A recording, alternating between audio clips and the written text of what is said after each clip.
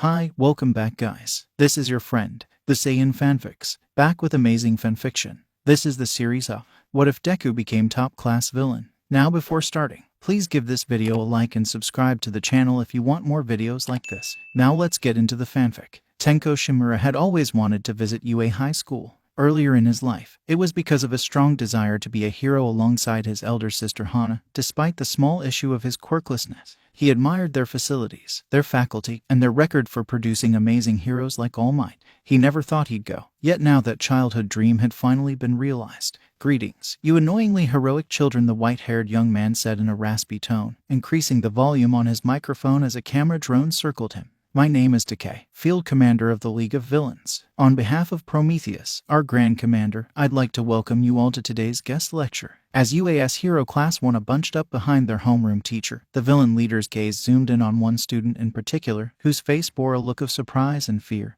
but whose eyes exuded confidence and a hint of glee. "Game's on, little brother. Or perhaps I should address you as boss. All it takes is one small deviation to change fate. The right person being in the wrong place at the right time can truly make all the difference in the world and change the course of history for once and for all." Perhaps in one world, Izuku Midoriya's story would see him grow up quirkless and fatherless, eventually to inherit the power of One for All, take All Might's mantle as the symbol of peace, and end the generations-long battle of the brothers in a climactic fight against Tamura Shigaraki, the new symbol of fear. This is not that story. But, just like in that original timeline, our tale begins with a simple spot of bad news. "I'm sorry, kid, but it's probably not going to happen. You're quirkless," the bald doctor said, swiveling around in his wheelchair to face his patient. "Huh," the green-haired child managed in shock, while his mother's eyes narrowed with a quiet fury at the doctor's dismissive diagnosis. The man tapped a few commands on a tablet and a nearby screen displayed X-ray images of a human foot. "Listen, young man, most people who have quirks have developed pinky toes without a joint as a sort of transitional streamlining of human biology as our species evolves. As you can see, the typical human now, a quirked individual, roughly 80% of the population, does not have that toe bone, while your foot does. This test is about 96.23% accurate in determining whether or not you'll develop a quirk. And what about the other 3.77%? Inko demanded, a hint of irritation in her voice from the man's callousness. "We can do a blood test if you're truly in denial, but it is unlikely to change the outcome significantly. Best you can hope for is something minor or invisible," responded the doctor, before the increasingly irate green-haired mama bear could voice more of her irritation towards the man. Her son pulled on her shirt sleeve. "Izuku," she asked as he looked up at her. "I don't want to be here anymore. Let's go home," the toddler said in a strained voice. Inko acquiesced to her son's request, picking him up off the chair and turning to leave. "Wait, you forgot to schedule your next appointment," the bald doctor began, only to be cut off by a furious glare from his patient's mother. "Given your callous behavior in crushing my son's dreams, I will be seeking out a different pediatric doctor," Inko said in a tone of mock sweetness. "Thank you for nothing, Dr. Tsubasa." As the door swung shut behind the green-haired woman, the man inside sighed, turned to his desktop monitor setup, and began typing furiously. "Lord is going to have my head for this unless I can produce some good results on the high-end project," muttered Dr. Kyudai Garaki, or as he was known at Musutafu District Hospital, Kensei Tsubasa. Later that evening, Inko Midoriya pushed open the door to her husband's study. Hisashi Midoriya, love of her life that he was out on a business trip at the moment, and so her son was using the guest account on the computer again, probably to watch the same video of All Might's debut that he had added hundreds of views to on his own. As she did, young Izuku turned around, the voice of All Might continuing to blare a reassuring message from the computer's speakers. Tears filled the boy's eyes as he pointed at the screen, asking his mother the fateful question that he wanted an answer to so badly. Can I be a hero just like him?" At that moment, Inko was overcome with a wave of sorrow, rushing over and embracing her unfortunate son.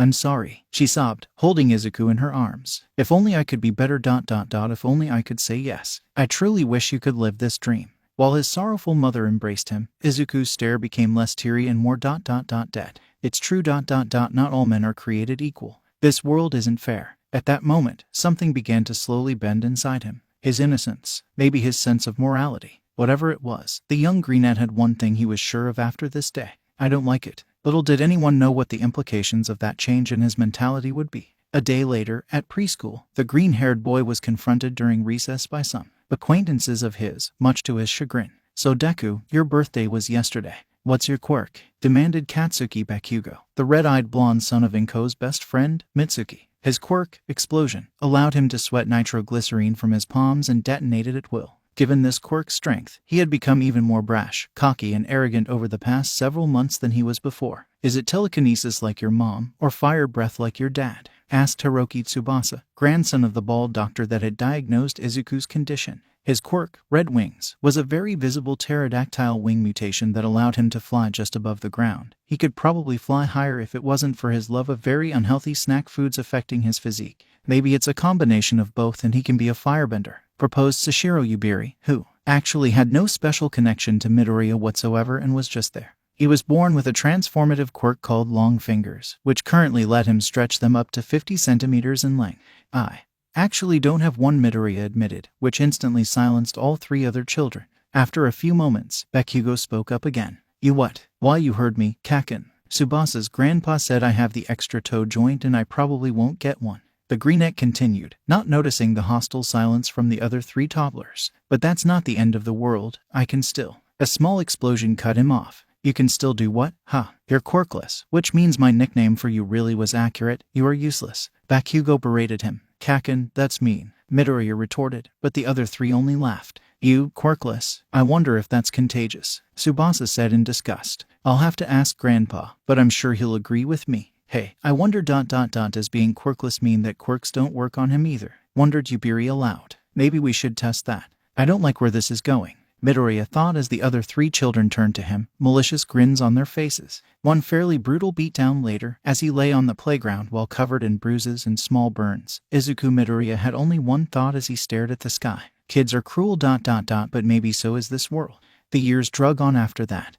And so did life for young Izuku Midoriya. Preschool became primary school, and new classmates meant new people for Bakugo and company to turn against him for his quirklessness. As time flew by and the young boy became more aware of the world around him, more observant of his peers, and developed his personal code of ethics, he also became more and more jaded towards society. "Why is it that I became a communal punching bag for a biological reality that I had no control over?" he wondered, laying face down in the dirt after being beaten up by Bakugo and his lackeys for protecting one of his classmates from them. The boy in question wasn't even thankful to him afterwards, doing little more than nudging him with his foot to make sure he wasn't dead before running off. Why is it that the teachers actively cheer on discriminatory behavior and outright bullying when it's done by the kids with heroic quirks, but shut down any attempts to fight back by those of us with weak, villainous, or no quirks? The dark thoughts in the back of Midoriya's mind continued to fester and grow as he watched a girl with a heteromorphic spider quirk get mercilessly bullied by one with X-ray vision, before he got up to go take the heat off of her by being the quirkless wonder again.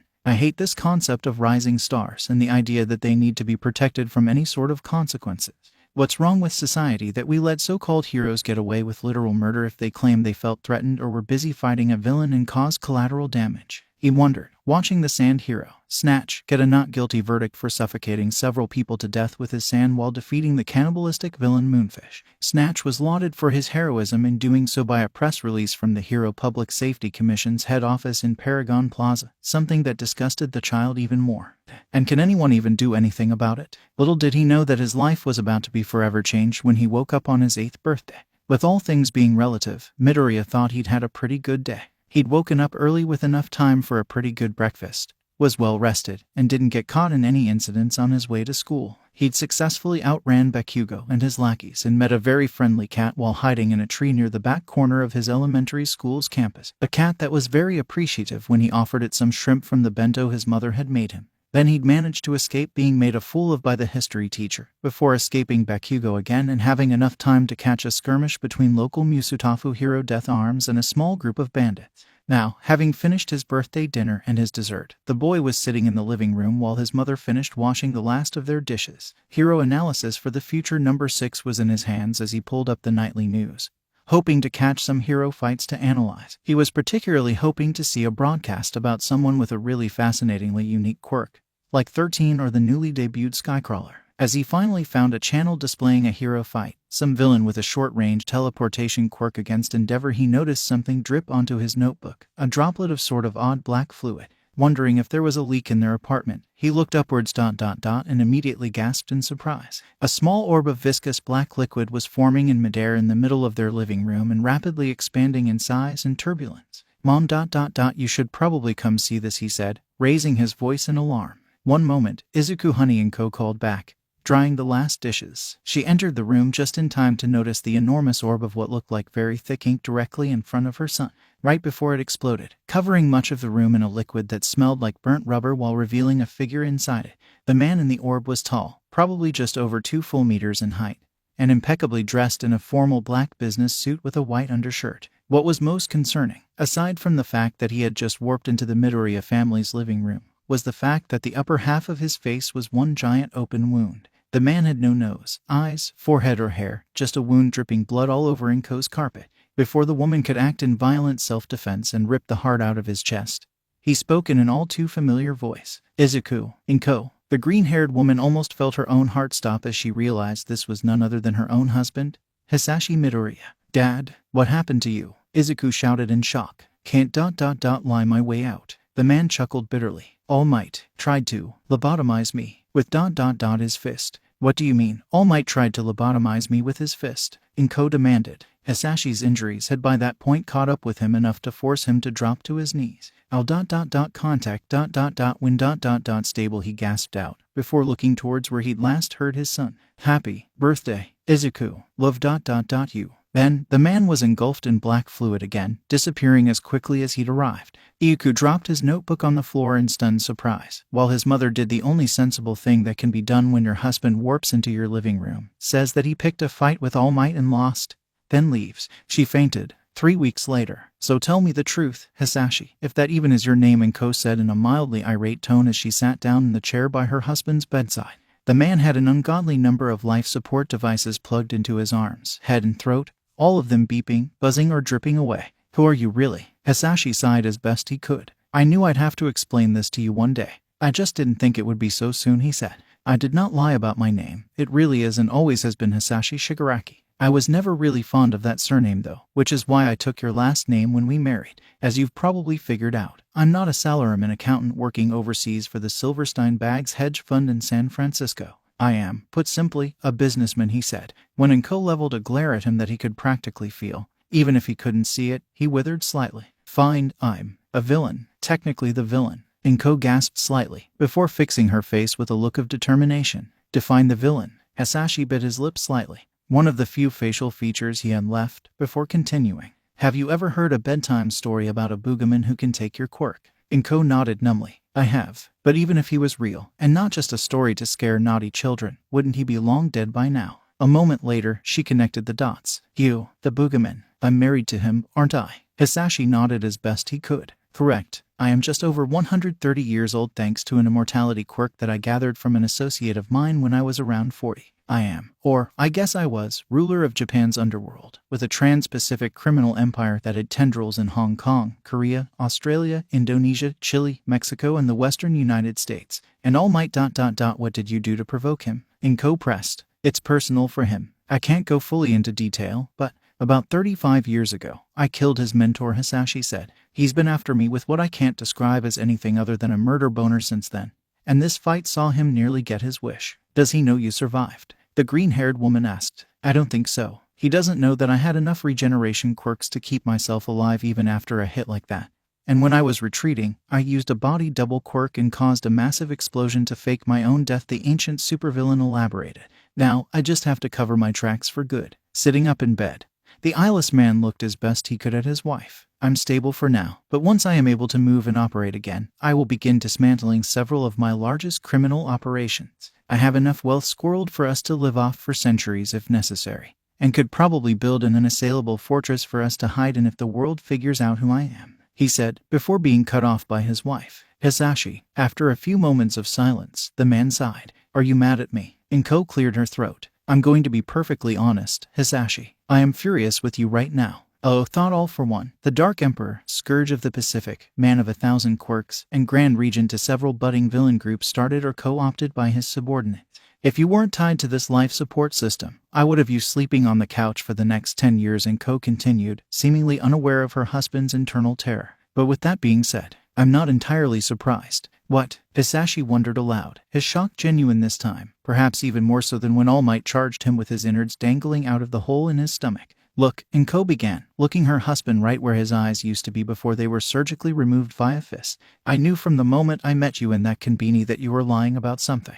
Well, maybe not lying so much as telling half-truths. If I hadn't been okay with that anyway, I wouldn't have agreed to date you. I wouldn't have married you. I wouldn't have had a son with you. I wouldn't have cried on the phone with you over Izuku's diagnosis, and most of all, I wouldn't have fallen in love with you. As the mostly faceless villain gaped in shock over his wife's passionate monologue, the woman continued on anyway, a fierce look burning in her eyes. So if you think I'm leaving you, that I want a divorce, that I never want to see you again, you're dead wrong. Bending down until her face was just inches from his. Till death do us part, right? Izuku Midoriya walked out of the underground hospital ward her husband was being kept in. Making her way over to the side office, she left her son in with one of his analysis notebooks and a live feed of several different hero fights. As she entered the office, Izuku turned to her, having just finished a new entry on the edgelord hero, Odd Eye. Is Dad going to be all right? He asked. Izuku smiled softly. It's going to be a very long time before he's healthy again. But he'll be all right, she said, taking a business card Hisashi had given her moments before out of her pocket.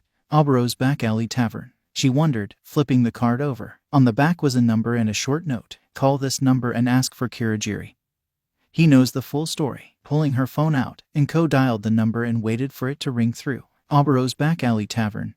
This is Oburo. How can I help you? Asked a baritone voice on the other end of the phone. Hello. My name is Izuku Midoriya. I'm looking for Kirigiri, the woman said, a hint of uncertainty in her voice. One moment please, the voice said, before a sound like pressurized air being released was heard over the phone. That would be me. Am I to presume that my lord has explained the situation to you fully? This time, the voice had come back slightly deeper and more distorted, almost as if it was echoing through a fog bank. Gee, that's right, Izuku replied, still curious about the change in voice. I will be with you in just one moment, came the response. The phone then hung up, and before Izuku could say anything more, a cloud of dark purplish mist coalesced in front of her and her son. Two yellow eyes appeared in the mist, which then took on a vaguely humanoid form. I am Kirigiri. Please, step through this portal and do not be alarmed. The elder Midoriya gulped slightly as a hole in reality opened, revealing a dimly lit bar on the other side. In one corner, a preteen with light blue hair played video games, mumbling to himself in irritation. Taking her son's hand in her own,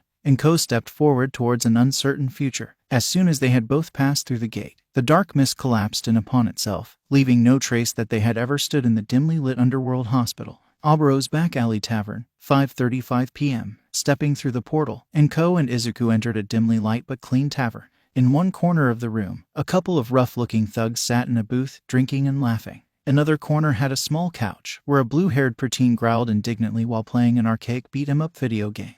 Two other thugs stood on either side of the couch, drunkenly cheering the kid on as his character executed a brutal piledriver move on a similar-looking thug on the screen. Lady Midoriya, young lord, spoke the voice Izuku had heard on the phone a minute or two earlier. Turning to look behind them, the mother-son duo was met with the sight of a well-maintained oak bar with several cabinets of quality liquor behind it. Standing behind the bar was a man seemingly made from the same dark purple mist as the portal they had arrived through, wearing a fancy suit and waistcoat. Are you Kirigiri, sir? Izuku asked. The mist man nodded as the black fog slowly receded from around him, revealing a youthful-looking man with several nasty scars on his head and neck. When on duty for All for One. That is my code name. However, when in public or working behind the bar, you may call me Oburo Shirakumo. It was my name before my accident, he responded. Can I get you anything to drink? 2 waters, please, Izuku said, gesturing to the preteen gaming in the corner with the 2 drunks cheering him on. Her face took on a concerned expression. Is it really all right for someone his age to be here without supervision? I see, Shirakumo, or was it Kirigiri? Responded. Lord All for One must not have told you about young Tamura then, and I think I understand why. Gesturing at the boy, the mist man elaborated. Tamura Shigaraki's real name is Tenko Shimura. Izuku gasped. Shimura, did something happen to my brother? She asked, thinking of her younger twin brother and the cold attitude he had adopted towards their mother after she placed them in foster care, something she did due to the threat posed by the very same man who was her husband now, ironically. Oburo nodded. Your brother became abusive towards his children over any mention of heroics in his household. Tenko was presumed quirkless, but after one particularly bad day his quirk manifested in a destructive and fatal manner. As he spoke, the preteen's game character was killed in a boss fight. While the 2 men drunkenly laughed, Tamura screamed in an articulate rage and grabbed his controller tightly in one hand. The plastic device quickly crumbled into dust, spilling all over the floor. The mist man loudly sighed and opened a warp gate, producing a new controller while another warp gate vacuumed away the ashes from the floor. Tamura Shigaraki, please remember sensei's instructions and wear your gloves when playing your video games, he reprimanded his ward. It's their fault. I want to destroy them, began the brunette preteen as he gestured at the two drunk thugs, before being interrupted by a green-haired motorman. Wow, is that your quirk? Looks like a 5-point contact-based disintegration quirk that has so many potential applications. You could use it in the private sector to clear construction debris and build pathways through difficult terrain, or efficiently dispose of hazardous waste if Japanese quirk regulations were more lenient. Izuku began to ramble as his pencil flashed across the paper of his notebook. But the potential as a rescue hero is amazing. You could be just like 13. And him, Tamura shouted. Who is this brat, anyway? Another stupid hero worshipper, a symptom of everything wrong with society. Why ought to, he ranted, starting to reach towards the greenette with all 5 fingers. Tamura Shigaraki. This child is sensei's biological son, and this woman is his wife, Kirigiri elaborated, gesturing at Inko. She is also your biological father's sister, and thus your aunt. The blue-haired preteen stopped reaching forward immediately, frozen stiff. My father's? He asked slowly, his hands reaching up to scratch at his neck. No. No. That can't be, he never said anything. His hands were stopped by 2 others. My brother hated our mother for putting her career before her family, Inko said, slowly lowering the boy's hands down to his sides. In a way, I understand him. But he went too far, and I can't forgive him for what he did to you, now or ever. Ruffling her nephew's hair, the greenette woman elaborated. It sounds like what you did was a pure accident, Tenko. You are no monster. But your father was. Looking up at the ceiling, Inko glared. Wherever he is, I hope he never knows peace for what he did. The brunette's breathing steadied. Opting not to dwell on his aunt for too long, Tamura turned his attention to his cousin and adopted brother. This is sensei's son, he asked in a disappointed voice. He's so small, and weak, and obsessed with heroes. How did sensei even let that happen? Izuku stopped writing and looked his cousin in the eye. It's not our grandmother's fault as a hero that my uncle treated you the way he did. And it's not my dad's fault either as a villain, he said. It's only Uncle Kotaro's fault that he was a bad dad to you. I hope my dad has been better. Tamura made a strangled sound of rage, or maybe just sheer existential frustration, and sat down on the couch, returning to his pre-quirk video game. Izuku stared at him pensively, lost in thought. He's not wrong though. Society really is a mess. Dad being a villain was part of it. But I think our grandma might have been somehow pressured to give up my mom and uncle to continue her career as a hero, the greenette thought, flipping to another page and noting these thoughts down.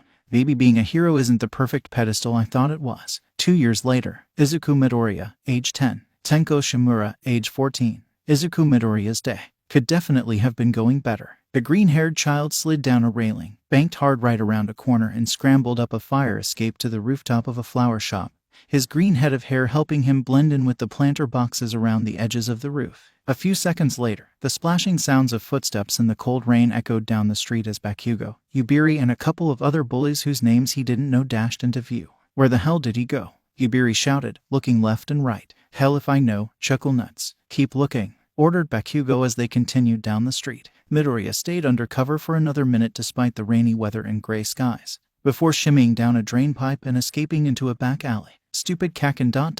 No, Bakugo, he doesn't deserve that nickname anymore. How is it my fault that I'm his favorite target just because of something I can't control? As he walked past a side alley, the sound of heavy breathing and sniffling caught his attention. Curious, the boy turned to his right to see the source of the noise, only for his eyes to widen in shock. A blonde-haired girl not much older than himself, covered in grime and streaks of blood, sat in the alleyway in a gap behind a dumpster, attempting to use a piece of cardboard from the waste bin to keep the rain off of her. Before he knew it, his feet were already moving. Hey ... Are you all right? He asked softly, kneeling down next to her. The girl recoiled in shock, attempting to curl further into the cardboard-covered hole behind the dumpster. Easy, easy, I promise I won't hurt you. I'm not worried about you hurting me, the girl murmured. I'm worried that I'll hurt you. What? Why? Midoriya asked, extending his right hand towards her in what was supposed to be a calming gesture. This was the wrong thing to do, as the girl violently recoiled into the hole behind the waste bin, dropping the piece of cardboard as a shield between them.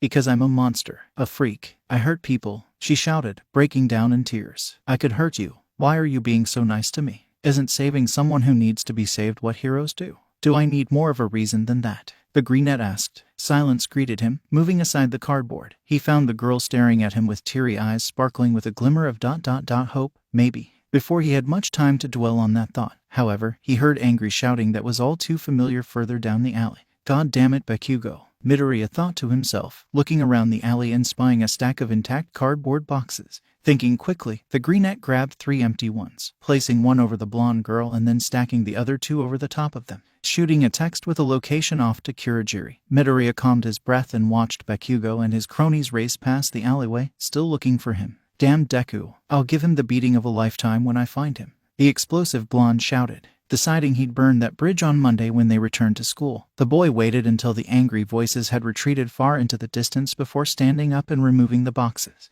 Behind him, the familiar barometric change from Kurogiri's quirk swelled into existence, and he almost felt himself sagging in relief. Lifting the last box up, he found that the blonde girl had passed out at some point in the past few minutes, possibly from being emotionally overwhelmed by someone asking her if she was all right. Kurogiri, we need to get this girl out of the rain, and get me out of here before Bakugo comes back, Midoriya elaborated. The mist man nodded, gently picking up the girl and carrying her through his portal. A small card fell out of her dirty school uniform as he did, and the curious greenette picked it up to read it. Himiko Toga, I get the feeling your story isn't going to be any happier than Tenko's. 1 year later, Izuku Midoriya, age 11, Tenko Shimura, age 15, Himiko Toga, age 12. The girl that Midoriya had found in that alley, Himiko Toga, turned out to indeed have a tragic backstory involving abusive parents, in her case because of her blood-based transformation quirk and her dietary need for blood. Whatever quack counselor the Togas had used clearly did not understand the ramifications of suppressing her quirk and her dietary requirements for nearly a decade. And Midoriya himself was amazed she had survived so long without consuming blood, given her body's need for the substance. This was quickly remedied when she took up residence in an upstairs room of Abaro's back alley tavern. Inko had wanted to take the girl in as a proper family member and adopt her. However, the discovery that Himiko's biological parents had paid off the school district to erase all footage of the incident that made her a criminal on her first day in middle school and Inko's time commitments as a de facto single parent and full-time doctor made it unfeasible. Himiko had quickly proven that she fit in well with both Tenko and Izuku, and was academically at the same level as the former due to his need to catch up from his period of childhood instability. To Tenko's dismay and Izuku's amusement, she also proved to be very good at fighting games, causing the Decay user to rage quit several times while playing against her. She also seemed more naturally inclined towards villainy than Izuku, putting her in close alignment with Tenko. As a prospective villain group, the trio decided to call themselves the League of Villains and ultimately decided they needed to start recruiting members. This leads us to the present day, where the 3 of them are now conducting their first interview with a potential member, forwarded their direction by the info broker, sleazy bastard Okuda Jurin Kajero. Jurin initially tried to charge the 3 teens and preteens a high price for his services, but curiously backed off the second that Izuku mentioned that he didn't like this deal and was going to call his mother. Odd. So, you're Twice, right? Himiko asked the man sitting across the booth from them. That's my name, don't wear it out. The masked man replied cheerfully, before his voice took on a completely different tone. Who the hell is Twice? You little runts have the wrong guy. Whatever you say, Mr. Twice, Tenko said, a cheeky grin on his face. Thank you. Watch your tone, you little bastard. Once again, the man's personality swung like a pendulum in a matter of moments. The 3 interviewers, dressed in dark suits and ties, looked at one another quizzically. Luckily, they had already researched the man in front of them, so Izuku knew how to approach the situation. Twice, quirk, double, allows you to duplicate yourself or others provided that you have basic dimensional measurements on hand for them. Wanted for 24 cases of armed robbery, destruction of public property and disturbing the peace. Real name, Jinbuba Gawara. The greenette smirked as the masked man suddenly shot to his feet in alarm, gripping his head with both hands. I'm not Jin. Jin tried to kill us. The man ranted in an agitated voice, his voice swinging back and forth as his personalities met an agreement on something. Where is he? We'll kill him before he can kill us. Why would Jin kill you? Himiko asked the man, leaving through some of the papers on the table. Jin created us, but we tried to kill Jin. We know we failed because if Jin died, so would we, Twice said in the odd fusion voice. Jin would want revenge on us for being just a clone. Mr. Twice... How much damage can one of your doubles take before dissolving back into mud? The greenette queried, passing a note to Tenko. The bluenette teen read the note, made eye contact with the other and nodded quickly as he got up from the table. About as much damage as a broken bone. More than that causes us to disintegrate, came the masked man's response, still caught in his mental breakdown. Izuku smiled warmly and nodded. Good to know. Tenko, if you would. Twice didn't have enough time to react before he found his right hand in the firm grip of Tenko Shimura. Prying up the hand's middle finger, the bluenette nodded before suddenly pulling it backwards with a loud snap. The masked man screamed in pain, shock and horror. It hurts. It hurts so damned much, he shouted, before the situation caught up with him. It hurts, but I'm not dissolving. Jin began to laugh. It really was true. I'm really the real me. Tears streamed down from his eyes, but the expression on his face was anything but sad. So how does it feel, Jin Bubagawara, to know that you're really you? That you're not a clone or an imposter or a double, but the real deal down to the core? Izuku asked. The brunette was surprised when he found himself suddenly embraced from across the table by the other man, who removed his mask to reveal an average-looking blonde male in his early 30s with a large scar bisecting his forehead vertically. Knowing I'm really me feels so good, Jin shouted, his voice slowly losing the unnerving two-tone harmony it has previously, and becoming more of a normal tone. I'm in your debt for life, boss. With that, the man went back to sniffling and crying joyfully on the preteen's shoulders. Izuku turned as best he could to his partners in eventual crime and shrugged. Our annual recruitment drive is a success, I guess, he said hesitantly. Tenko laughed. Given that he's treating you like the second coming of Amaterasu right now, I guess is an understatement, the brunette said. Himiko rolled her eyes and kicked him in the shin over that comment, but it was more of a good-natured love tap than anything malicious. Would you like us to find a healer to get your finger fixed? The blonde girl asked. I'm pretty sure Hisashi-san is probably capable of healing that up with no scarring. Jin Bubagawara, the newest member of the League of Villains, straightened up and bowed as he held his damaged right hand out. No need, I just need it splinted and iced and I will be fine in 2 weeks. I want to keep this scar on my hand as a symbol of my loyalty, he said, looking at the swollen and crooked purple appendage with an expression of nigh reverence. Izuku sided Tenko and Himiko, shrugged in confusion and turned back to his new recruit. Welcome to the League of Villains then, Jin Bubagawara. We can provide you with food, housing, a day job here at the bar to cover up involvement in any illegal activity, and most of all, a purpose. A purpose? The older blonde man asked curiously. The brunette nodded, a determined expression steeled on his face. To reform society, by any means necessary, whatever the cost and no matter how much blood we must spill. Are you up to the task? He asked. Jin nodded vigorously. I would be honored to join you, Mr. Midoriya. Izuku laughed. Please, Mr. Midoriya is my father. Call me Izuku when we're not on duty. As for when we're on duty, you may address me as Prometheus. A few months after Twice's recruitment into the League, there may have once been a time when Eri was happy. The small child isn't certain of this assertion, but she has to imagine that her life was better before her quirk curse killed her father and made her mother that woman abandon her to that monster overhaul. A few days ago, Rappa had snuck her into the upper courtyard of the manor and let her see the sky, the sun, and the life outside the underground.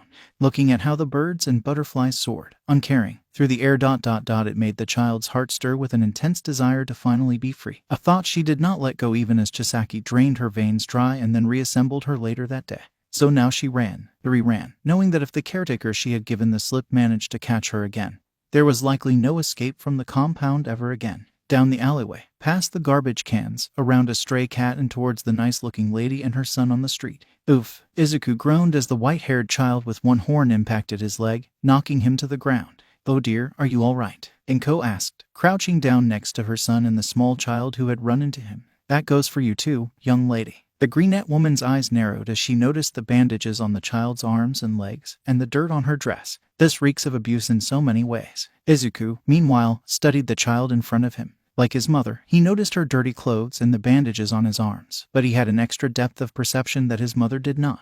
Maybe it was the fact that he was actually touching the girl, or maybe it was just his natural analytical talents, but the 14-year-old also noticed her thin, frail physique. She's malnourished and shows signs of neglect, if not outright abuse. Then the girl looked up at him, and Izuku simply froze. Her 2 eyes, red like bloodred rubies, boiled with pain. This child, the teen thought. She's definitely suffered at least as much as Himiko, possibly as much as Tenko has. She can't be older than 4.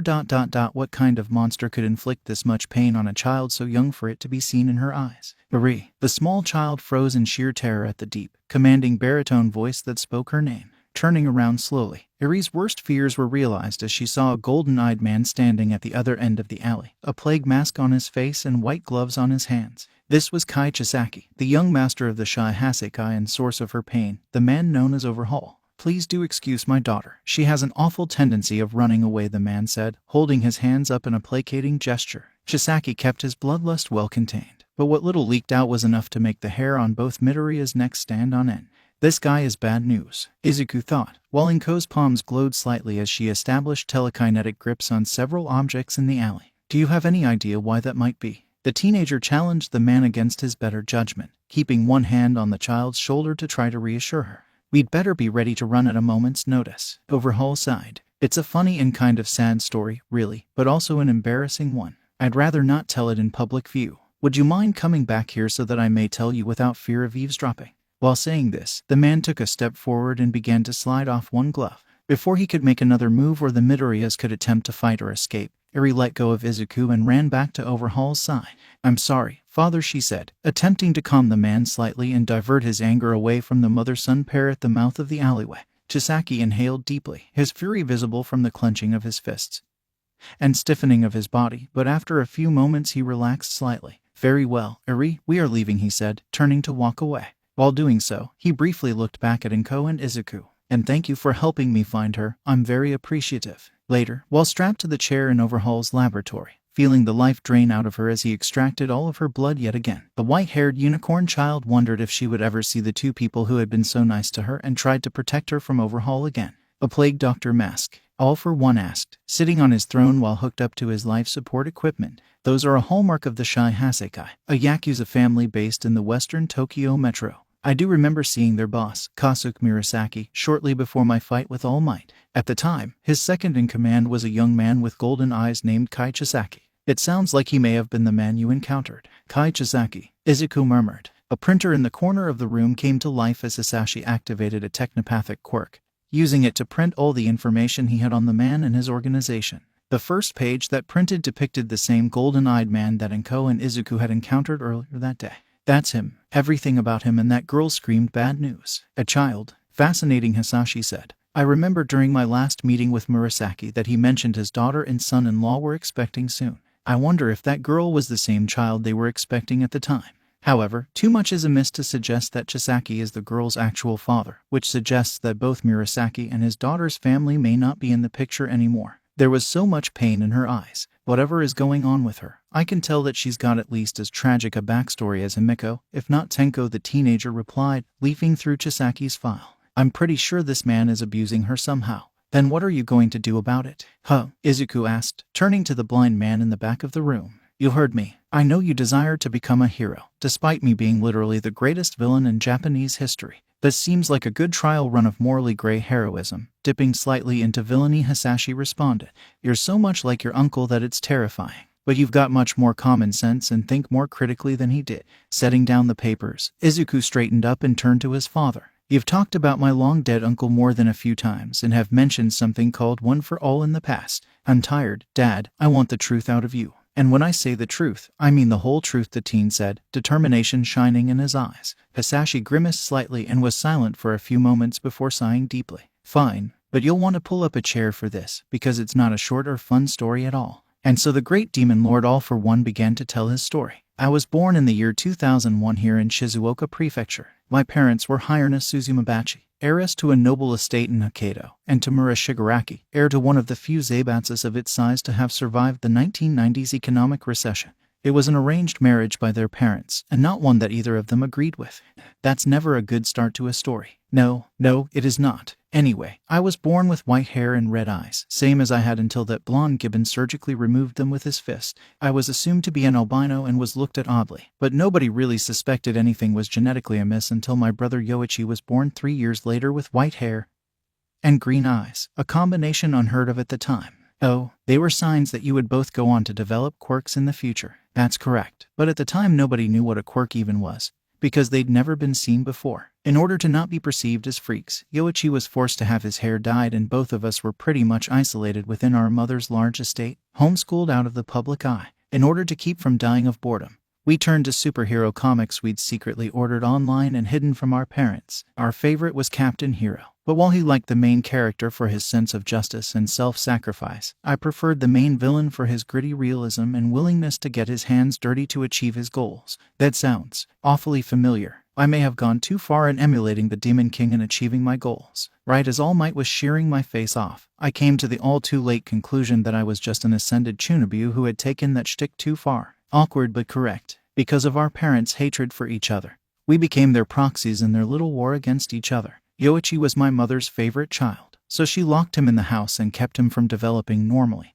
This decision affected his physical development and eventually led to him developing a chronic autoimmune disease. I was my father's proxy, so he'd push me to excel until I broke and then made me keep going.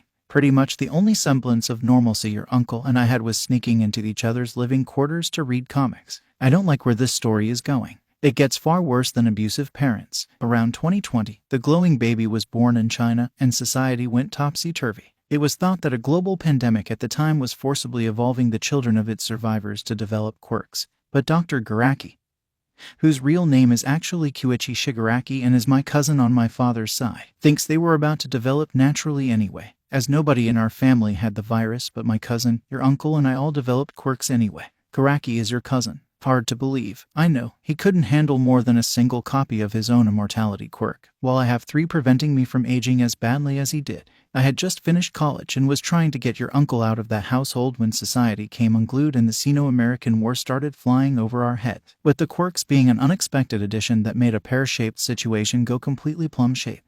In the chaos, Japanese society started to crumble, and so I started amassing influence as a self-defense measure. Unfortunately, I LRP'd a little too convincingly as a demon king, and your uncle started a rebellion against me in order to keep the old government afloat, which eventually went down in flames anyway when the People's Republic of China nuked the national diet. It was all a big misunderstanding. It was at first. However, after my brother died and passed on the transferable quirk I didn't know he had, taking the stockpile quirk I'd given him with it, I kind of went mad. Even after the world stopped being at war with itself and Japanese society stabilized, I continued to grow my criminal empire while hunting down and murdering all of my brother's successors in pursuit of his quirk, since it was the only memento I had of him. This lasted until All Might became the first hero or villain to nearly kill me in my 130 years of living. And now here I am, stuck to this chair. You're telling me that most of modern hero society in Japan and the modern villain scene all exist because my grandparents were terrible at parenting at the most inopportune time in human history. Correct. Izuku blinked a few times. That's pretty bad. Now what? Hisashi sighed. While All Might demolished and imprisoned a lot of my lieutenants in Tartarus, my abrupt disappearance and presumed death has caused a power vacuum that has been filled by my remaining lieutenants and allies and some new faces. Additionally, the heroic Public Safety Commission's current administration appears to be trying to slowly transform Japanese society into a totalitarian quirkist dictatorship over the next few generations. I feel this is my mess that I have to clean up, but there is little I can do from this chair. Son, do you think you can forego heroics in favor of becoming the demon king the underworld needs to bring back stability? Izuku shook his head. I'm sorry, Dad, but I can't give up on my dream, even with no quirk. But I can also take your goals on as well. If Hisashi still had eyes, they'd have opened wide in surprise. Both? He asked. You want to pursue heroics and villainy? The Greenette nodded. It's as you said. The Japanese underworld needs a strong leader to purge the most violent and anarchistic influences in it, while hero society needs a symbol of reform to get rid of the corruption in its midst while thwarting the HPSC's authoritarian tendencies. If I can be both the #1 hero and the #1 villain, I'll be able to make both dreams a reality and bring stability to society while staving off anarchy, stagnation, and tyranny alike. As he took his son's words in, a grin slowly grew on what remained of Hisashi's face. Magnificent, he murmured. It's like you've got all my best traits and all my brother's best traits with your mother's common sense and stubbornness. I will support you in all your endeavors in both heroics and villainy, son. Izuku beamed at his father. Thank you. Now, about the Hasekai. Hisashi nodded. The girl, yes, we'll want to rescue her from that situation immediately. If she's being experimented on like that, she undoubtedly has an interesting quirk as well. Speaking of quirks, are there any in particular from my collection that you'd like? Fire breath, air cannon, heavy payload, color change. The Greenette shook his head. I want to treat this like a heist in an espionage mission, so having a quirk might color my view of my capabilities as a frontline combatant instead of a mission leader and planner. I do not want a quirk at this time, but I will consider it in the future when I start preparing to go to UA High. Splendid, Hisashi responded. I recommend that you begin preparing for your operation now. I will have full access to all my archives for you by the end of the day. In the meantime, you should ask your mother to help find you and your new League of Villains someone to train for combat with. As Kurogiri opened a portal at the far end of the room, the Greenette waved goodbye to his father, returning to the bar to begin planning for his future as a villain leader. While he had initially been confused about what his father meant by asking his mother to assist in combat training for the League, Inko was more than amenable towards Izuku's request when he asked her. Now he, Tenko, and Himiko were standing in a dojo that Kurogiri had warped them to. Looking out the window on one side, the Greenette teen could tell the dojo was in a loft overlooking the inside of an old warehouse. I wonder who Auntie was able to set us up with as an instructor, Tenko pondered, playing some mobile game on his phone as he sat on one side of the room. Ew, I know, Himiko said, all hyped up. She probably was able to get in contact with someone really cool in the underground, like the hero killer. Learning from him would be amazing. The blonde teen gushed. I don't know about that one. I think she probably just knows someone really good with martial arts, the Greenette responded, completing his latest set of analysis notes on Overhaul's quirk. One way or the other, I hope Jin is having a good time right now. Meanwhile, somewhere in Tokyo, Jin Bubagawara wandered down a street, a surgical mask covering his face to help him avoid detection and ensure that he remained mentally stable. While he'd made significant progress on a psychological level since joining the League, he still wasn't quite back together and wanted to make sure that he didn't have an episode while carrying out his important task. After all, Prometheus had sent him on the streets with the goal of finding the Shy Hasekai's headquarters, which was why he had several dozen clones of himself walking, bicycling or taking taxicabs across the region looking for men in bird masks. It was like a giant manhunt. And boy, was it fun. Abandoned warehouse dojo. He's probably fine right now, Himiko said. Do you also hear those footsteps? Sure enough, the sound of footsteps came from a nearby corridor, signaling the arrival of their combat instructor. The three teenagers looked expectantly towards the doorway, only to be caught completely off guard by the new arrival. Standing in the dojo, wearing a slightly loose-fitting green sweatshirt with elbow pads and a ballistic vest over it, a pair of black cargo pants, a set of dark combat boots, and a black domino mask, the trio were greeted by the sight of Izuku Midoriya. Mom, Izuku exclaimed in surprise, jumping back slightly. Auntie, Tenko yelped, jumping to his feet and fumbling his phone back into his pants pocket. Ainko, Himiko asked. The green-haired woman smiled. Good afternoon, class, she greeted. I'm glad to see you all here right on time. Who's ready to get started on close-quarters combat training? Izuku and Tenko both let their expressions fade from confusion into enthusiasm, while Himiko jumped up and down. We are. Who do you have teaching us? Mr. Compress, the hero killer. Inko laughed. Don't be silly, Himiko. I wouldn't let anyone as pedestrian as them face you, she said. I'll be training you myself. Just like that. The enthusiasm drained from all three teens, replaced by a look of abject confusion. You'll be training us, Mom? Izuku asked in surprise. Are you sure you're up for that? Himiko added. Tenko tapped both his compatriots on the shoulder. I don't mean to alarm you guys, but, ooh, I think I hear boss music, the blue-haired teenager said, a petrified look on his face as he stared at their teacher. Lesson 1 starts now, the green-haired woman said cheerfully, before an intense look appeared on her face. Your goal is to survive the next 5 minutes. Good luck. Meanwhile, in Tokyo, God damn it's hot. Jin grumbled to himself, an ice pop in his hand. The blonde-haired man continued to march down the side streets of the Tokyo metro, combing the city in a grid pattern with his doubles to ensure he didn't miss the Hasekai's hideout. A few young children ran past him on the street, laughing and shouting silly names at each other. The scarred man laughed to himself slightly,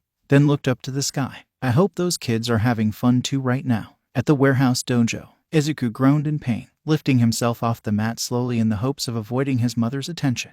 He staggered to his feet just in time to watch Tenko charge at Inko with all 5 fingers uncovered and extended, only for her to gracefully sidestep the teen's charge, grab him by the shirt and belt, and throw him head over heels across the room into a pile of cardboard boxes. A few moments later, Decay spread through the boxes and caused them to crumble, revealing the dazed teen lying in a heap half-conscious on the floor. Himiko let out a war cry and jumped towards their foe from behind, bringing a knife down over her head in a stabbing attempt. Inko responded by pivoting around, disarming the blonde teen with a graceful kick, and then channeling her quirk into a devastating palm strike that launched the girl back several meters. The green-haired boy shivered as his mother turned to look at him with a look that promised pain.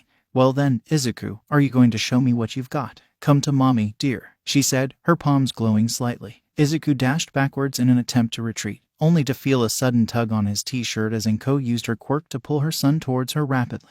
The last thing the teenager could think before his face collided with his mother's fist pretty much summed the situation up. Well, fuck. Albaro's Back Alley Tavern. Welcome back to our humble establishment, Jin Midoriya said with a half-sincere smile as he sat down across the table from the sleazy info broker and underground smuggler. What brings you here today? Looking for me specifically? The silver-haired man chuckled. Midoriya, my man, I've heard rumors that you're planning something big for your underground debut as a villain. Now, as an info broker, I don't like being left in the dark. Sighing and dropping his joking tone, the man's face turned serious. Tell me what you're planning, kid, and I'll see what I can do to help you. And what if I refuse? Why should I trust you? Midoriya retorted, taking a sip from his glass of cola. Jin grimaced slightly. Look, kid, I'm too afraid of your parents to backstab you for any reason. If I know the kind of job you're planning, I can track people and gear down to help you. Pausing for a moment, the man studied the brunette teen's face and noticed a large bruise on one side of his jaw. I'm going to guess you've recently learned why people are afraid of your mother. Midoriya winced. I don't know the details of why or who she is to inspire such fear, but I can tell that it's for good reason.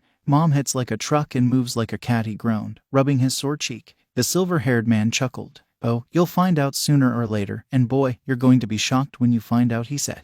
But back to business. What's the plan, kid? We're planning a raid of the Shy Hasekai's headquarters, Midoriya responded, Jiren's eyes widening as he took in the implications of an upstart villain group raiding as well-established a Yakuza group as the Hasekai. We need all the data you have on the Hasekai's heavy hitters and key members, a bunch of low to mid-tier thugs to act as a diversion, and some mid to upper-tier thieves to help us break in and out in the first place. Okita Kajiro's jaw dropped slightly. Well, aren't you an ambitious one? Give me 48 hours and I can get you any data you don't already have on Kai Chisaki and his goon squad and find you some dumb muscle to distract him. As for your thieves, I know just who you need to call. Reaching into his pocket, Jiren withdrew a card with a phone number and nothing else written on it. Calling this number and saying the password "The Spirit of Arsene Lives Again" will get you directly in contact with Mr. Compress, leader of the Peerless Legacy. It was Midoriya's turn now to be somewhat odd. The Peerless Legacy was a group of around 100 self-styled Robin Hoods operating semi-independently across the country. Their leader, Mr. Compress, had pulled off a daring heist of the HPSC's headquarters at Paragon Plaza with the aid of some of his fellow thieves,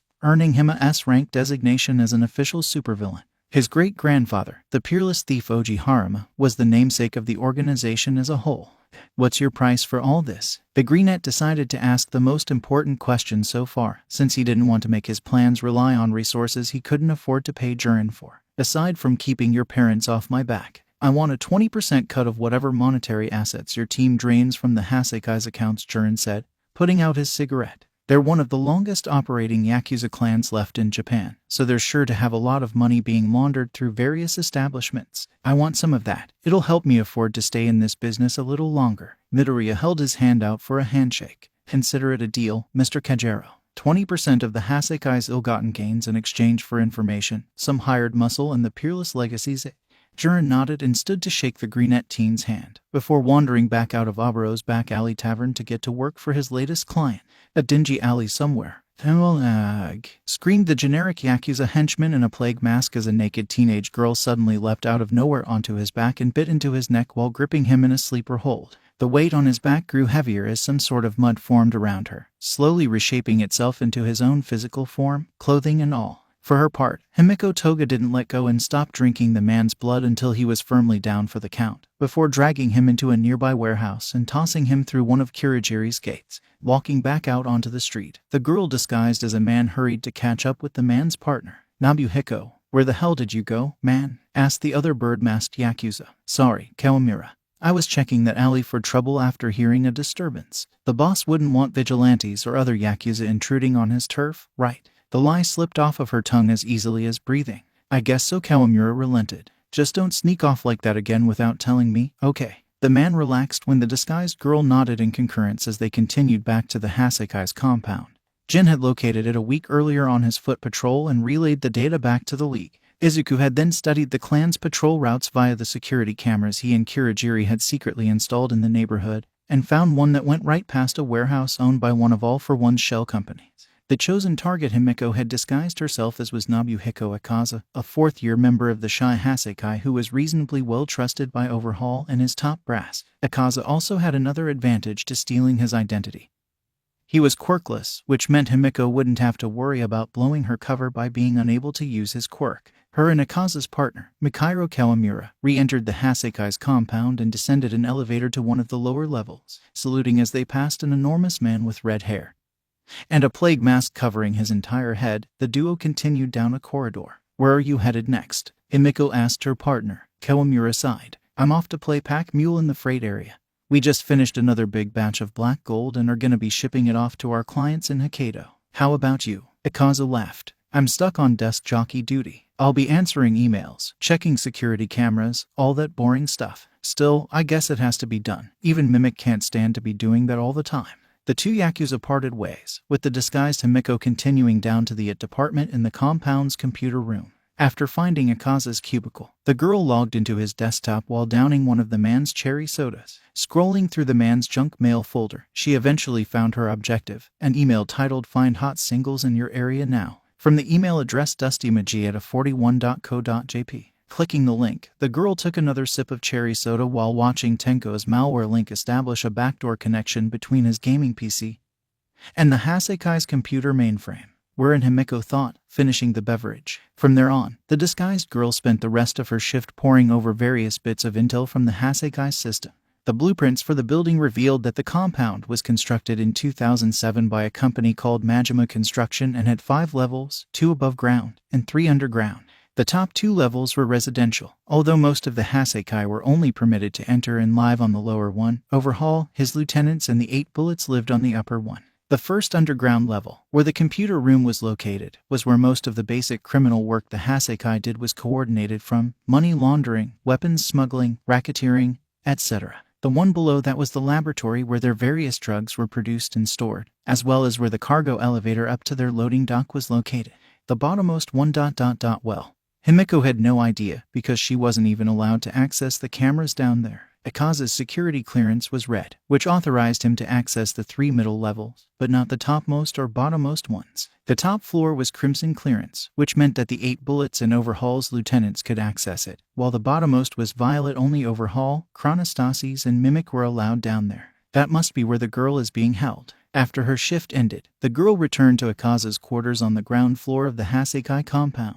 Stepping into the room, the girl waited a few minutes to make sure she wouldn't be interrupted and discovered before shooting a text off to Kurogiri. A few seconds later, the real Akaza's body landed on his futon with an unceremonious thump, while Himeko took the opportunity to leap through the warp gate with just a few minutes of transformation time left. Intelligence gathered. With the backdoor established, Tenko could now access all the Hasekai's shipment information, electricity use data, security footage, and banking info. Now, all that remained was to start poking the bear until he responded. Taking a seat at the same booth that he had negotiated with Jurin at a week earlier, Midoriya looked at the latest guest to visit Obaro's back alley tavern. Mr. Sako, I presume. Sitting across from him, a brown-haired man with blue eyes who appeared to be in his early 30s laughed slightly. Please, Mr. Sako was my father. Call me Atsuhiro. Or, if we're on duty, just Compress is fine, he said. This was the man himself, Mr. Compress, leader of the Peerless Legacy band of phantom thieves. Very well then, Compress, Midoriya replied.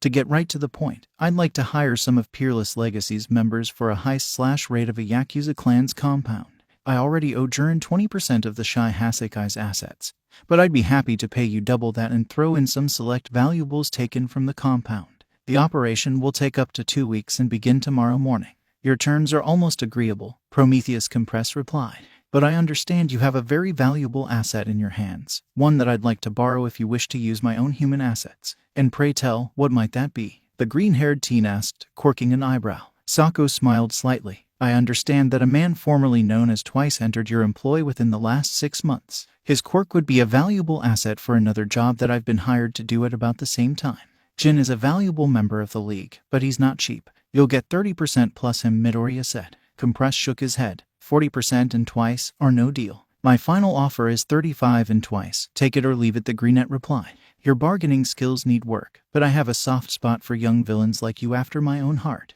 35% and the services of Jin Bubegawara in exchange for 3 members of Peerless Legacy. It's been a pleasure doing business with you, Compress said, finally agreeing to Midoriya's terms. Reaching into his pocket, the man produced a small blue marble, which he then turned into a cell phone. After a few seconds of tapping on the phone, Compress looked back to Midoriya.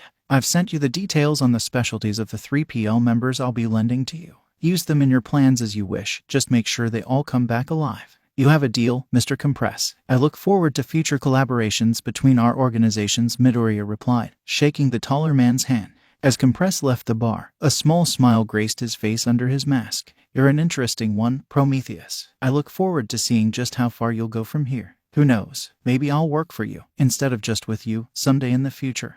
Jurin, who the hell are these people? Midoriya stared at the assortment of bizarre-looking thugs that the info broker and underworld recruiter had brought with him to Kurogiri's bar. Why, they're the future of the League of Villains, of course, Jurin replied, selling the group as best he could. Go ahead and introduce yourselves to the boss man, boys. The group of similarly dressed hoodlums on the left consisted of 4 men wearing dark pants, blue jackets, and horn masks. Cider House, at your service. The one in the center saluted. We're generally upstanding citizens most of the time, but nobody's self-control is perfect.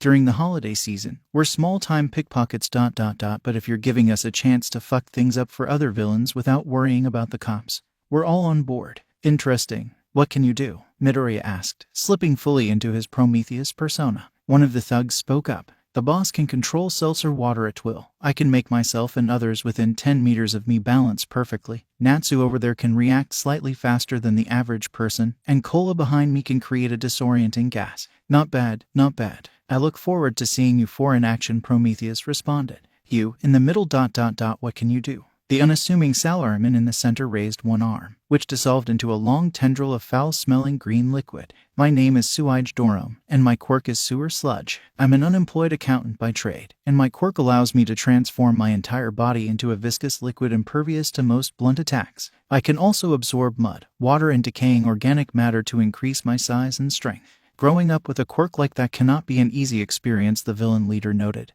and the other man sighed in confirmation of his point. I think you can do some good work for us. You 4, it's your turn. The 4 really odd-looking men on the other side grinned. I'm red. I've got a strength quirk, said the blonde man in a white tank top. Blue. I have a speed quirk, added a man in a gray turtleneck with bat-like ears on his head. I go by green, and I am basically a human GPS, said the red-haired man with a green mask on his face. And I'm yellow. I've got a pig mutation quirk that improves my physical stats and gives me a good sense of smell, added the unusual-looking man with a yellow spike on the nose of his mask. And together, we are Team Reservoir Dogs. Impressive. Very nice, Midoriya said, taking in their hammy personalities. Aside from your quirks, do any of you have other assets you bring to the table? We have a truck, Green said, raising his hand. Because of my quirk, I'm pretty much a perfect getaway driver. The green-haired teen let a smile cross his face. Magnificent. I look forward to watching you all become a major thorn in the Hasekai's side. 2 weeks later. Friends, thank you all for being here, Midoriya addressed Abaro's back alley tavern,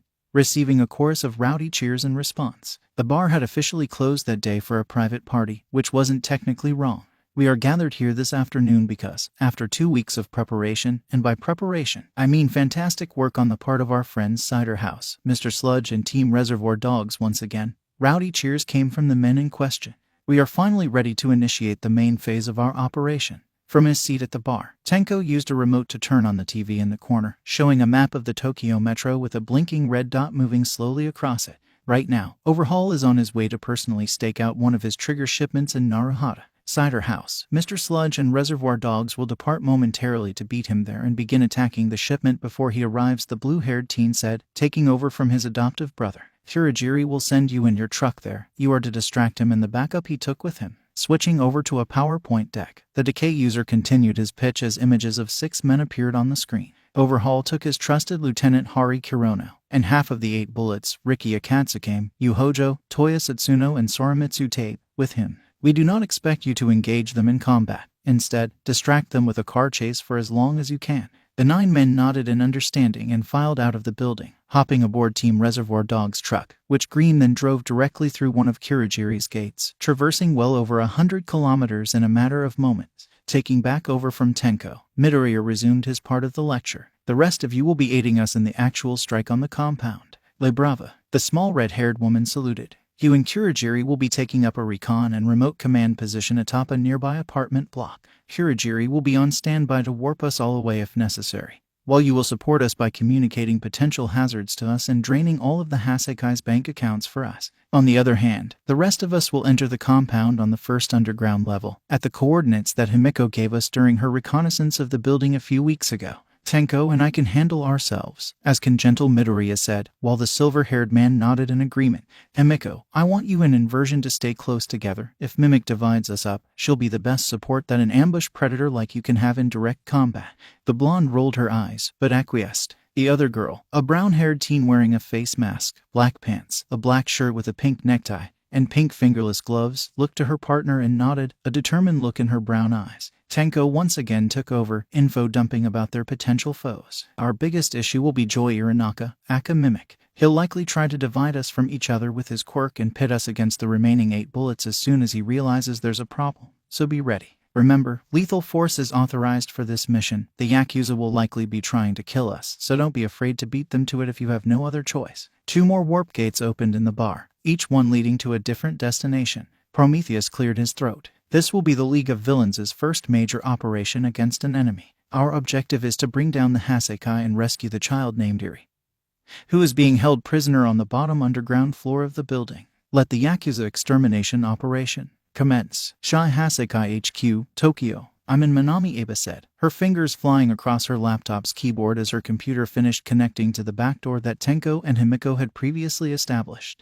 Normally, hacking jobs she and Gentle were hired for involved her finding a way past the target's security systems before they could proceed any further. So finding a client that already had an established backdoor into the target's systems was a rare occasion. I'm looping the security footage at the warp point now. The coast is clear and you are free to proceed in. Understood, came Shimura's voice from the other side of the earpiece. Proceeding with the mission as planned. A few seconds later, black clouds erupted in a corridor on the first underground level of the Hasekai's headquarters. Out ran the 5 members of the actual strike team, dashing down the hallway towards their objective. Everyone knows the plan, right? Prometheus asked, making sure one final time that all players knew their part of the raid's overall goals. Midoriya was dressed in a dark suit with a bulletproof vest and dark green clip-on tie underneath. A metal mask with green lead accents on it covered his face. Gentle Criminal nodded. I will proceed to the warehouse on the second underground level to dispatch any resistance there and begin inventorying their products, the silver-haired man said, readying his trusty cane for battle. Decay concurred. I'll traverse the facility planting the bombs our supplier sent us, Tenko said, referring to their online contact spyglass and the patented high-yield explosive babies she had sent them. A set of disc-shaped remotely detonated explosives that each yielded as much as a kilogram of C4. He wore little more than a plain black jumpsuit with the severed hands of his birth family gripping various parts of his body.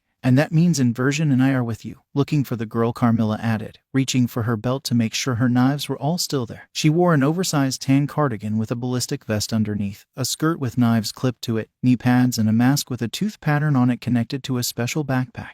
The masked girl with brown hair running beside her signaled her agreement with a quick thumbs up. That covers it, while the villain leader agreed as they approached a corner. Heads up, team, there's a pair of thugs around that corner. La Brava's voice crackled in their earpieces. They haven't noticed you yet, so you have the element of surprise. The group nodded in agreement before rounding the corner into battle. The 2 underlings in bird masks, one with webbed fingers and light blue hair, the other with fur and claws resembling a badger mutation, were startled when 5 people raced around the corner. The badger man didn't even have time to shout out a warning before Prometheus dodged around his wild swing and grabbed his arm, gracefully drop-kicking him in the face at the same time that Carmilla sunk a knife into his stomach. He dropped like a sack of bricks instantly. The other man shouted a wordless cry of rage as liquid started to drip from his finger webs. But Gentle clubbed him over the head with his cane at the same time that Inversion delivered a brutal jab directly to his solar plexus. As he wobbled on his feet, Decay casually walked past and swept the man's legs out from under him, causing him to faceplant directly onto the concrete floor. Great work, team. That second guy's loud voice is going to be an issue though. His shout there alerted some other Yakuza to your presence. T-15 seconds before 5 more men get here, La Brava updated the team, working to loop camera footage before Mimic could notice. No plan ever survives contact with the enemy, Prometheus hummed to himself, picking up a baton from the smaller thug's belt. Underneath his mask, the team grinned. Last one to beat 10 men is a rotten egg, he said as the sound of footsteps grew louder. Joy Uraraka, general manager of the Shy Hasekai and Overhaul's left-hand man, was generally considered a very calm and rational man. He had a bit of a sharp tongue, to be sure, and there was a reason nobody let him do any of the gang's negotiating. But when it came to managing the clan's day-to-day operations and ensuring that nothing was amiss, he was top-notch. Which is why he was panicking right now, as something was in fact horribly amiss. 2.5 hours after Overhaul, Chronostasis and half the bullets had left for Naruhata. Mimic noticed an odd phenomenon with some of the cameras. They seemed to blip slightly in their coverage at certain points. Normally, he'd have dismissed this as just a sign that a camera was dying. But the man quickly realized there was a pattern. All of them were following a certain path down the hallways in the compound. When he saw a shadow far up in the corner, one of the cameras appear and then disappear 3 times. He realized what was happening. We've been hacked, the man growled, slamming one fist down on his desk, running a diagnostic check of the Hasekai's computer system. Uraraka's eyes widened as he watched the last of the Hasekai's monetary funds drain from their secret accounts at several major national banks under assumed identities. and out of their system entirely via a backdoor in the junk mail folder of one of their fourth-year members. Vowing bloody murder on Akaza, Mimic wrestled back control of the cameras from their hacker with ... ease and shuddered with fury at the sight of hoodlums in odd costumes going to town on his clan's members. Dialing as fast as he could, Mimic called overhaul, hoping to warn his boss of the attack before it was too late. Naruhata, Tokyo. To say that Kai Chisaki was in a bad mood would be an understatement.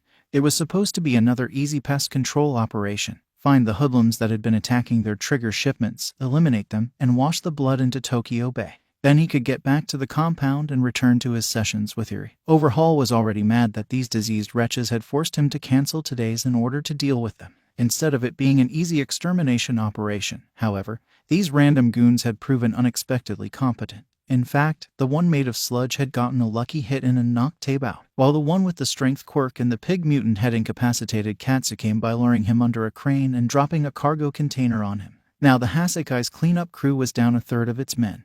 And to make matters worse, all of the hoodlums had managed to escape onto a truck and were now forcing Chisaki and his remaining men to pursue them in a car chase. So when his phone began furiously ringing with a call from Mimic, the man's stress levels rapidly neared a boiling point.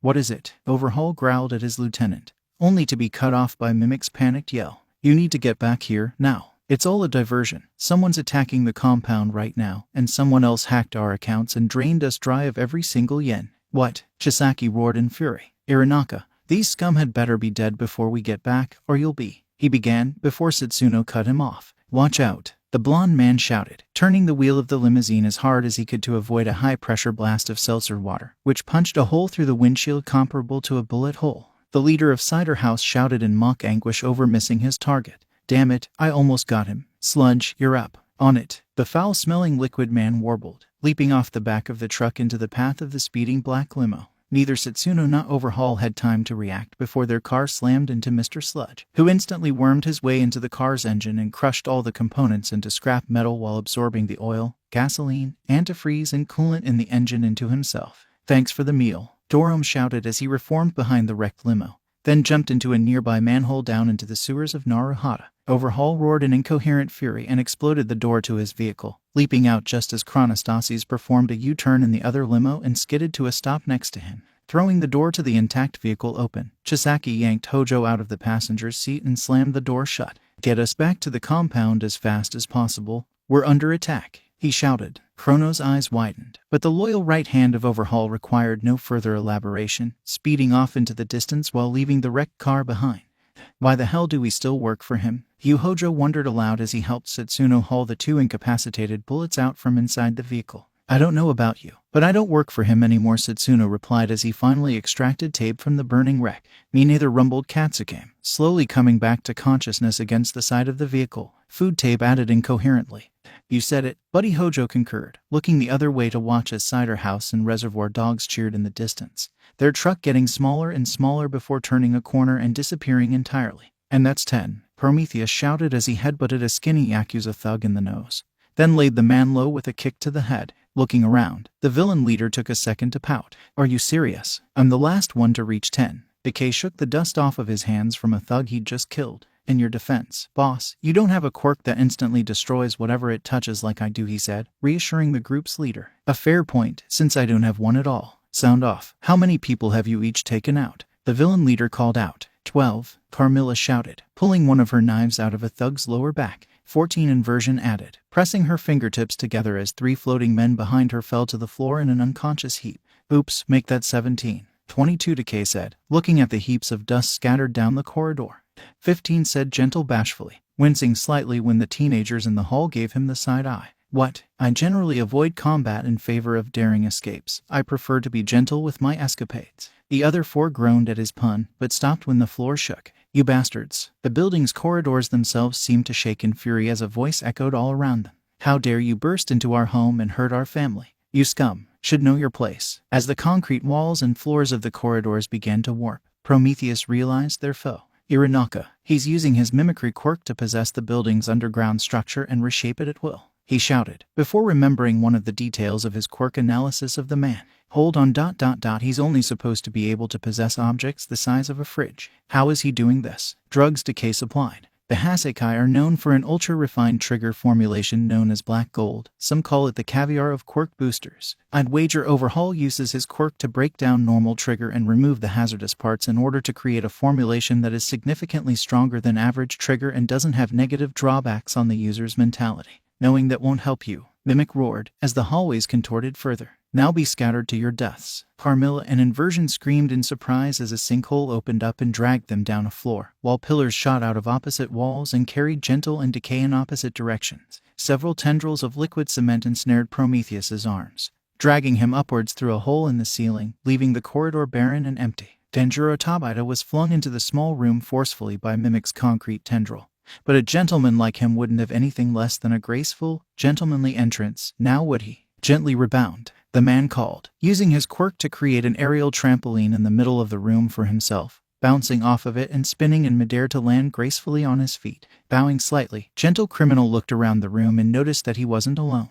Another man stood on one side of the space, wearing a black cloak that concealed his entire body, a fully black bird mask that covered his entire head, and a wide-brimmed hat atop his head. "Pardon my intrusion," Gentle said. "Do you know which way the exit is?" The mystery man cut him off. "What is your purpose in being here?" To his surprise, Gentle found himself involuntarily answering the man. "We are here in search of a child held captive by your clan." His eyes widened in surprise, having just given away the objective of their mission.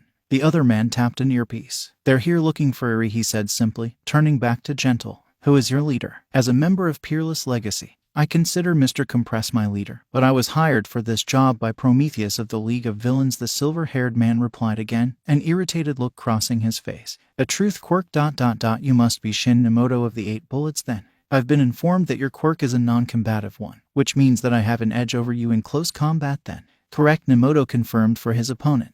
"Unfortunately for you, I have no intention of fighting you in close combat." With that, the man withdrew a handgun and opened fire at Gentle. Tabata smiled slightly. "One small issue with that. Gently rebound." The volley of bullets fired by Nemoto rebounded off of an invisible air wall and immediately ricocheted back towards him. One of the projectiles shattered the gun in his hand, knocking it away and rendering it useless. Nemoto looked solemnly towards his now gun-free hand. "Unfortunate. One final question. Is it true that you are legitimately in love with La Brava?" "Oh crap," Gentle thought, just before his mouth began to move on its own again, exposing his most embarrassing secret. "Yes, I am." A high-pitched squeal from his earpiece caused the man to wince slightly. "You mean it, Gentle?" La Brava asked, a hopeful tinge to her voice. I do," Tabata admitted bashfully. "I do love you, Minami." "That's what I've always wanted to hear, Denjiro," the short woman on the other end of the communications line shouted. "From the bottom of my heart, Gentle, I love you too." The man grinned as a deep pink aura surrounded him, his muscles straining against his fancy suit as La Brava's quirk, love, took effect on him. "This was an unexpected possibility," Nemoto said in a neutral voice, even as he began to back up. "Quite," Tabita responded, turning towards his foe. "Now where were we?" "Oh yes, gently, catapult, with that." The silver-haired gentleman picked the masked Yakuza up by the collar of his coat, spun a few times, and then threw the man through the nearest wall, opening up a hole into the corridor from whence he'd come.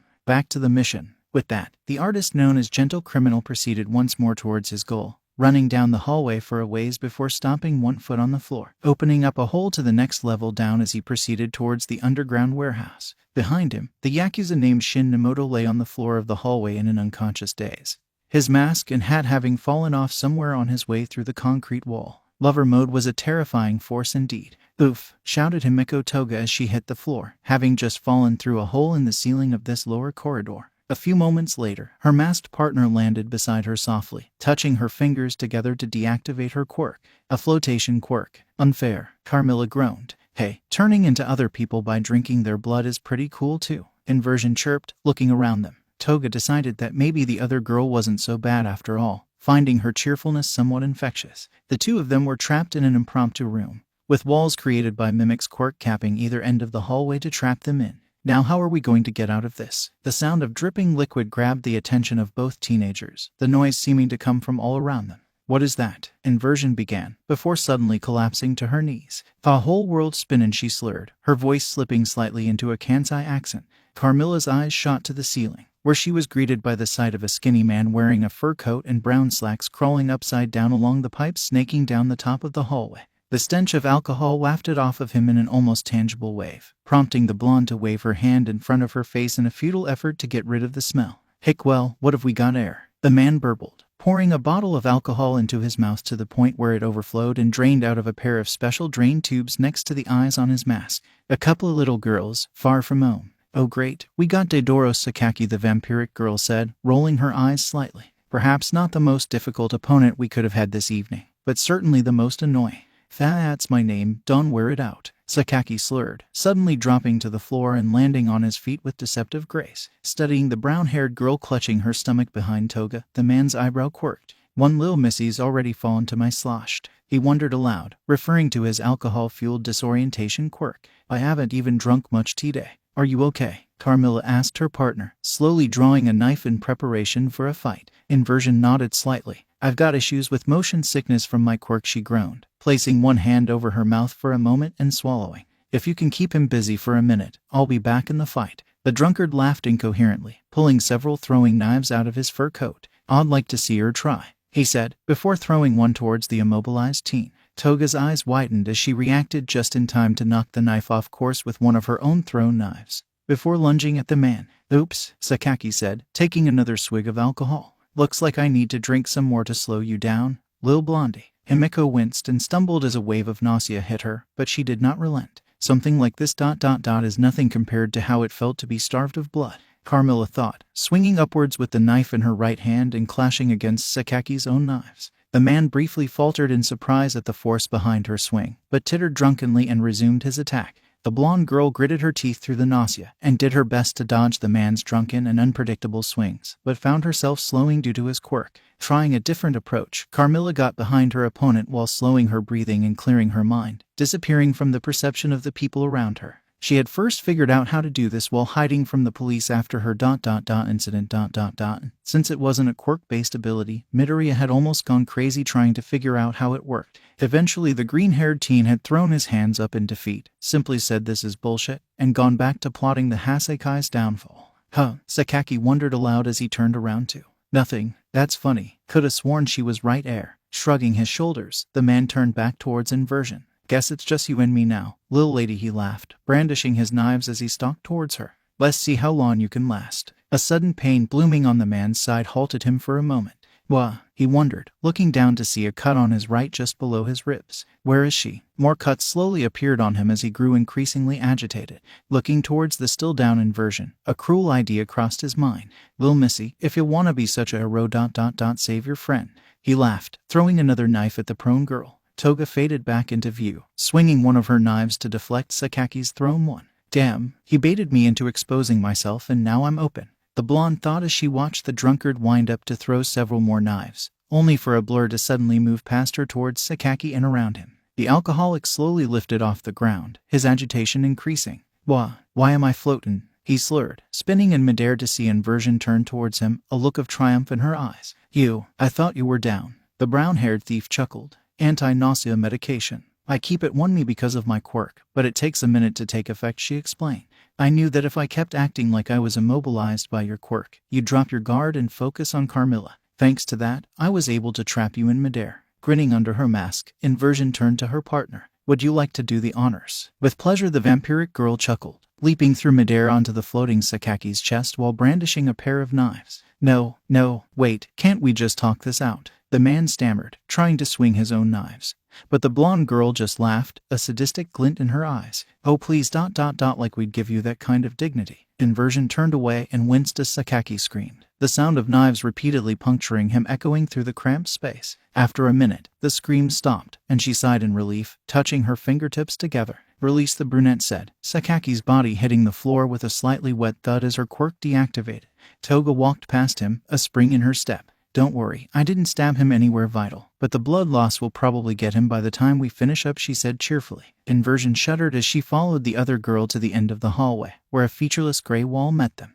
Now how the heck do we get out of here? Shai Hasekai HQ, Tokyo. While Gentle Criminal finished pulverizing Shin Nemoto into unconsciousness, and Inversion aided Carmilla in personally introducing Deidoro Sakaki to her very sharp knives, Prometheus found himself in a much more difficult situation thanks to Mimic's attack. Bodily hurled upwards into what looked to be a ceremonial dining and meeting room, the teenager had just enough time to regain his bearings before being forced to leap out of the flight path of an aerial sofa. Cursing slightly, Midoriya continued to dodge the flying furniture, finally finding refuge behind an overturned dining table. After a few moments, the furniture bombardment ceased, and the teen could finally safely see his attackers. Two men stood side by side at the far end of the room, facing towards him. The man on the left was an enormous redhead wearing a black bird mask, brown cargo pants, and a white tank top with metal gauntlets on his fists. Meanwhile, the man on the right was a much shorter blonde, wearing a plain black yukata and a brown plague mask while keeping his eyes closed. "God damn it, Tengai," he dodged, the larger man said as he retrieved an oversized porcelain vase, before chucking it towards Prometheus's position.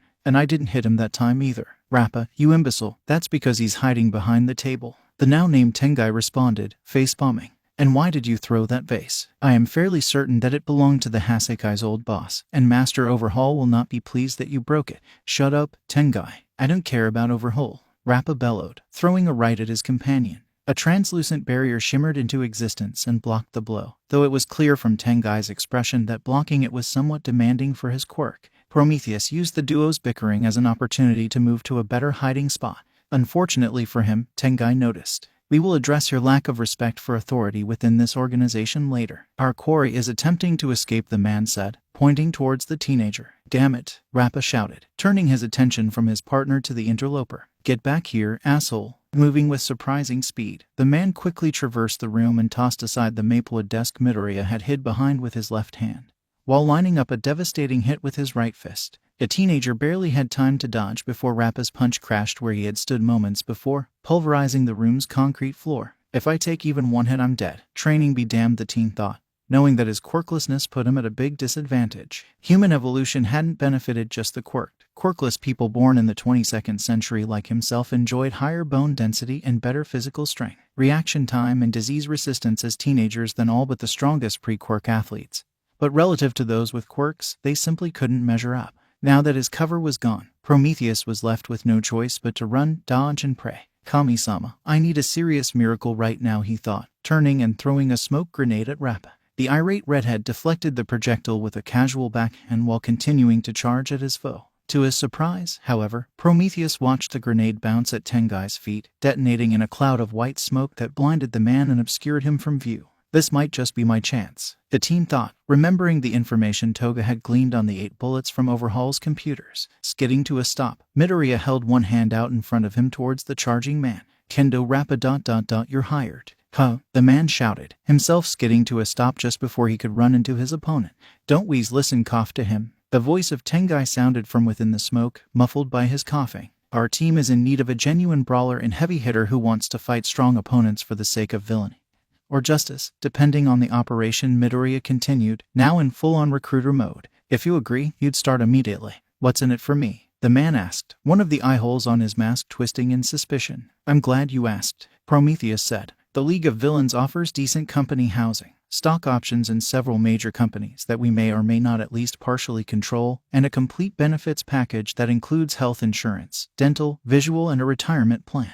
Also, here's your salary." Holding his phone forward, the villainous mastermind showed off the amount that Rappa would be paid to the man himself. The red-haired Yakuza's eyes almost bugged out. "Kami, that's a lot of zeros," he breathed in a reverent tone. Under his mask, Midoriya grinned. "That's monthly." As the eyes on Rappa's mask widened further, the teen thought to himself, "Jackpot. When do I start, boss?" the man asked. "Right now," Prometheus replied. "We could use the extra help in rescuing the small child named Uri that Overhaul has been abusing." "He's been what?" Rappa roared, rounding in fury on Tengai as the smoke cloud around the other man cleared. "Tengai, did you know about this?" "Master Overhaul's work will save humanity," Tengai responded. Although his eyes bugged out in fear, he knew Rappa had a fondness for the child, even if he was kept in the dark about why she lived in the compound. "I do not care whether or not he has to sacrifice the well-being of one child for that future." "I see," growled Rappa as he stalked towards his former partner. "You're just as guilty then." "What?" Tengai began before a fist impacted his barrier, rocking it hard enough to force him down on one knee. "If there's one thing I can't stand, it's people who hurt kids," the redhead began, winding up another punch. "And if you're gonna just go along with what Overhaul is doing to her ... that makes you just as guilty to me." "Rappers, machine gun."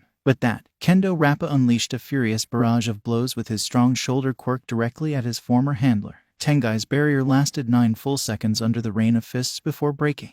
1 second later, his jaw broke in much the same way his barrier did. By the time 15 seconds in total had passed, the man was unconscious and bloodied. As he left the room behind with his new subordinate, Izuku Midoriya's expression betrayed nothing. Internally, however, he was both giddy and jittery. I cannot believe that actually worked, but I'm glad it did, he thought, an image of himself as battered and bloodied as Tengai briefly flashing in his head. Come along, Rappa-san, he addressed his new companion.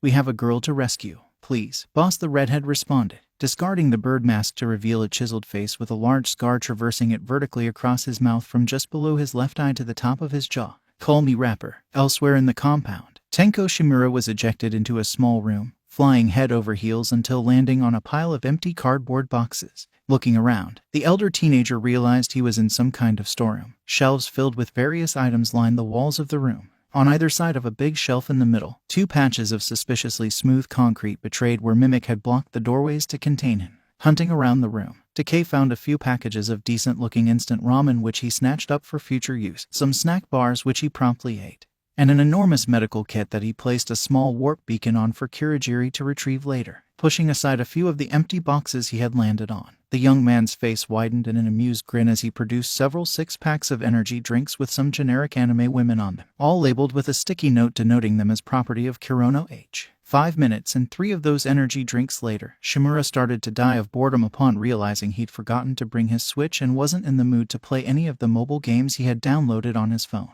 Hey, asshole, he addressed the concrete wall. Where's the exit? I need to use the bathroom. Mimic did not respond, much to Decay's annoyance. All right, keep your secrets. It'll be your funeral though, he continued, placing all 5 fingers on one of the newer sections of the wall. Over the years since he'd first met his cousin, adoptive brother, Tenko had learned a lot about himself and his quirk. His control over his powers had massively improved and grown with a proper education, parental affection, and therapy. In a recent test, the League had discovered that his quirk had developed a new facet as his strength skyrocketed and his control improved. The moment his fingers made contact with the wall, Decay's secondary ability activated, a touch-based telemetry power that allowed him to sense the internal structure of what he was about to decay and what was touching it.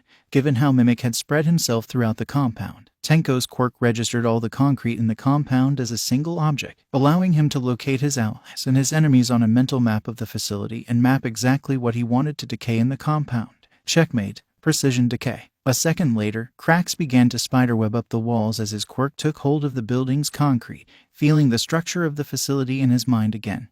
Tenko controlled the decay's spread to avoid his allies until it reached a point where it could spread out, at which point he let go and turned around as the wall crumbled. And now, infectious decay. Joy Uraraka initially felt a slight itch as the decay slowly took hold of the concrete he possessed, but this quickly became an unbearable burning pain. Feeling the phantom pain of the decay crawling through his flesh, Mimic used his quirk to escape as quickly as possible to the roof of the compound, breathing heavily as he ejected himself atop the structure. Just as he thought he was safe, however, a crumbling roof tile below caused him to realize he was in mortal danger. A moment later, the entire roof crumbled below him while the decay infected his body. Joy Uraraka died screaming 20 seconds after Tenko Shimura unleashed his quirk, a loud rumble waking up the entire neighborhood as infectious decay carved a perfectly circular hole 6 stories into the ground.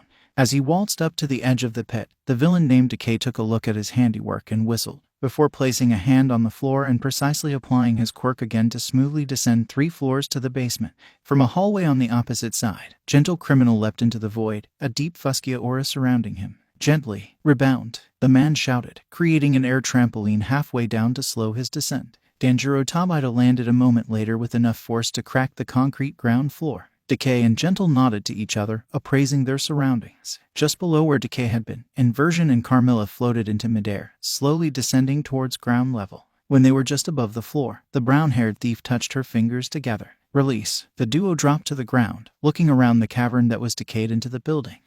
Guys, a little help here. A voice called out to them from above. Looking up to one of the topmost stories, the group of 4 saw their boss with an unfamiliar man standing behind him. We need to get down from here, but neither of us have quirks that make it possible. I suppose it will be our duty to retrieve you then, Sir Gentle said. This Inversion. Fastball special. I'd be delighted, the masked teenager replied. A second later, Inversion leapt onto Gentle's hand, whereupon the man threw her with all his might. Having been empowered by Lover Mode, his throw was on par with a high-level strength quirk users, and the teenage thief was gracefully landing next to her temporary boss within moments. Tapping both Prometheus and Rapper on the shoulders, the trio gently floated to the ground below before she released her quirk.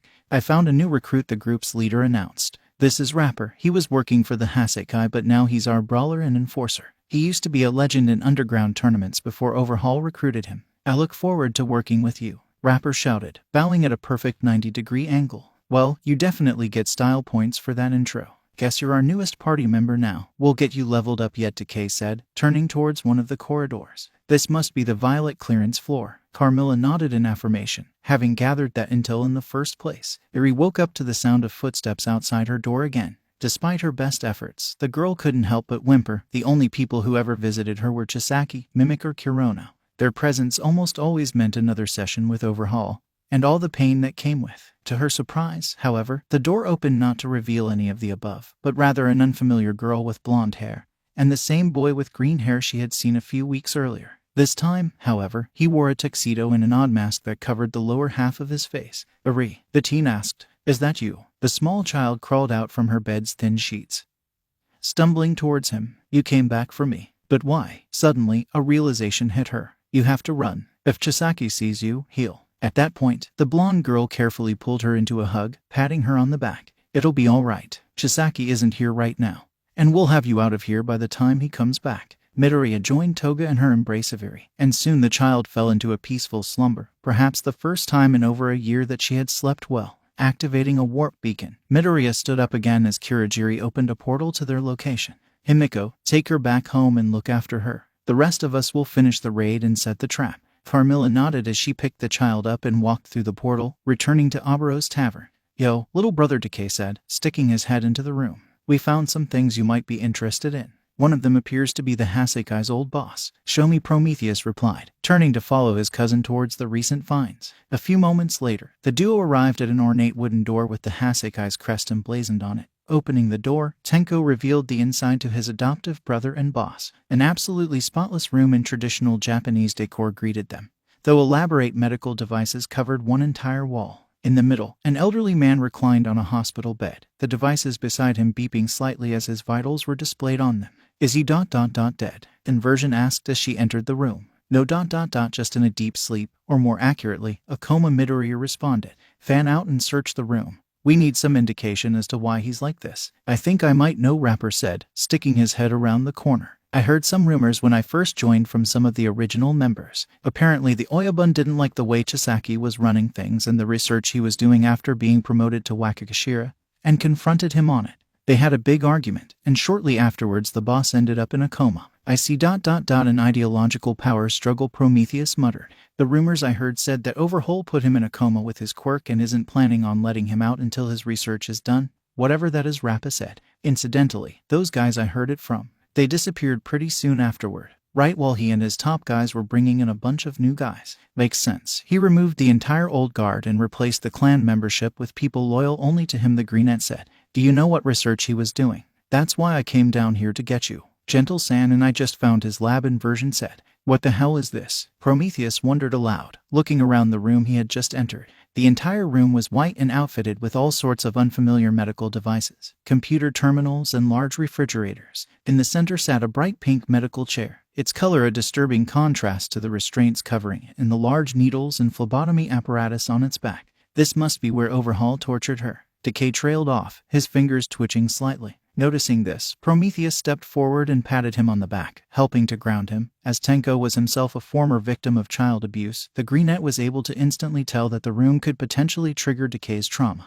"Tenko, why don't you, Rappa and Gentle, go inspect the loading dock and take inventory of anything useful there? Quirk boosters, weapons, anything of the sort. Inversion and I will find answers here," Midoriya said, addressing his adoptive brother. Tenko nodded silently and left the room, the other two men following behind him. Reaching one of the terminals, Prometheus tried to activate it, but found that it was password locked. "I should have known," the teen muttered to himself, tapping his earpiece. "Kurogiri, could you please warp Manami-san to my location? I require her aid." "Understood, young master," the warper responded.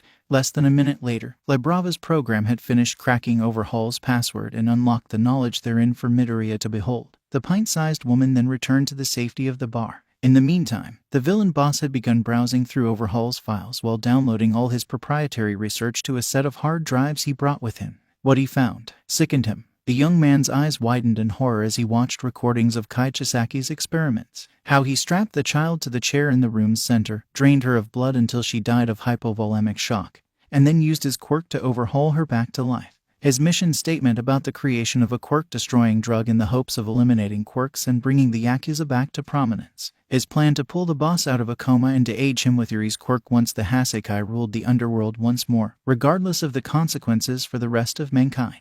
"I think I'm going to be sick," he finally muttered, while Inversion's face had turned pale from horror. Finding the nearest trash can, Midoriya emptied his stomach into the receptacle, then turned to his companion as he affixed his mask to his face once more. "Inversion, please go assist the other three in liberating the loading dock of its contents. I will join you momentarily." 3 minutes later, after sending the prototypes of the quirk-destroying drug and all of Overhaul's research data to his father's hideout via one of Kirigiri's warp gates, Prometheus calmly lit a Bunsen burner, opened the top of several pure oxygen tanks, and shut the door behind him. A few minutes after that, the room exploded, as did everything inside of it. 90 minutes later, the squeal of tires on pavement and screech of brakes heralded the arrival of an incredibly angry man, the black sedan pulling up to the curb as Overhaul exploded the door to the car and hurled himself out to the walkway. Looking up at the compound he called home, the man's eyes widened in horror, and hives slowly began to break out on his skin as he comprehended the disaster facing him. In front of him, the compound was in ruins. A gargantuan hole dominated the center of the building, looking as if some ancient god of Shinto mythology had found his existence personally offensive and had summoned a natural disaster to destroy his house. From the bottom of the hole, a deep red glow signified that a fire was burning deep in the underground levels, destroying his life's work. And in front of the hole, standing on the roof line, the perpetrators made themselves known. From Overhaul's left, he spied a tall man wearing dress clothes and carrying a cane, a seemingly teenage girl wearing similar clothing, another individual in a business suit, a man who seemed to be wearing severed hands, and the most uncontrollable of his 8 bullets, Kendo Rappa. As the Yakuza boss's eye twitched at the betrayal of his subordinate, the one in the middle took his mask off and stepped into the glow of the fires downstairs, revealing the face of the same child that Eri had briefly escaped into the arms of almost a month prior. At that point, Kaichisaki already understood the goal of the attack, even if he didn't fully comprehend it. "Overhaul, I presume." Izuku Midoriya addressed the man, a cheeky grin on his face. "I hope you don't mind that we let ourselves in, but you see, you had something just irresistible to us." I'd say she was sad to go, but, well, the grin turned from cheeky to mockingly malicious. "We both know she wasn't. And guess what? You'll never see her again." At this point, Overhaul couldn't handle it anymore. With a scream of inarticulate rage, the man slammed his hand on the ground, creating a spike of concrete that carried him towards the roof, where he swore he'd murder that child with his bare hands. The only response he received as he got closer was a widening of that infuriating grin.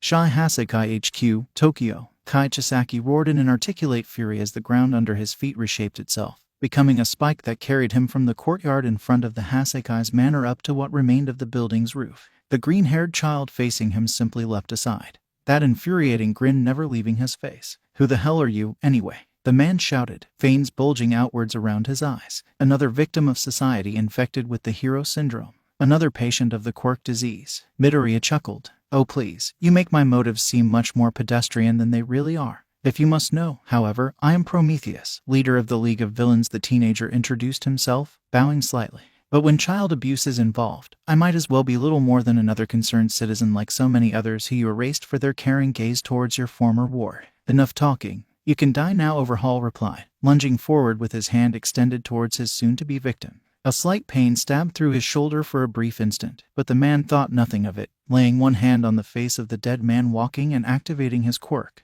To his shock, however, nothing happened. "Your research was truly fascinating stuff," Prometheus said, freeing himself from the surprised Yakuza's grip and sauntering past him. The white-haired man covered in hands threw an object down to the group's leader, who caught it and held it up for Overhaul to see. The man's blood ran cold as he watched Prometheus reach into his pocket and produce a unique syringe-tipped bullet, one Overhaul himself had created.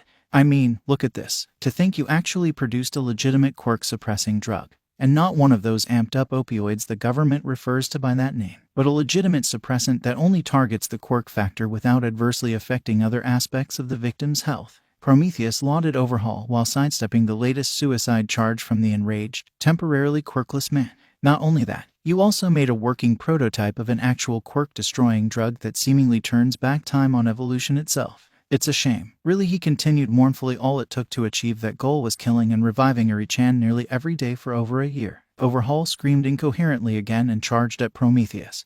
But this time the teenager didn't sidestep him. Instead, right as Overhaul reached for his throat, Izuku Midoriya firmly planted his fist directly into Kai Chisaki's solar plexus. Overhaul crumpled to the ground, ripping off his bird mask and beginning to involuntarily vomit from the hit he'd taken, even ignoring the hives breaking out on his skin. Can you imagine how it must feel? To feel your life slipping away, to see the darkness creeping in at the edges of your vision, to fade away, only to be brought back in an explosion of unimaginable pain, and then to know that it'll all happen again to you tomorrow, and that you'll never be free of that fear. Prometheus wondered aloud, standing above Chisaki's shaking form, crouching down next to his victim. Prometheus stared the Yakuza right in the eye. Kai Chisaki, I know more about you than you might think. Much like Eri did. You killed one of your parents in your quirk manifestation, but sadly, you never forgave yourself. You became a genius biochemist, businessman and crime lord. Yet when presented with your boss's granddaughter, you weren't smart enough to realize that taking your self-hatred out on her as a research method wasn't the right thing to do. Standing up, Midoriya raised his arms to either side.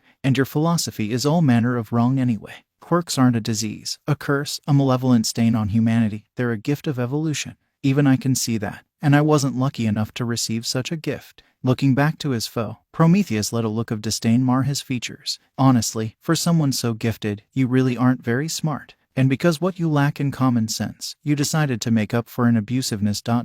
We can't let you leave here alive. Tapping his earpiece, Prometheus sent a single simple command to the party on the other end of the line.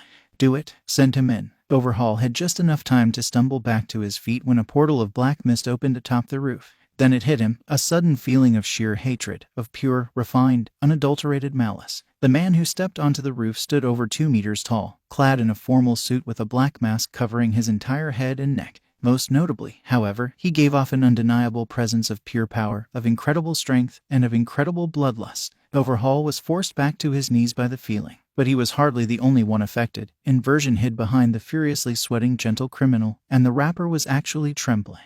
The only 2 unaffected were Prometheus and Decay, who were used to this man's aura. Kai Chisaki, I presume. It has been far too long since I last saw you, the man began. And Overhaul's strength failed further. He knew that voice, and the last time he had heard it was when his Oyabun and the heads and clan captains of multiple other Yakuza clans had been forced to bow to that voice's owner. Oh, for one, Chisaki gasped out. Oh, you do remember me. The symbol of evil said, a hint of glee entering his voice, and a feeling like an entire melting glacier ran down Overhaul's spine. Do you tell me, how is old man Murasaki doing? Well, I guess admittedly I was already an adult when his grandparents were born, but he at least looked old. Why are you here? Overhaul managed to say, despite the feeling of certain death lingering over his head. Funny you should ask that. I heard from my heir here that a small child with an utterly fascinating quirk was under your care. All for one explained, gesturing to Prometheus. But of course, I also know you are an interesting specimen yourself when it comes to the quirk you were gifted with, so I just had to make a personal call. Gift? Chisaki questioned. Quirks are curses not gifts. Oh, but on that point I disagree. All for one replied, holding his arms open wide in the same way his son had moments earlier. Evolution marches on, gifting new adaptations to living beings via both random chance and adaptive pressure. These gifts help their owners propagate their genes into the void of eternity, and themselves are spread as well. I don't know what that could be called other than a gift, a benefit, indeed, perhaps a blessing. You don't understand, Overhaul attempted to explain, but the pressure of All for One's killing intent on him hit a critical mass as the man reached down and grabbed his throat, lifting him into the air. Neither do you, and quite frankly, you never will, the symbol of evil said, taking hold of Overhaul's quirk factor with his own and pulling. Black and red lightning crackled, and Kai Chisaki screamed in pain as he was liberated from the curse he believed to have ruined his life.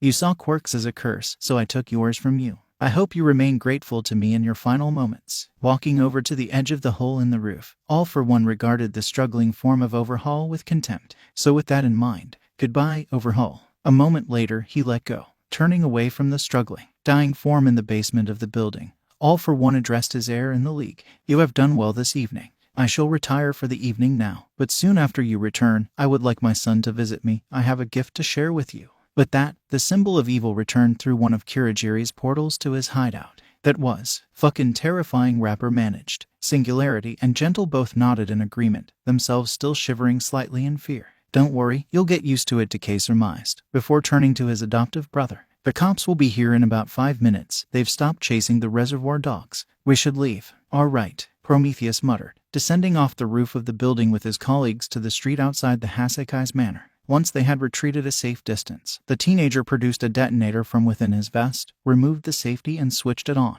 A moment later, dozens of the dark web bomb maker Spyglass's high-yield explosive babies all activated in tandem, collapsing the entire complex in a cloud of fire, soot and concrete dust. The 5 criminals all left the scene seconds later via one of Kirigiri's portals, leaving no trace they had ever been there in the first place. 4 days later, was killing Murasaki-san truly the only way, in your opinion? Hisashi Midoriya questioned his son from his life support chair at his Yokohama hideout, scrutinizing the tired-looking teenager standing before him. I think he deserved the dignity of a peaceful death. After being kept in a coma for so long by a man he thought he could trust, Izuku responded.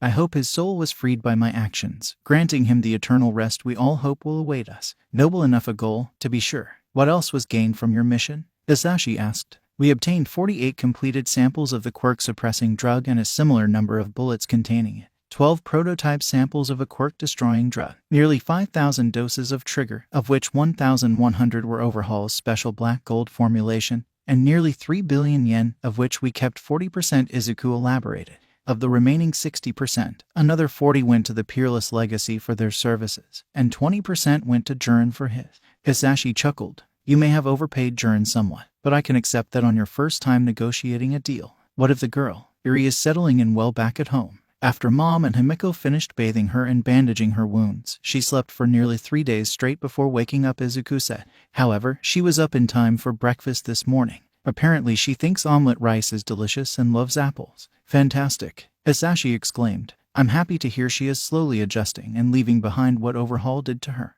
And speaking of that man, I have a gift for you, son. Come here, please. A gift? Izuku asked, stepping closer. What is it? The teenager was cut off when his father put one hand on his forehead and pushed slightly. Black and red bioelectricity crackled around the two as Izuku felt something warm slither its way into his jeans, finding where his quirk factor would be if he had one, and stopping abruptly. Fascinating, Hisashi commented, before pushing harder. A strange tension filled Izuku's body, before suddenly snapping as he felt a new sensation spread through his body, like a new set of muscles he never knew he had. What did you do? He wondered aloud, dropping to the ground gasping for air. Hisashi slumped back into his chair, slightly winded himself. It's as I suspected, the older man began. You never were truly quirkless. I never knew about my quirk until I accidentally stole fire breath when I was almost 20, so I long wondered if you were the same. I just gave you Overhaul, but given the effort I had to put into it, I think we discovered that you have your own form of All for One. I have a quirk? Izuku asked, hesitantly placing his right hand on the ground. The teenager felt his senses expand past his fingertips and into the concrete floor. It was unlike anything he had ever experienced before, from the individual quarks vibrating within the atomic nuclei, to the electrostatic and ionic bonds tying atom to atom, to the physical lattice of the concrete. He felt it all. And for a moment, Izuku Midoriya wondered if he had just stared into the face of all creation, yet somehow walked away with his mind intact, knowing what he wanted to do. The teenager grasped at the concrete structure and visualized what he was trying to create. The process was almost automatic. Seconds later, a portion of the floor exploded into dust, then began reshaping itself into a humanoid shape. Hisashi unsurprisingly started coughing when faced with a concrete sculpture in the shape of his nemesis, but didn't let his surprise show. Very good, Izuku. Can you undo what you just did? The man nearly breathed a sigh of relief when the statue returned to the floor from whence it had come. As he stood back up, Izuku noticed an odd sensation spreading through his body. To him, it felt like a weird combination of muscle soreness, hunger pangs, and itchiness. Through it all, he could almost swear he heard a voice whispering more. Noticing his son's hesitance, Hisashi spoke up. Is something wrong? I feel odd. Izuku said. A weird sensation, kind of like being sore, hungry, and itchy all at once. Hisashi asked. Before Izuku could confirm it, the man elaborated. That's the feeling of quirk hunger. Since quirks are a body part, they demand stimulation, and difficult or powerful quirks require more than most. Is there a remedy for it? The teen asked. There wasn't when I first manifested mine, so I had to satiate it for the longest time by taking quirks. Problem is that it's kind of like a drug addiction. It increases the demand over time, causing the eventual withdrawal symptoms to be worse, Hisashi said. However, Garaki and I came up with a theory to solve this issue, playing catch. Catch? Izuku asked, utterly bewildered. Like, with a ball. That kind of catch. Correct, except the ball is a quirk or 5, Hisashi elaborated. Take my hand, Izuku. The teen did so and immediately saw the same black and red electricity dancing as his father pushed several more quirks over to him. I just gave you adrenaline, bio-speech, great gains, color change, aqualung, parking space and pocket dimension, Hisashi said. Every afternoon, I want you to come visit me and for 20 minutes we'll practice tossing those quirks back and forth. Eventually your quirk will be exercised enough that you won't end up having the withdrawal symptoms I had if you decide not to take any new quirks for some time. Izuku nodded solemnly. But internally he was slightly giddy. For most of his life he'd had no quirk, but all of a sudden he had 9. As he bid his father goodbye and left through one of Kurogiri's portals, the teen wondered how he could make the most of this new gift and become a proper hero, preferably without drawing suspicion to himself. One day later, "I'm home," Izuku called, taking his shoes off as he stepped into his family home. His school day had been pretty peaceful, all things considered, mostly because he'd successfully evaded Bakugo with little difficulty during lunchtime and after school thanks to some of his new tricks. Quirks are really useful. Welcome back, Oniichin, Eri shouted as she rounded the corner and tackled him in the legs. Oof, the teenager let out a slight cry of surprise. I'm glad to see you too, Eri. Did you do anything fun today? Yeah, the girl said cheerily. This big man called Sensei came from one of Baro-san's clouds and said he'd been really hurt and that my quirk could help him. I thought he was lying like Chisaki, but Mama said he was all right, so I used it and he turned all young again. What? Izuku yelped, leaping to his feet and rounding the corner into the living room.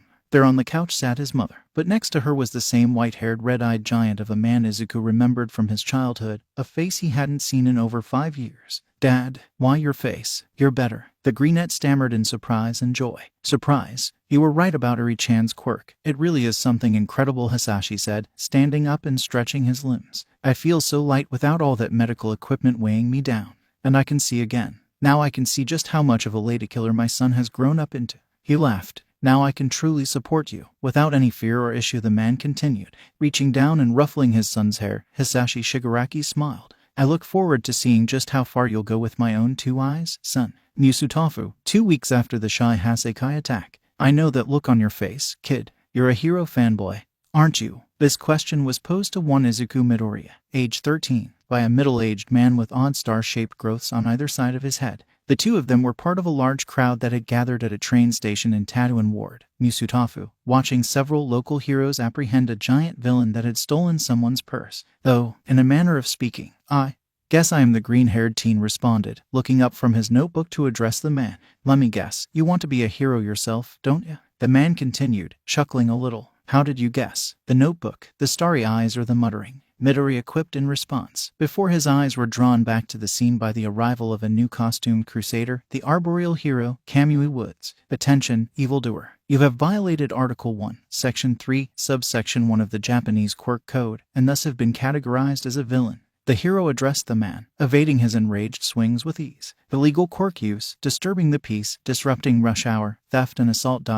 You truly are the epitome of evil. That might be an exaggeration, Midoriya said in exasperation, thinking of his father's various misdeeds over a century and a half of villainy while jotting down notes. Heck, what I did to Overhaul 2 weeks ago was legally far worse than this. Woods began to extend his arm and activate his quirk, much to the hero fanboy's excitement. Here it comes. Kamui Woods' restraining super move, the lacquered chain-binding prison. Cannon. Before the move could connect, a gigantic blonde woman wearing a skin-tight bodysuit appeared out of nowhere and drop-kicked the villain, throwing him into a nearby building. Good morning, gentlemen. My name's Mount Lady, pleased to meet you, she said, restraining the villain while posing to show off her greatest asset for the cameras. All right, I've gotta work, but it was good talking to you, kid, the mutant man said, turning to walk off. Good luck on your hero journey. Thank you, Midoriya shouted back, checking his watch in the process. The teen's eyes widened in surprise. Oh crap, I'm gonna be late for school. With that, the green-haired villain in disguise dashed off towards the hellhole known as Aldera Middle School, trying to figure out the best possible way to get there. Over a crosswalk, past some trash cans,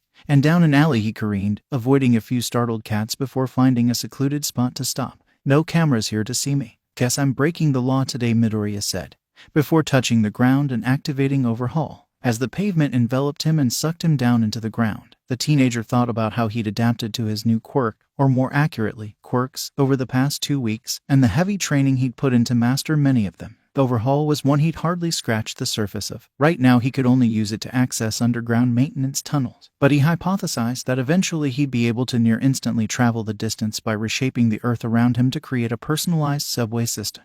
The maintenance tunnels shaved a solid 5 minutes off his commute, and another use of Overhaul had him popping out of the ground in a camera-free area behind the school's tool shed. Less than a minute later, Midoriya was settling into his desk in Aldera's class 3 degrees Celsius, briefly looking around at how his peers pointedly ignored him. The teenager resisted the urge to sigh when he saw that his desk had been graffitied again with various messages of harassment. Before touching the underside and surreptitiously activating Overhaul to repair the varnish and erase the messages. "Good morning, class," called their homeroom teacher as he entered the room and took his place behind the lectern. "Rise, bow, sit," shouted the class president from the room's front, Midoriya obliging as he took part in what he considered a vapid display of obedience to the powers that be. Today's lesson was going to be career counseling for all you newly minted seniors. Since this is your final year, the teacher began, taking a package of career forms out of his briefcase. A small smile flashed across the man's face as he threw them in the air with a flourish. "But we all know you want to be heroes." The other students fired off their own quirks in the air, cheering enthusiastically. Midoriya grimaced slightly and held one fist up with a half-hearted yay. But internally the display of all these fascinating quirks was weighing heavily on him. "What are you waiting for?" the voice in the back of his head said, as his hands itched and his brain felt hungry. "Take them. You have the power to do so. Why do you not use it?" "Shut up," the greenette responded internally, tamping the urge to take his classmates' quirks down internally. "Don't lump me with all these losers, sensei," came a brash interjection from the back of the classroom. Midoriya rolled his eyes slightly as Katsuki Bakugo, certified arrogant bastard and Aldera Middle School hotshot, stood up to boast of his classmate. Most of them would be lucky to even be D-list sidekicks out in the country somewhere. The other students began to clamor and protest and repudiate Bakugo's claim, but the noise they made was nothing compared to the relief Midoriya felt as they stopped using their quirks. This peace didn't last, however, as the teacher cut through the noise and addressed the explosion user. "You're aiming for UA-High's heroics track, right, Bakugo?" The protests quickly turned into mutters of shock and awe. "UA-High, the national school, even as good as he is, can he make it? I aced the mock exams," Bakugo crowed triumphantly. "If anyone can leave this craptastic mess of a middle school behind and rise to the top, it's me, because I'm just that damn good." Speaking of UA, Midoriya is also applying to their hero course, the teacher added. The room instantly went so silent that you could hear a pin drop, while the greenette in question stiffened slightly. "And here we go," he thought to himself, rolling his eyes and counting down from 3. A moment later, the laughter hit. "Midoriya, seriously? What is he gonna do? Stare the villains into submission? That doesn't seem wise. He'll get beaten up by a purse snatcher." A burning palm landed on the greenette's desk, exploding all the varnish off. Midoriya stared up with an unimpressed gaze at a clearly incensed Bakugo, the blonde seething to the point of almost steaming.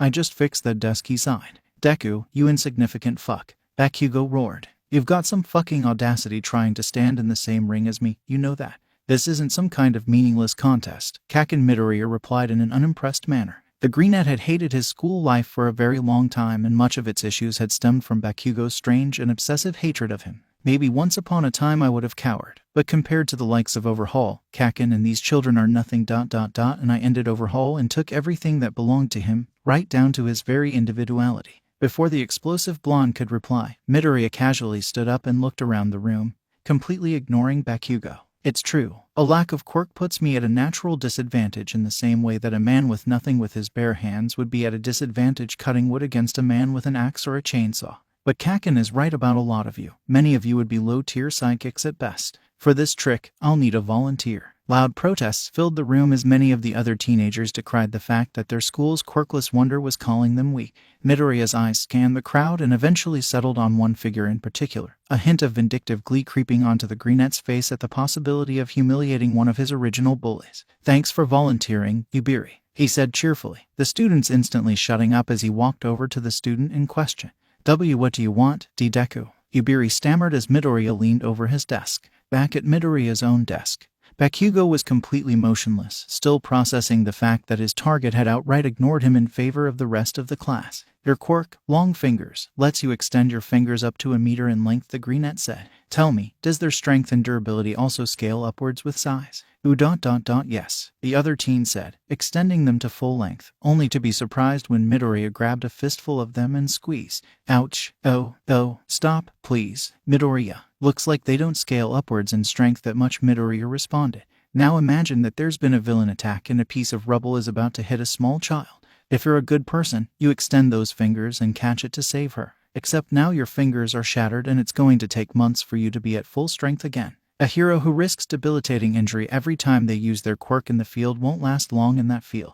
Midoriya, sit down. The homeroom teacher began, only to be silenced when the greenette teenager shot him a glare that made him feel like he was being stared down by an angry demon, a little trick the teen had learned from his parents and tested on Rappa and Twice. I don't remember asking you anything, sensei, Midoriya responded, as the teacher gulped and sat down. Glaring around the room at other students, he addressed them. Yubiri is just the tip of the iceberg here. Kaku, a student near the front, gulped. Your quirk just makes your neck long but doesn't increase its durability. You're an outright liability, not just disadvantaged. The boy's neck shrunk back to its normal length at Midoriya's harsh words, but now the villain leader in disguise was on a roll. Teikoku, the horned girl in the front row, sat petrified as Midoriya addressed her. Do your horns have any special abilities, or are they just a mutation? A few moments of silence passed before Midoriya continued. That's what I thought. Not useful, but not actively detrimental. You three, he shouted, pointing at a girl near the wall, another girl behind his seat, and a boy in the front row. Can any of you do more with your hair than just extend it?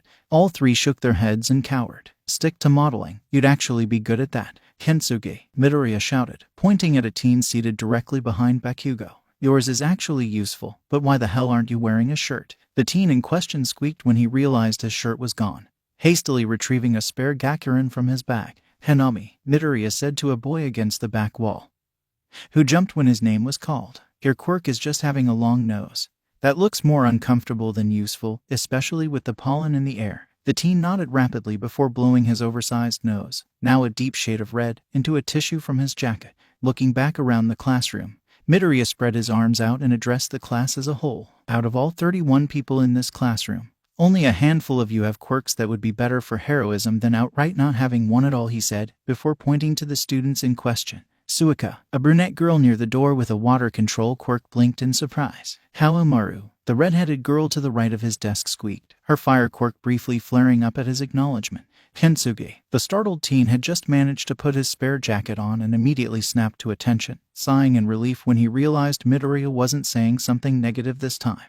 Ishidate, a boy at the front with gravel for hair, pointed a stony finger at himself with a quizzical expression, relief melting into his features when Midoriya nodded in confirmation. Bokuno, the teen, gave a hesitant thumbs up, having just reconstituted his right arm from smoke. Fuwata, the dark-haired girl next to Bakugo's desk, blinked a few times before slumping back into her chair. And of course, Bakugo. By this point, the blonde was silently shuddering in fury and surprise, still shook that Midoriya had ignored him until now. The greenette walked right past him and plopped back into his seat, grabbing the hand that had extended from the front of the classroom.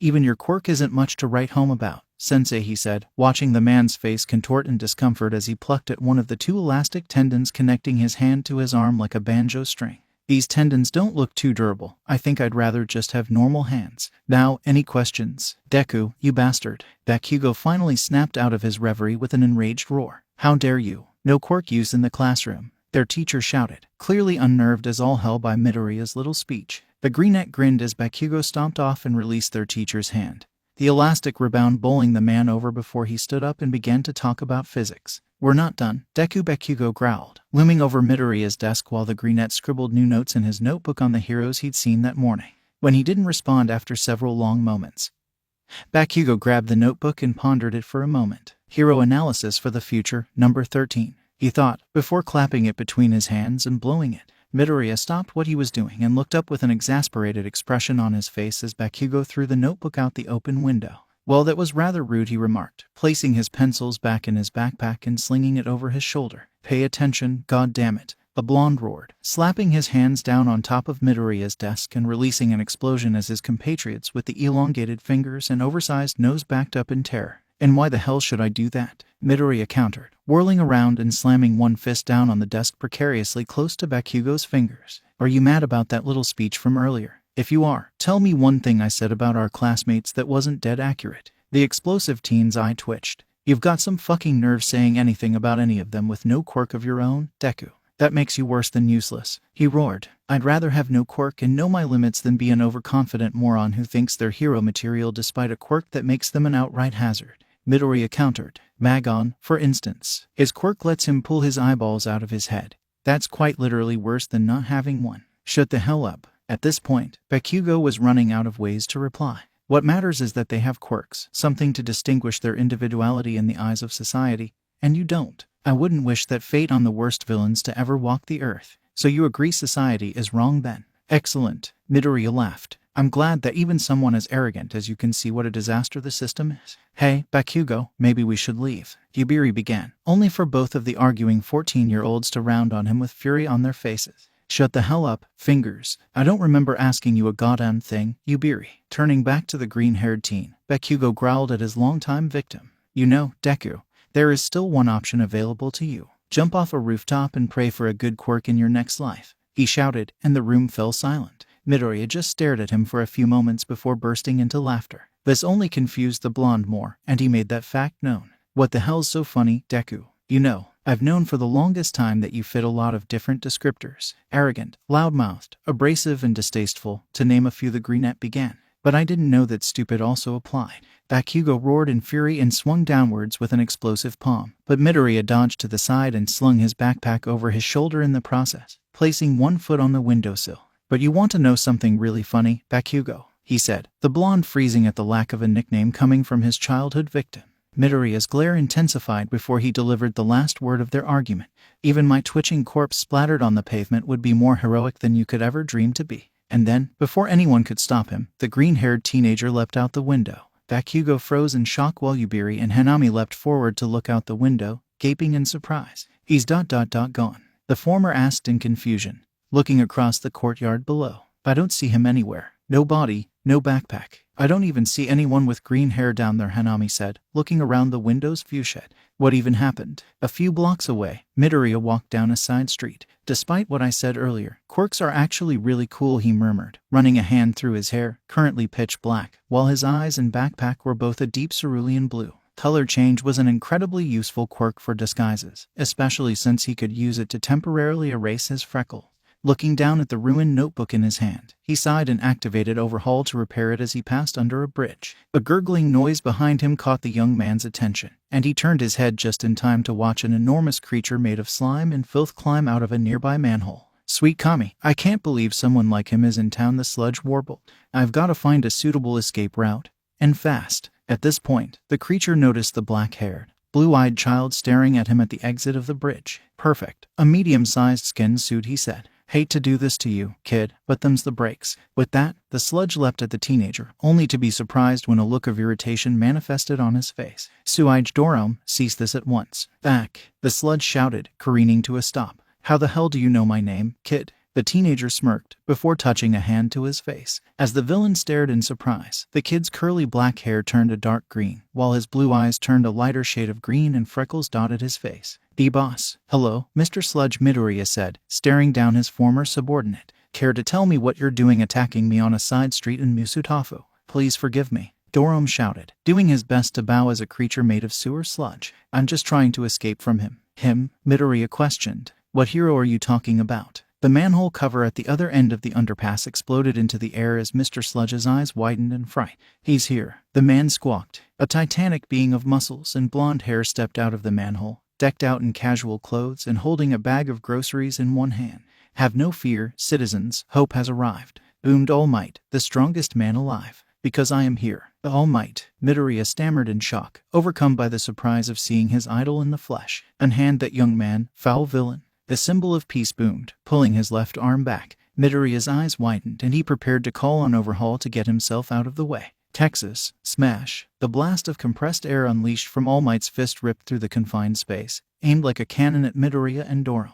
Look out, the sludge man warbled, wrapping himself around Midoriya as if he was attacking the teen but actually cushioning the young man from the attack. Midoriya returned to consciousness a few minutes later with the feeling of someone slapping his face repeatedly. Young man, please wake up, All Might said, before the teenager sat up and looked around. All Might, what happened to the villain? The greenette asked, before his brain caught up with his mouth. Wait, All Might, I need you to sign my notebook. Wait, you already did. he shouted, seeing the signature that the symbol of peace had placed on his entry in the notebook. Your notes are mighty impressive, young Midoriya, All Might said, holding up 2 soda bottles containing a familiar gray-green sludge. However, I need to get this fiend to the police station, so please keep supporting me from the sidelines. Wait, I need to ask you something, Midoriya shouted, before deciding to do something unfathomably reckless. All Might soared through the air high above Musutafu, before realizing he was experiencing an unusual amount of drag. Looking down, he realized why this was the case. Young Midoriya, what are you doing? The symbol of peace shouted over the wind. Get down at once. If I let go, I'll die, Midoriya responded, gesturing with one hand to the city far below. Oh, fair enough, All Might responded slightly sheepishly, before a small trickle of blood came from one corner of his mouth. Shit, I'm running out of time. While All Might was looking away, Midoriya noticed the pocket containing the bulk of Dorome's sludge. It's my fault he got caught, he thought, reaching up to the pocket and activating overhaul. If All Might's pants pocket had a hole in it, who would suspect a thing? What you did was really quite reckless and irresponsible, young Midoriya, All Might said, after the 2 of them had landed atop an office building. Knock on the door a few times and someone should let you in. I have to go. Wait, I need an answer from you, Midoriya said, panting on one knee after his wild ride on the #1 hero's leg. Can someone without a quirk be a hero? All Might froze as a familiar pain racked his body. Shit, not yet. Becoming a hero has been all I've dreamed of since I knew what a hero was, Midoriya continued. I need to hear it from you. Can I be a hero? Internally, the young man was desperate for different reasons. Come on, take the bait. Pity me and maybe I can get you to give me one for all. An explosion of steam covered the rooftop, slowly clearing to reveal the emaciated form of Toshinori Yagi. While Midoriya knew All Might had been injured as badly as his father from their clash all those years ago, even he didn't know it was going to be this bad and couldn't help but cry out in surprise. Hey, what the hell happened to you, All Might? Midoriya asked, knowing the man was injured by his father during their fight but not expecting it to be this bad. Are you somehow hurt? I'm happy you're not accusing me of being an imposter, the blonde hero chuckled, before a cough racked his form. A little over 6 years ago I was badly injured in a fight and lost my left lung, stomach, left kidney and pancreas. Since then I've been badly emaciated by my inhibited digestive capabilities and by various corrective surgeries needed to buy my career time. The man pulled his shirt up to reveal an ugly dark purple scar spiderwebbing outward from the left side of his abdomen. Midoriya felt sick at the sight, taking in just what kind of injury his father had inflicted on the symbol of peace to leave him this way. Dad, what the fuck? So to go back to your question about if someone quirkless can be a hero ... that's a hard question for me to answer and would be even harder if it was not for this injury, All Might said. But if someone of my strength can be injured to this degree ... if villains the caliber of the one who injured me, a man so dangerous that the government covered up his very existence, still scheme out there, then I'm not sure if I can condone someone quirkless entering this line of work. For a moment, anger flashed through the teenager's mind. You're really gonna tell me that despite having been born quirkless and given an ancient super quirk specifically created to kill my dad, Toshinori Yagi, you hypocritical fuck? Then it hit Midoriya. It was Yagi's injury at his father's hands that had led him to brush him off. I can understand him ... but I still don't like it. I understand. What you're telling me is that either I should pursue some hero support related field, law enforcement, medical care, gear development or marketing. Or if I do heroics, I should aim for the lower profile but higher risk underground field instead of becoming a limelight hero, Midoriya said. Actually, underground might make more sense for a lot of my activities. It would give me cover to use my quirks with less scrutiny. Yagi coughed. Well, I guess there could be another way. He started, before the sound of distant explosions cut through the low hum of day-to-day life in Musutafu. Both Midoriya and Yagi looked towards the source of the noise, a plume of dark smoke rising from Tatooine Ward. No, a few blocks away, Katsuki Bakugo thrashed for dear life, the giant mass of sewer sludge restraining him, making sure to fire his blasts away from anywhere that could potentially harm it. Hold still, kid, it warbled, directing another attempted blast towards the local heroes that had gathered nearby. The explosion missed and lit a fruit stall on fire. What the fuck are those losers doing? The explosive blonde wondered as he watched Death Arms, Backdraft, Slugger, Kamui Woods, Mount Lady and the Fly all argue with each other about why each of them couldn't go rescue him. Am I hallucinating this crap, or am I really about to die at the hands of someone made from shit because heroes are fucking useless? At that point, Izuku Midoriya burst from the crowd, an irate look on his face as he rushed towards the sludge man and the teenager caught in his grasp. Deku coming to save my ass. Yeah, I'm definitely hallucinating this shit, Bakugo thought to himself, closing his eyes and preparing to meet his end. To his surprise, however, the greenette yanked him out of the sludge, which felt somehow thinner. Maybe it was just his imagination. A moment later, he felt a massive hand grab the back of his collar. Opening his eyes, Bakugo was stunned by the sight of his idol, All Might, holding back the sludge's pseudopod with one arm. To think I almost became a bunch of empty platitudes in a cheap suit. Thank you for the reminder of what heroism means. All Might boomed. Now you should probably hold on for dear life, young Midoriya. Detroit. Smash. A hurricane exploded to life next to Bakugo's face, the sludge villain screaming as he was splattered all against the pavement. The blonde was vaguely aware of his longtime victim hanging off of the back of All Might's leg and screaming at the top of his lungs, while people on the sidelines hunkered down as best they could until the winds dissipated. A few moments later, a simple drop of water hit the teenager's cheek, followed by another, and then another. The sky turned dark and began to rain, while onlookers gawked in awe. Even that damned nerd Deku was looking around in amazement. He changed the weather itself ... with just one punch. I didn't need your help, Deku. Izuku Midoriya sighed and rolled his eyes, turning around to face his longtime bully. That's an odd way of saying thank you for saving my life even though I tried to bully you into suicide today, Bakugo the Greenette said. By the way, you're welcome. Bakugo actually had the audacity for a moment to look downright shocked, before regaining his composure. Whatever, just don't get in my way, he shouted, before storming down the street. Midoriya watched him go, then laughed. Well, all's well that ends well, I guess, he chuckled, turning to head down to his own house ... only to be surprised when All Might popped out from an alley into the middle of the road. I am here with an offer, the man began, only to deflate in a puff of steam and spurt of blood. Sweet Kami, are you all right? Midoriya yelled, pulling a few tissues from his pack and handing them to the pro to wipe the blood off his face. How did you even escape the parasites back there after defeating the sludge? The man laughed and wiped the blood off his face. Young Midoriya, 30 years as a professional hero and an additional 9 spent learning about heroics across high school, undergraduate education, and graduate school has given me plenty of experience dealing with the press, he said, a small grin on his face, before straightening to address the teen. But that's not why I'm here. You saved not just the life of that other boy back there, but you saved me as well. I would have become nothing but a cheap suit stuffed with empty platitudes about heroism, not the symbol that society depends on, had you not moved me to act. With that, the #1 hero got down on his knees and bowed in a full doge to Midoriya. I'm truly sorry for what I said earlier. Because I was wrong, young man, you can become a hero. Midoriya gaped and gasped at the man's apologetic display, but internally he was shocked for different reasons.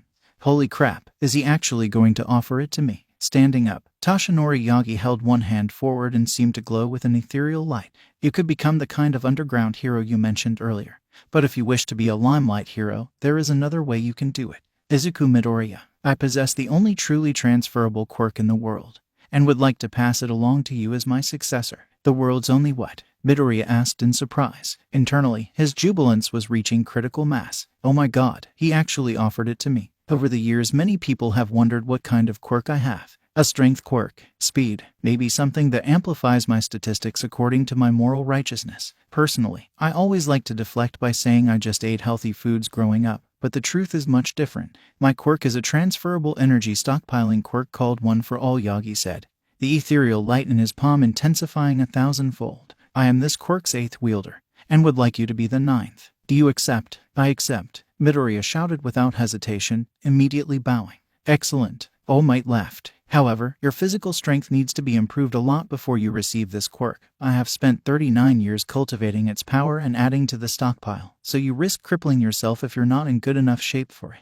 Holding out a business card with contact information written on it, Yagi finished his explanation. Meet me this Saturday at 6 a.m. at Dagaba Beach Municipal Park to begin training for UA High's entrance exam. In this form, I'm just Toshinori Yagi, All Might's secretary, and yes, that is my real name. Now I must go, and you should too, but I look forward to getting started. With that, the man turned and walked off down the street, presumably to hail a taxicab.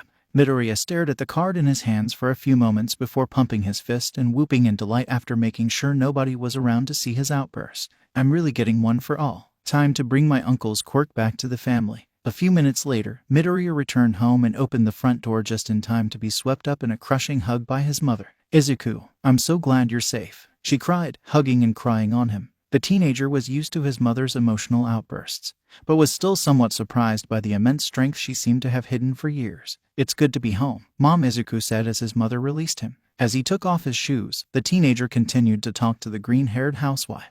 Is Dad here? Your father. He's back in his study again, and Ko said. If I had to guess, he's probably plotting bloody murder against that sludge man from earlier. Well, that won't do at all. Both Dad and I Odorum sent a debt of thanks now, Izuku said, tracing a path to the door of his father's office and knocking twice. Dad, I'm home. Come in, Hisashi said, his son obliging and opening the door to find the older man sketching out a murder plan on a napkin, plotting to kill Mr. Sludge. That won't do. We both owe him one now, the brunette teen said, grabbing the plans out from in front of Hisashi. Care to explain why I shouldn't kill someone who tried to grievously injure you, Izuku? Hisashi asked, crossing his arms. Izuku smirked. Well, without him creating that little incident with Bakugo, I wouldn't have been able to impress a certain hero into taking me on as his successor and making plans to give me a very valuable item that he is the 8th holder of, the brunette said, watching his father's expression slowly morph from confusion to surprise to abject glee as his words sunk in. No way, Hisashi breathed slowly, disbelief in his voice. He didn't. My training to become the 9th holder of One for All starts this Saturday, 6 a.m. at Dagaba Beach, Izuku said, a cheeky grin spreading across his face. I'm getting Uncle Yoichi's quirk back in the family, Dad.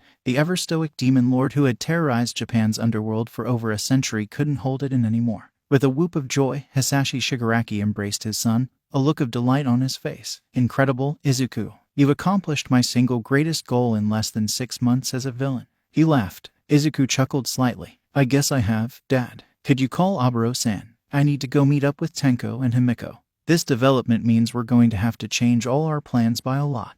Hisashi released his son, still smiling. Of course, but before you go, I have 2 quirks that I want to offer you to prepare for using One for All, he said. What do they do? Izuku asked. Great Gains is an exercise quirk that passively increases muscle and bone density based on diet and exercise. If that blonde oaf is going to be training you, you'll need every advantage you can get to make the most of it, Hisashi said as his son rolled his eyes about his father's dismissal of his idol. The other is shock absorption, which should mitigate any backlash you have from using it after he passes it to you. I'll take both, Izuku said, his quirk's hunger acting up again at the promise of new fodder. The two shook hands, both briefly struggling for control in an amiable tug-of-war before Hisashi sighed and let the 2 parcels be consumed by Izuku's own quirk factor. One quick phone call later and the green-haired teen was in Kamino Ward, Yokohama, face-to-face with his League of Villains. Good news, everyone, he said. The parcel known as OFA is secure. That night, the lights were on at Aburo's back alley tavern long into the wee hours of the morning, closed for a private party. And if a D-rank villain with a sludge body quirk happened to disappear from a medium-security prison cell a few days later at around the same time that a perfectly legal soda company that totally wasn't a money-laundering front hired a new accountant, well, whose business was that? A few days later, Dagaba Beach Municipal Park. What a dump, Midoriya remarked, looking out over the trash and scrap metal piled high across the so-called park. How could this happen, anyway? Pretty bad, isn't it? Yagi agreed in his small mite form. Further down the coast, people used to dump trash in the ocean, and eventually the currents carried it ashore here. It later turned out to be the work of a hydrokinetic villain with a vendetta against the Shizuoka Coastal Commission, and the trash stopped coming in that way. But locals saw it as a place to dump everything from tin cans to appliances free of charge. And now it looks like this. Midoriya sighed. Human pettiness and laziness at work again. Why am I not surprised? I take it you plan on having me clean this. Yagi nodded. You're correct. Heroes weren't always flying billboards the way they seem to be nowadays. Back when I was a teenager, many were involved in community service efforts like this cleanup would be. I want you to show this community that you're a true hero long before you ever set foot in UA High. To his surprise, the teenager already had his jacket off and was doing some warm-up stretches. What are we waiting for then, Yagi-sensei? Let's get started. The greenette shouted, pulling on a pair of reinforced gloves and practically leaping headlong into a pile of old washing machines. This kid, Yagi thought to himself, a smile forming on his face. You've got it, young Midoriya. I'll pull the truck around. The symbol of peace shouted, his protege's infectious enthusiasm filling him with a passion for life he thought had died when he woke up in the hospital after his last fight with All for One. Days turned to weeks, and then weeks turned to months as the villainaire followed his hero mentor's aim to pass American Dream Plan, slowly clearing the trash from the beach. Despite All Might's initial concerns about Midoriya's pacing, the teenager didn't suffer any exhaustion issues, assuring his mentor that he was simply getting enough sleep to not suffer any drawbacks. After all, Yagi didn't know about the exercise quirk boosting his protege's fitness training. Not that it wasn't exhausting. Of course, Midoriya was so tired when he got back from school and training that he barely spoke to his father and had no idea what Tenko was up to. though he knew they were doing something behind his back. Finally, a crisp autumn morning came 6.5 months later in late October, when Yagi parked his truck at the seawall overlooking Dagaba Beach and nearly choked in surprise. From south to north, every square inch of the sand was clear of trash and debris. Clear water lapped at the beachfront while seagulls dove down to grab clams exposed by the tide. And for a moment he even swore he saw a sea turtle dragging herself ashore to lay eggs. And there, standing atop the last stack of appliances at the very edge of the beach where a recycling service came to pick them up every Monday, the symbol of peace saw his disciple raise one fist in the face of the rising sun and shout in triumph at the top of his lungs. "Oh my goodness," Yagi shouted, buffing up into his muscle form and dashing across the beach just in time to catch Midoriya's fall. "How does it look, Yagi-sensei?" the greenette asked breathlessly. All Might's signature smile widened. "Young Midoriya, you've exceeded my every expectation. I didn't even think it would be possible to clean the beach by next February. Yet you did it in just over half the time," he said, carefully setting the teen back on his feet. "And look at you, kid. You were skinny when I first met you, but now you're outright jacked." Midoriya smiled weakly and looked down at his well-muscled physique. Great Gains was truly an amazing quirk. And at that moment the future hero and aspiring crime lord decided one thing was for certain: he was never giving it back to his dad. "I guess I have come a long way, haven't I? You have truly gone beyond in the pursuit of excellence, and your effort begets a reward," Yagi said, reaching up to pluck a strand of hair from his own head. "My own mentor once said that a gift you're given for hard work isn't a gift, it's simply what you deserve, what you are owed. Now eat this." "What?" Midoriya asked after a few moments of silence. "The transfer works when you digest something containing the previous user's DNA," All Might explain. "I figured hair would be one of the least disgusting options. I have a thermos of coffee over there that you could put a drop of blood in. I think that would be significantly less gross than eating hair," Midoriya responded flatly. A sheepish look crossed All Might's face. "Maybe you're right. Let's do that instead, young Midoriya." Several quick swigs and 10 laps up and down the beach later, and a strange sensation like electricity flowed briefly through Midoriya's limbs, before settling into more of a low humming sensation vibrating through all his cells. "Yagi-sensei, I think I just digested it," the teenager called, coming to a stop in front of his mentor. "Glad to hear it," young Midoriya, Yagi responded, getting off the recently installed park bench. "In that case, I think it's time to start training with One for All. The ocean should be clear outwards from here within the range of your current power. Go ahead and stir things up with a Detroit smash." "All right," Midoriya said, turning and walking down to the shoreline. Taking a power stance, the green-haired teen focused on calling up the storm of energy from within the pit of his stomach, while also drawing on one of the newer quirks in his collection, shock absorption, just to be safe. The teen clenched his fist and opened his eyes, drawing one arm back as the incredible power within him flowed into the appendage and out into the world. Detroit smash. A veritable storm of energy exploded into the world from the end of his fist, ripping a massive channel in the ocean outward for several kilometers before dissipating. A grin split Yaga's face as the wind whipped past his face, until he noticed his successor's bruised arm. "Young Midoriya, are you all right?" The teenager turned to face his mentor and held the bruised appendage up with a pained grin. "It doesn't feel broken, but it does hurt a lot. I think I may have sprained something. Is there a good way to get this repaired before my parents panic?" he asked. Yagi coughed blood for a second before grabbing his phone and hitting a button on it. Pick up, he muttered, before a voice crackled through the other end. "Oh dear, Toshinori, you seem to have gotten yourself and your successor into quite a pickle this time." "Nezu, how did you?" Yagi began, before remembering who he was talking to. "On second thought, I'm not going to ask more questions about how you knew my successor had hurt himself. Just tell recovery girl we're going to need her, okay? I can do that. And to answer your question, I hacked all the cameras near Dagaba Beach. It's been a slow day here at UA." "Right," Yagi said, letting out a breath of relief when the line disconnected with a click. "Young Midoriya, I'm going to drive you to UA to have your arm treated by recovery girl. You should rest on the way. Take a nap in the truck if you feel the need." The young man nodded wearily and followed his mentor to his obnoxiously yellow pickup truck, managing to get in with only one arm with mild difficulty. He quickly found himself dozing off despite the pain, the noise of traffic fading away as he found himself surrounded by a thick black mist with a large metal door in the middle. "Where the heck am I? Is this a dream?" Midoriya wondered to himself. "And what's behind this door?" The green-haired teen reached towards the door, only for a hand to grab his wrist, a hand clad in a yellow glove. A light coughing sound alerted him to the presence of a third person.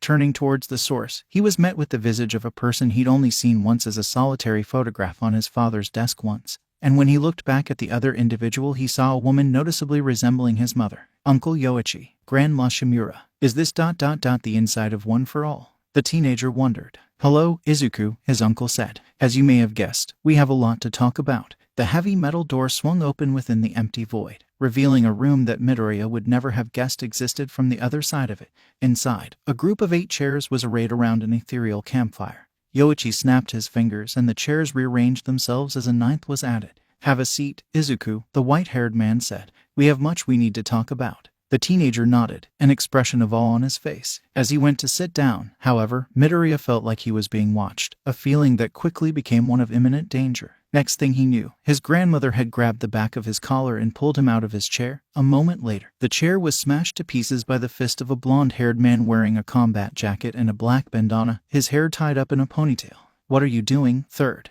Yoichi shouted, holding one arm out protectively in front of his nephew. "I knew you were naive about the newer wielders, Yoichi, but this is ridiculous. You're allowing all for one's hand-picked heir to become the 9th. The now identified third holder said, straightening back up. "You've let sentimentality cloud your judgment too much." He lied to 8th too. A clicking noise alerted Midoriya to another threat, the teenager barely dodging a projectile launched by another blonde-haired man with a scar on his face and gauntlets on his arms. The greenette quickly decided that this man bore far too much of a resemblance to Bakugo for his liking. "Second, don't," Yoichi began, before a tendril of dark energy wrapped around the man's gauntlet and directed it upwards. Whoa, what's all the fuss about?" asked a bald man in a leather jacket as he stepped out of the void's shadows, the energy tendrils extending from his left hand. "Don't tell me you two are already picking on 9th. He's a threat to society," Second began, only to get backhanded with a vengeance by Nana. "Do not speak of either of my grandsons in that manner just because of who raised them." Second, the irate woman spoke. "Izuku and Tenko could have been raised by the devil himself, but they're still my family. Are you implying they weren't?" Fifth chuckled, before a withering glare from Nana shut him down. "Sorry, ma'am." "Oh dear, drama this early?" a short man wearing a high-collared jacket asked as he emerged from the gloom and sat down on a chair with the number 6 emblazoned at the top. He was followed by a white-haired man with 2 unique scars on the left side of his face, who sat down on the chair marked with a 4. "We're just trying to keep Yoichi from making a terrible mistake," and third growled. "Maybe you should let him explain himself first, instead of punching first and asking questions later." "Just a thought," the 4th holder said. "Are you insane, Shinomori?" Second retorted. Yoichi snapped his fingers for attention. "I think that's enough out of both of you," he said, gesturing towards the mist opposite from the door, which cleared slightly to reveal a large brick wall. "Second, third, you can both go stand against the wall until you've changed your minds and are willing to hear my nephew out." The 2 men grumbled but both turned and began to walk towards the aforementioned wall. "You're making a terrible mistake," Third said as he walked away. "That kid is going to turn out just like his father, mark my words." Yoichi sighed and snapped his fingers again, the chair marked with a 9 repairing itself. "I'm sorry you had to deal with them already, Izuku. They've got even stronger views on my brother than the rest of us do," he said. "Have a seat, we still have a lot to talk about." "It's all right," the teenager responded, sitting down in the seat. "I'd be pretty mad too if the son of my murderer waltzed into my mausoleum." The bald man laughed. "He's got a sense of humor. First, I already like him," holding one fist out for a fist bump. The man smiled. "Dagoro Banjo, 5th holder and formerly the pro-hero Lariat, at your service," as Midoriya hesitantly bumped the man's fist. The white-haired man in the chair across from Dagoro coughed lightly. "If we're doing introductions, I'll go next. Hikid Shinomori, 4th holder and once upon a time the vigilante vagabond," he said, smiling softly and nodding. "Enoyashiro, 6th holder and the pro-hero Plume," the high-collared man said. "Nana Shimura, 7th holder and formerly the pro-hero Titania," his grandmother said. "I'm glad to see that my family still exists, even after I made the mistake of letting them go ... but I'm disappointed in you for lying to Toshinori." The greenette looked away sheepishly at the last part. "Yoichi Shigaraki, your uncle and the progenitor of One for All," Yoichi said. "But you already knew that." A golden light blazed into existence in the chair next to Yoichi, slowly transforming into a spectral figure that Midoriya knew all too well. "All Might. He's still not all here yet, and won't be until he dies. But yes, even Toshinori Yagi is represented here," Yoichi said. "We'll hold off on introducing second and third until they cool their heads enough to be reasonable. So instead let's talk about your goals and why you want to be a hero." And so Midoriya spilled everything to the previous users of One for All. The teenager expressed his dislike of how commercialized modern heroics was, how stagnant and complacent the general populace had become, and how heroics had evolved into a bastardized form of public entertainment instead of a matter of public safety. He expressed his disgust with how unfalteringly corrupt the heroic Public Safety Commission was, and how bizarrely restrictive quirk use laws were. How so many heroes seem to be in it for the money and recognition now, instead of being truly altruistic and community-minded like All Might and so few others these days were. Then he moved on to the villains. He talked about how stability in the Japanese underworld had broken down after his father's retirement, leaving a power vacuum that caused crime to skyrocket nationwide as various groups fought it out. How monsters like Overhaul could walk the streets with impunity because there was no higher authority in the underbelly of society to keep people like him in check. And of course, how many people had become villains simply because they slipped through the cracks of society, people like Himiko or Tenko, for instance. At the end of his lecture, the teenager collapsed back into his chair, winded from having spoken at such length about his goals and his gripes with the state of modern society. His predecessors blinked owlishly at him a few times, still taking in his words. After a few long moments of silence, Hickage began to clap.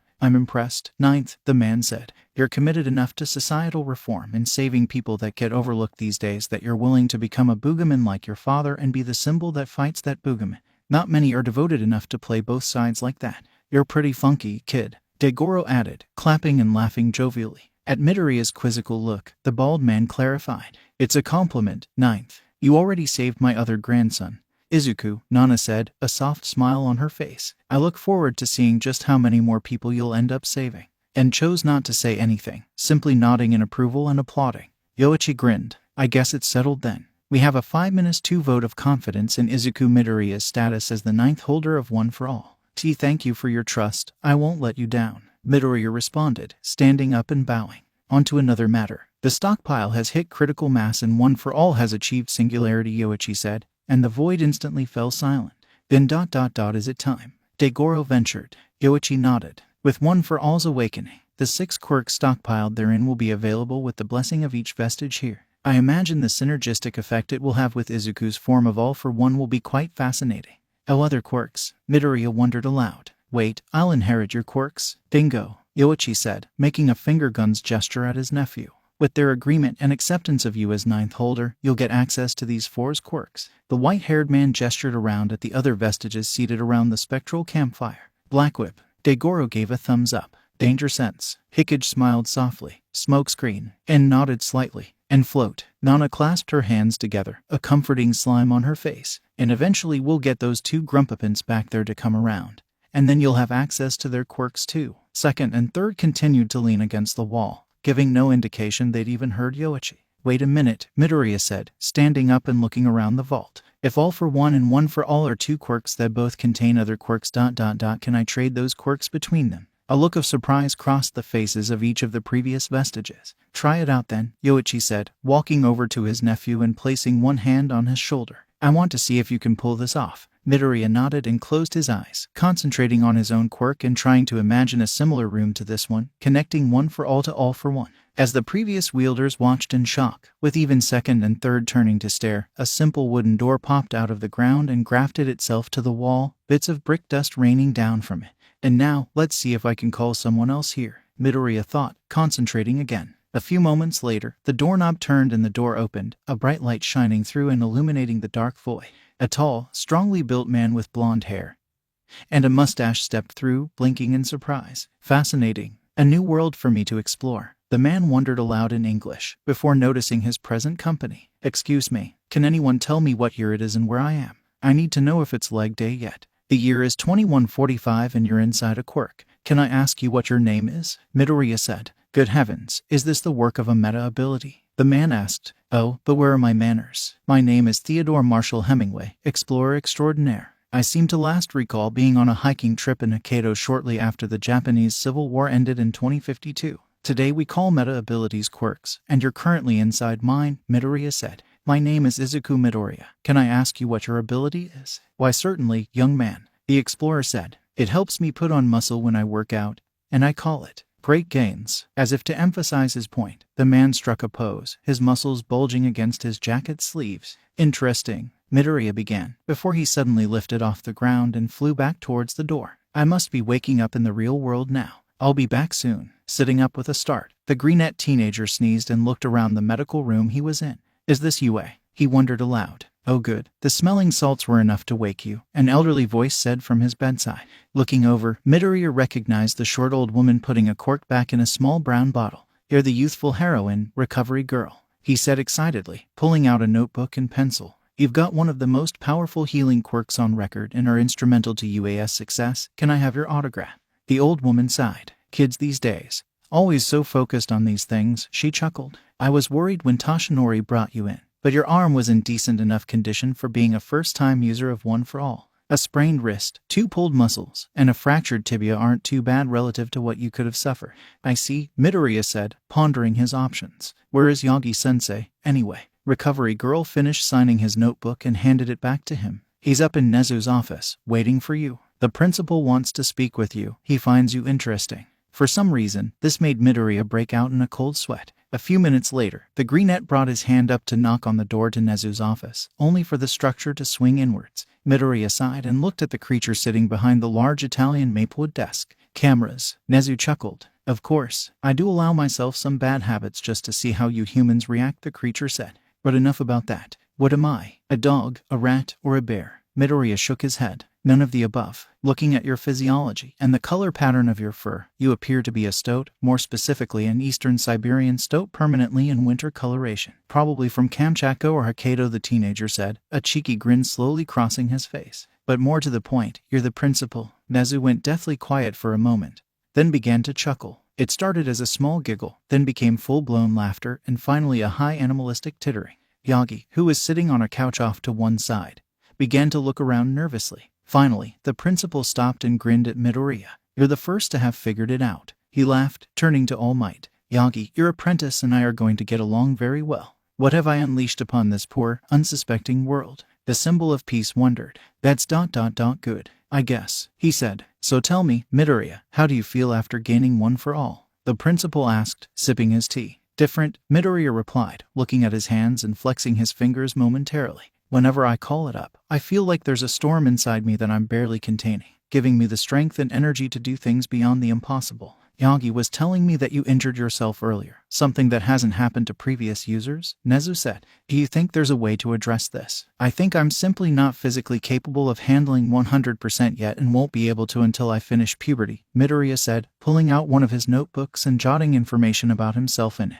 Given how powerful the stockpile is, it makes far more sense for me to wrap my entire body in a low-power shroud of One for All for most things and to only use high-percentage moves as finishers or last resort attacks. Nezu peered down at Midoriya's notes, a curious expression on his face. May I see your notes, Midoriya? Your analysis skills seem to be outstanding for their age. The greenette handed the stoat his notebook and watched the mammal's eyes slowly widen as he read across the entries, his mental quirk enabling him to read the entries much faster than most could. This is ... oh my goodness, incredible, Nezu said. You have an incredible natural talent, and I do hope that you'll continue to nurture it at UA High if you choose to continue your career here. I would be honored, Midoriya said, rising to his feet and allowing a thin blanket of One for All, at most a casual 2-3% wrap around his body. His eyes and hair glowed slightly as a hint of electricity danced through the air. Yes, this will work. I'll call it full cowling. All Might watched in awe. I really found an incredible kid, didn't I, Nana? He thought to himself, conversing with Nezu as a near equal, figuring out how to safely use One for All within less than a day.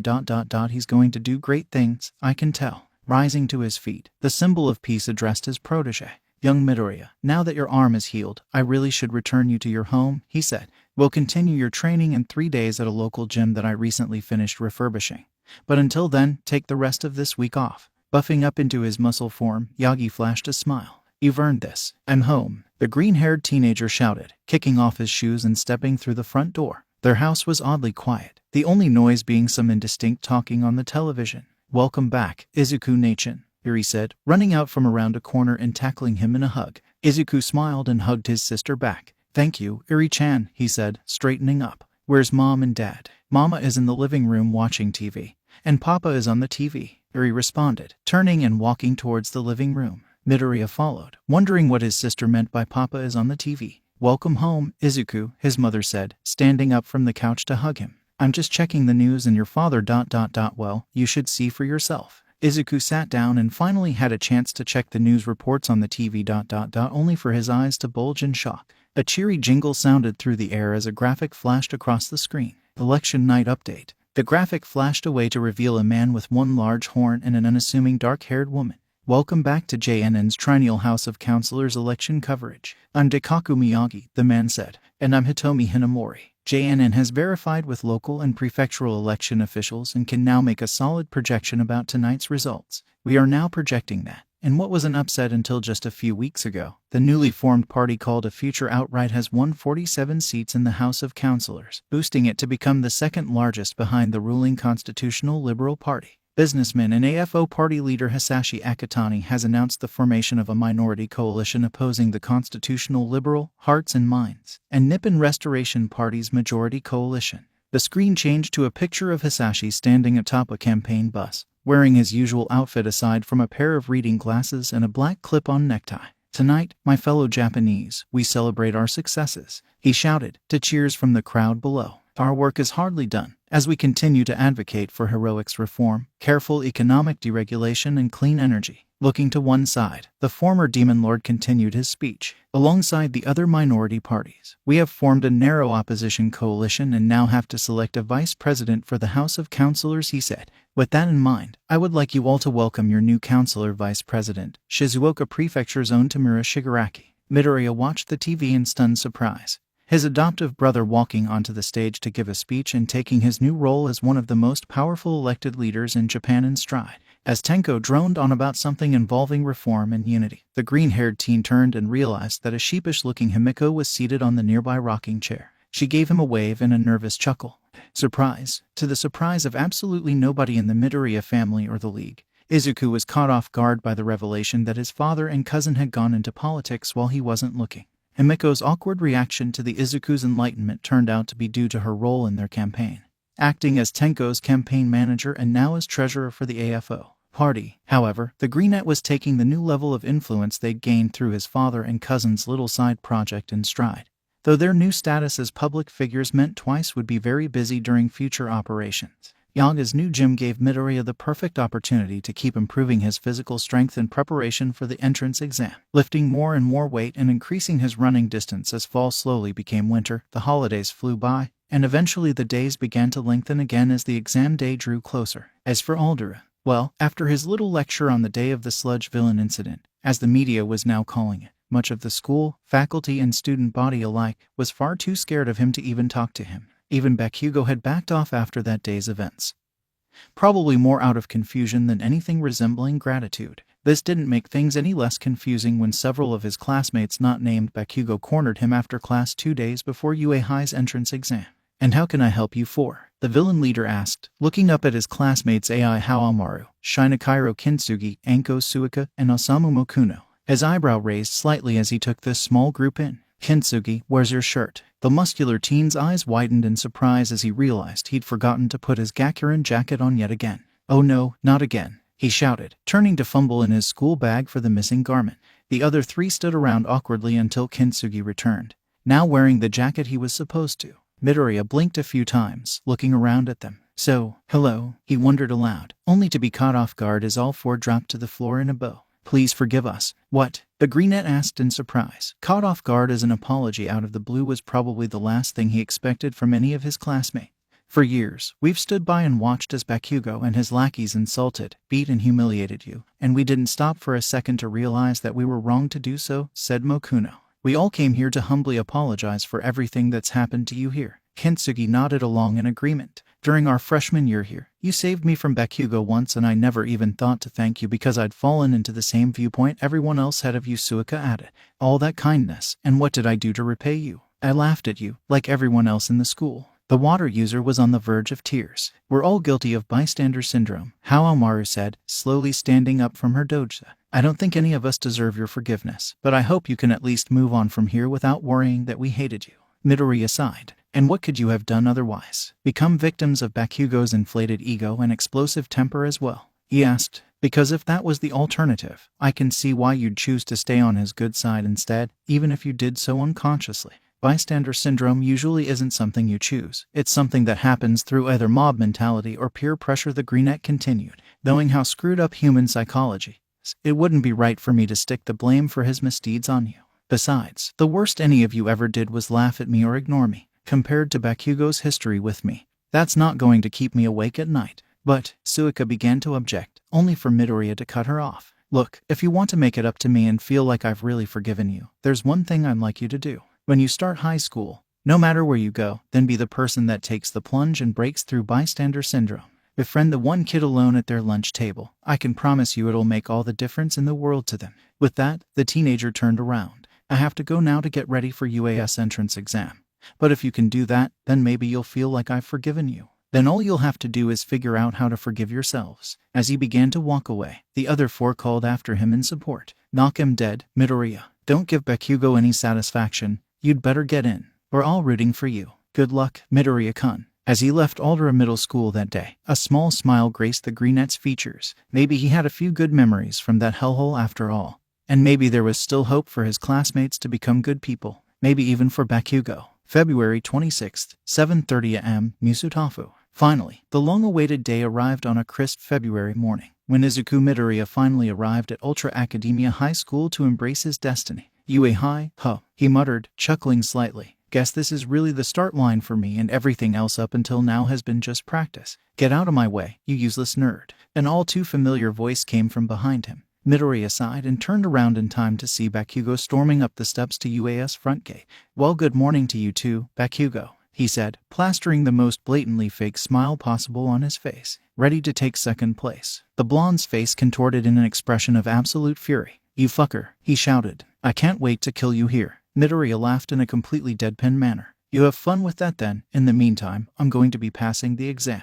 Bakugo quivered in sheer, total, utter fury for a few moments, before letting out an incoherent yell at the top of his lungs and storming off towards the school. The green-haired teen watched him leave, a smug smile on his face, then cracked his knuckles. Here we go then, he said, before stepping forward and immediately tripping on a loose paver. Before he could fall into a front roll to regain his balance, Midoriya's fall suddenly stopped. Not in the oh phew, I caught myself way, the oh crap, I hit the ground way, or even the someone grabbed me by the collar way, but in the somebody hit the pause button on the movie that is my life way. Huh, sorry about using my quirk on you without permission, came a slightly familiar voice from behind him. I just thought it'd be bad luck to trip on the day of the exam, wouldn't it? Turning around, Midoriya was met with the sight of a somewhat plain-looking brunette girl with round, blushed cheeks. A sense of familiarity struck him as he looked at the girl for a few moments longer. Wait a minute, don't I know you? He asked, noticing the pad-like mutation structures on her fingertips. I could swear I've met you before. The girl jumped back, a nervous expression on her face. What? I have definitely never seen your face before, she said just a little too quickly. Is that so? Midoriya asked, looking her up and down. Tell me, what do the words Hasekai, overhaul, and Prometheus mean to you? Immediately, the other teenager's eyes widened almost comically, before she grabbed him by the wrist and dragged him away from the front gate. A couple of other prospective students noticed the interaction, causing some of them to laugh, already getting steamy without knowing each other's names. Two less competitors in the exam today. Meanwhile, Izuku Midoriya found himself pushed against a wall with a knife pointed at his throat, an angry expression on the other teen's face. Tell me how the hell you know about that incident, or I'll make sure Prometheus has you as a captive within the next 24 hours, whether alive or dead, she growled. Well, it would be rather awkward if you sent me to my own hideout. Tenko would never let me hear the end of it. This inversion, Midoriya responded. Sorry to have spooked you like that. I forgot that you hadn't seen my uncovered face at any point during our mission to get rid of Overhaul. Inversion laughed and exhaled in relief. If we're going to be taking the hero exam together and hopefully getting in together, we should really stop calling each other by our villain names. I'm Ochako Uraraka, how about you? Izuku Midoriya, the Greenette responded. Future hero, quirk analyst, and definitely not the leader of the League of Villains. A pleasure to finally make your acquaintance, Uraraka-san. The pleasure is all mine, Uraraka said, bowing slightly. We should save the chit-chat for later though, it's almost exam time. As the two of them ran off towards the lecture hall, neither realized that a third person had heard their conversation. Inversion, the famous levitating thief of Mai, is also taking the hero exam, wondered another prospective student, her enhanced hearing having picked up the conversation between Uraraka and Midoriya. I don't particularly have any qualms with her, and that Prometheus kid saved old man Aguro the headache of taking down the Hasekai, so I'll let them go for now. But if they do anything rash, I'll be the first to teach them a lesson. On that note, Kyoka Jiro, musician, middle schooler, and also the vigilante vibe, renowned for her brutality towards her opponents, continued towards the lecture hall. Little did she realize that someone else with enhanced hearing had also heard the conversation. So two of the individuals responsible for taking down that Yakuza psychopath are aiming for the hero course as well, thought Mizo Shoji, also known by his codename Hydra, as a member of the Metal Liberation Army. Perhaps I should notify our leadership. Just 2 hours later, Midoriya had finished the written exam and, since he'd been deemed to have had a passing grade, he was called back to the auditorium. To his dismay, however, he'd been parked next to Bakugo again, since they were both applying for Moldora. Ugh, I see you somehow fucking passed, you stupid nerd, the blonde growled. Midoriya rolled his eyes. Of course I passed. Who do you take me for? You. Before Bakugo could attempt homicide on UAS campus, the lights dimmed in the room and a spotlight illuminated the podium at the front of the auditorium, revealing a blonde-haired man in a leather jacket. Hey, listeners, it's me, the one and only present MIC, here to start off your exam. The voice hero. I didn't know he was part of UAS faculty. Midoriya murmured to himself. Shut up, Bakugo growled. As you probably know, you're all here because you passed the written exam and qualified to take the practical for the hero course. Present Mike continued. If you fail this part, don't worry, passing the written exam gives you a direct path into any of the other career tracks here at Eagle. Let's take a look at the exam. The screen behind Mike changed slides from a generic welcome logo to a short animated gif of Mike himself running around a city, defeating some military green-colored robots of various designs. You'll all be experiencing combat against robot enemies with values of 1, 2, and 3 points each depending on their model, of course in one of our 10 urban battlegrounds. The voice hero elaborated. Once you get to the battleground on your temporary ID, defeat as many enemies as you can to earn as many points as possible. That's how you'll all get in. Excuse me, a voice echoed from the top of the auditorium, another spotlight training itself on a bespectacled teenager with dark blue hair. This handout shows 4 types of faux villain, yet you only mentioned 3. If this is a mistake on official UA material, it is utterly shameful. And you there, he shouted, pointing at Midoriya as another spotlight lit up where he was seated. To his credit, the greenette simply raised an eyebrow and pointed at himself in mock confusion. Yes, you with the green hair. Your muttering at the start of this seminar was rude and distracting. You should leave if you're not going to take this seriously. If I may continue to be so rude, Midoriya replied, channeling a little of One for All into his vocal cords to make his voice louder. Then I'd like to ask you to explain why you interrupted Present Mike and assumed the worst about the pamphlets when he was about to get to it. The sheepish expression on the other teen's face as he sat down was totally worth it to Midoriya. With that out of the way, I'll explain the last robot. It's an arena trap designed to go berserk in tight spaces and is worth 0 points, so I'd stay away from it if I were you. Mike finished his speech. A wise man once said that a true hero overcomes adversity to bring a better day, so as our motto says, go beyond. Plus ultra. Bakugo immediately stormed away to the lockers to change into workout clothes for the exam. Midoriya followed at a somewhat more leisurely pace, unaware of several sets of eyes on him among the crowd and throughout UA. A pair of tired triangular onyx ones, some on the ends of odd tentacles, round brown ones, gray orbs behind thick square glasses, green eyes behind tinted amber lenses, and a pair of beady black ones watching from behind a security system. Oh dear. All of 10 minutes later, the greenette teenager stood in a slightly baggy teal tracksuit outside of Training Ground Beta, doing a quick set of stretches while talking to the voices in his head. So remember, 9th, all you have to do is feel my awesome power, and then Black Whip will do the rest. Thanks but no thanks, Banjo-san. That'd be an awfully weird thing to try to explain to Yagi-sensei. Shinomori-san, could you? I'll give you a heads up whenever you're in danger. 9th, don't you worry. Good luck, Izuku, make our family proud. What 7th said, knock it out of the park, nephew. Right, Midoriya thought, reopening his eyes and spotting Uraraka nearby. Hey, Uraraka, he called, waving at her, only to be surprised as a hand landed on his shoulder. Turning around, the greenette resisted the urge to roll his eyes as he came face to face with the teenager who had scolded him in the auditorium earlier. And how can I help you? Were you hired by UA to disturb other applicants? The other teen asked. Can't you see that girl is trying to concentrate? Midoriya, Uraraka said as she walked up behind him. Perfect timing. My nerves were starting to get to me and a familiar face is just what I needed. Seeing this, the blue-haired provocateur backed off slightly, surprised that they knew each other. Good to see you again too, Uraraka. Midoriya responded. Are you ready? Go. Present Mike shouted from a tower that overlooked all 11 sites, each with 100 applicants assigned to them. There's no countdown in real life. Good luck, Midoriya shouted, clapping his former contract employee on the shoulder before turning and running towards the entrance, his legs already pumping with a solid 5% of One for All and carrying him far ahead of the competition. The rest of the applicants started running merely a moment later, which brought them into the training ground just in time to watch as the greenette sheared the head off of a 2-pointer with an uppercut and then leap off of its headless corpse to soccer kick its cranium into a pair of 1-pointers further down the street. The projectile ricocheted between them for a moment, thoroughly destroying the bots as their attacker scaled a nearby building for a better vantage point. 4. Odd. I seem to remember him being quirkless when we were taking on the Hasekai, Uraraka thought, touching a trio of 3-pointers and allowing them to float above the rooftops of the fake apartment buildings before dropping them to the street, gravity doing the rest for her. Maybe it was a recent development? This feels incredible. Midoriya laughed, skipping across the rooftops. Any tips, Shinomori-san? There's a boy over there about to get ambushed, the long-dead fourth holder replied, danger sense pinging slightly to direct Midoriya towards a blonde teenager clutching his stomach. A pair of 2-pointers were rapidly approaching the boy until Midoriya drop-kicked one, shrouded in green lightning from One for All. Then, in a single deft movement, the greenette grabbed the scorpion-like stinger off of the broken one and launched it through the eye socket of the active one.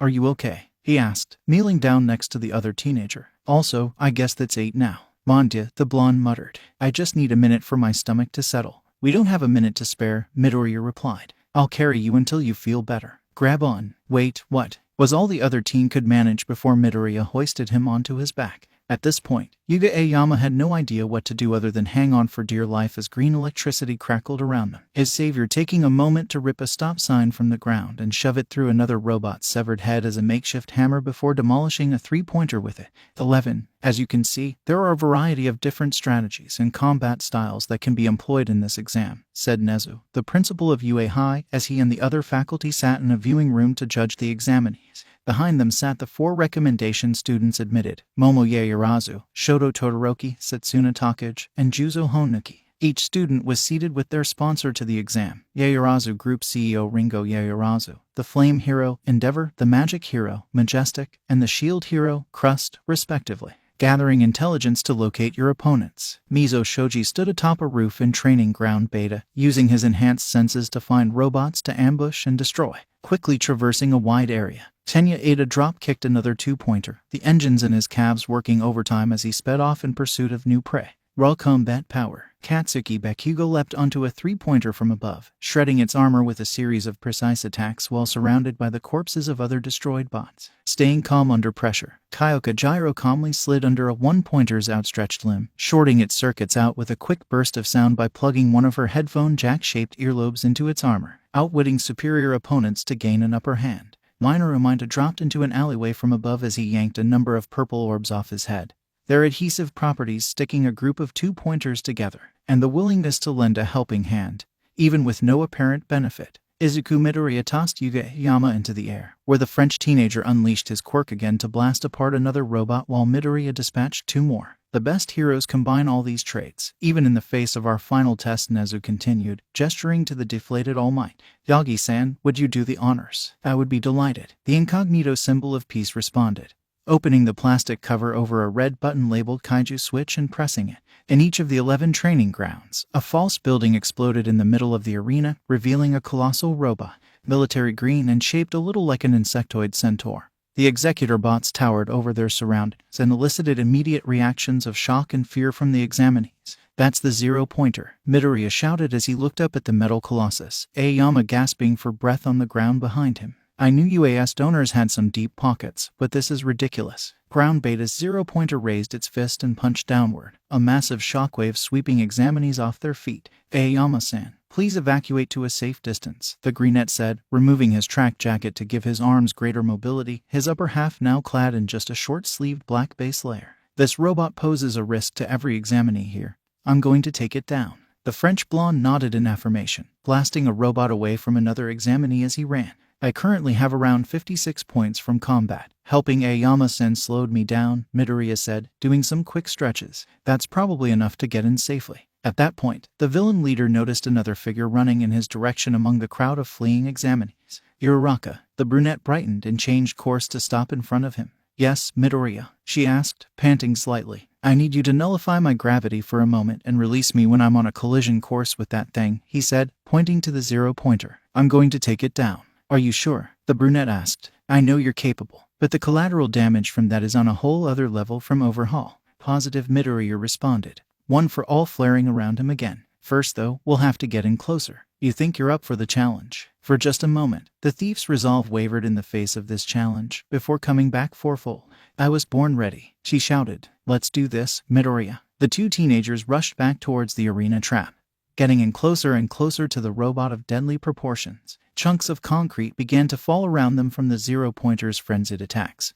But danger sense warned Midoriya any time that either he or Uraraka were at risk, allowing him to dodge or deflect incoming projectiles. Now, the brunette thief touched her right hand to his shoulder. "Go, Midoriya," she shouted, leaping backward as the greenette blurred out of existence with his jump. "Now I just have to stick the exact timing to release him." In all truth, there's really no practical point to this move on my part, Midoriya thought as he soared into the sky, his trajectory taking him directly between the zero-pointer's fingers. I don't earn any points for it. Everyone seems to have evacuated a safe distance, and the exam will end in just a minute or so anyway. But where's the fun in all that? The greenette asked himself mentally as a grin crossed his face. This moment isn't for the other examinees or the judges or even my friends. This one's for me. "Release," Uraraka shouted, touching her fingertips together and returning Midoriya's weight and inertia to him. "One for all. Shock absorption, adrenaline, overhaul." Midoriya called up his quirks, channeling the stockpile's full strength into his arm. Shock absorption amping his durability with overhaul on standby to fix his injuries and adrenaline to buff the effects of his other quirks. Heroes and villains the world over, bear witness to me. New York, smash. The effects were nearly instantaneous. As soon as Midoriya's jumping uppercut smacked into the zero-pointer's chin, backed by over a century of stockpiled physical strength, the robot was lifted clear off the ground and carried high into the air, soaring out of Training Ground Beta, over Training Ground Alpha and into the forest of Training Ground Omega, which was thankfully not in use at the moment. And in an instant, all across UAS campus, jaws dropped in awe at the display of pure strength. "He's that strong," Uraraka thought in awe, having just watched a building-sized robot take flight directly in front of her. What the fuck was that? Bakugo wondered, having just seen the zero-pointer fly clear over Training Ground Alpha and narrowly avoid hitting that exam site's own arena trap. "So manly," Eijiro Kirishima muttered, watching thousands of tons of metal soar over the street he'd just cleared of robots. "Monta, he will need to hear of this applicant," Aoyama thought, unaware of the connection between his dearest uncle and Izuku Midoriya. That strength ... it rivals All Might's was the sole thought that flashed through the minds of Endeavor and his son, eliciting two different reactions, jealousy from Inji and cold hatred from Shoto. "Oh my goodness," Momoye Urazu thought in surprise, a hint of worry and self-doubt creeping into her head and telling her she couldn't compete with someone of that caliber. "Magnificently done," the principal thought, outright cheering and jumping up and down on his seat. "I knew I chose right. Young Midoriya, you'll make us all proud." Kashinori Yagi stood just as President Mike called the end of the exam, watching Midoriya make almost perfect landing preparations just in time for Uraraka to catch him with her quirk. "There's no way they don't both get in." 1 week later, March 7th, "It's here, Izuku-nechan," Eri shouted, waving a letter in her hand that Inko had given her after going to check the mailbox. The greenette was so surprised that he fell off his desk chair, having been writing a quirk analysis in one of his new notebooks. "Coming," he replied, scrambling to his feet and running into the common room. Sitting down at the family's dining table, the teenager opened the envelope marked with the UA High seal and reached in, grabbing a metal object of some sort. To his surprise, the results weren't on paper, but rather in a hologram projector that activated as soon as he dropped it on the table. "I am here as a projection," All Might shouted, projected into the Midoriya family's house wearing a garish yellow monstrosity of a suit. On the couch nearby, Hisashi wrinkled his nose in disapproval. "Sorry about the recent radio silence. I was getting ready to do my duties as the newest member of UAS faculty." "What?" Izuku and Hisashi asked in unison as Inko poked her head around the corner from the kitchen. "Let's get on with your results before the production team shouts at me again for taking too long." "You placed second on the written exam with a score of 96.2%. Only a couple of missed questions, and Ectoplasm called the essay portion flawless," Yongi said. "And as for the practical, you knocked it out of the park. 55 points were earned for destroying robots, which was enough to get you into the top 10 ... but that's not all." An image was displayed on the screen behind All Might, showing the scoreboard for the top 10 examinees. UA also awards rescue points for doing the right thing to save other examinees from harm's way. You earn 25 rescue points for aiding Yuga Aoyama, and hit the maximum of 60 rescue points for saving the other examinees from the arena trap. That grand total of 115 points is the highest seen in 20 years, and puts you solidly in first place. Sure enough, the scoreboard behind All Might showed a breakdown of the points for the top 10 examinees, and Izuku's name was easily in first. Looking down the list, the greenette smirked as he noticed Bakugo in only third place, with Uraraka also ahead of the eternal pain in his rear. 1. Izuku Midoriya, 55 combat, 60 rescue. 2. Ochako Uraraka, 40 combat, 45 rescue. 3. Katsuki Bakugo, 77 combat, 0 rescue. 4. Ijiro Kirishima, 39 combat, 35 rescue. 5. Ibara Shizaki, 40 combat, 28 rescue. 6. Itsuka Kendo, 25 combat, 40 rescue. 7. Tenya Ada, 52 combat, 9 rescue. 8. Yosu Uwais, 54 combat, 6 rescue. 9. Tetsu, 49 combat, 10 rescue. 10. Fumikage Takoyami, 47 combat, 10 rescue. Allow me to make it official, young Midoriya, welcome to your hero academia, Yagi shouted as the projector shut off. Izuku barely had time to breathe before he tackled him in a hug, with both of his parents quickly wrapping him in their embrace as well. You're going to make us proud, son, Hisashi said, ruffling his son's hair. Make sure Yue will never be the same again. I'm so proud of you, Izuku and Ko sobbed in joy. Yay, Izuku Nechin. Yuri cheered, happy for her favorite big brother. Yue isn't ready for me, Izuku responded. I'll leave them wondering what happened on my way to the top. The greenette then smirked as he enhanced his hearing with One for All, focusing his improved senses on a certain household in another part of Musutafu. What the fuck do you mean I got third place? How did Deku beat me? Yep, wondering what happened indeed, he thought, his smirk growing slightly wider. The night after the entrance exam, Ultra Academia High School stands atop a formerly volcanic plateau in Shizuoka Prefecture, the picturesque visage of Mount Fuji towering over it in the background, while the school itself looks out over the city of Musutafu, covering over 500 hectares with state-of-the-art facilities for training generations of public servants. The campus is centered on the 40,000 square meter main building, which is visible from downtown Musutafu. Having produced heroes the caliber of All Might, Endeavor and Best Genus, it's little surprise that the school has a number of very wealthy private donors keeping it afloat and independent from the federal government and Hero Public Safety Commission. What most people don't know is that a cryptid lives at the top of UAS main building. So these are the creme de la creme of high school applicants in Japan this year. Humans are such curious creatures indeed, Nezu said, slowly sipping a cup of tea. I wonder what little secrets we can find about each of them. With his quirk high spec, a mutation that massively increased the Stoat's intellect from animalistic to genius level, the fur-covered principal pored over every information source available, ranging from camera footage and birth certificates to police records and hidden databases. By the time he was done, his brow was slightly sweaty and he had a list of students with potential illegal connections. Let's see what we have here, Nezu said, concentrating on the notes he had for each of his suspects. Yuga Aoyama. His interactions with Izuku Midoriya are somewhat suspicious, as is the lack of information about his past in France. More intelligence must be gathered. Yosu Uwais. Security camera footage I obtained and then deleted from the hosting server seems to show him welding together two ends of a lamp pole around an unconscious rank villain that had been seen earlier fighting the known vigilante Porcupine, Akasoga Kijisaki. He is most likely the Vigilante's anonymous member at Heijin, Toru Hagakure. The fact that the Tokyo Metro PD has yet to match her to descriptions of Ghost, a well-known Peerless Legacy member active in that city, is an absolute embarrassment to their capabilities as detectives. Kyoka Gyro. Fighting style and abilities bear a strong resemblance to another Vigilante's anonymous member. 5. This Vigilante has yet to kill a villain but has severely injured several of C and B rank, with the head, chest and groins of these villains all being targeted. Kanoko Komori was seen alongside Ibara Shizaki in shaky drone footage taken at a known base of the Ecological Restoration Alliance, greeting the latter alongside era leaders Gaia and Sika. Seems to be just a foot's old ear. Shihei Kiwaro. Ability to travel via shadows matches descriptions of Equalizer member Void, as does his fighting style. Ryamon Tadano thinks he's slick hiding his terrorist organization behind Base Corporation's economic prowess. But he isn't. Anyone with a brain knows about his past association with Hideki Kazu. Izuku Midoriya. Some form of connection to Ochako Uraraka and Yuga Aoyama, though the specifics of these relationships are unknown. The lack of information on him is intriguing though, especially given his status as the holder of One for All. Nido Monoma. A power-copying quirk and a flamboyant sense of style that extends even to his gym clothes. This teenager is definitely Kid Lupin, the Peerless Legacy member who has been burgling Yakuza-owned entertainment businesses in Isakicho, Yokohama. He's dramatic enough that he probably drinks grape juice out of wine glasses. How did they not catch him already? Masahiro Ajiro. If the rumors behind the Metal Liberation Army still existing down in Deka City are true, then Ajiro's scholarship being bankrolled by Detonarak Corporation likely means he is a member of that organization.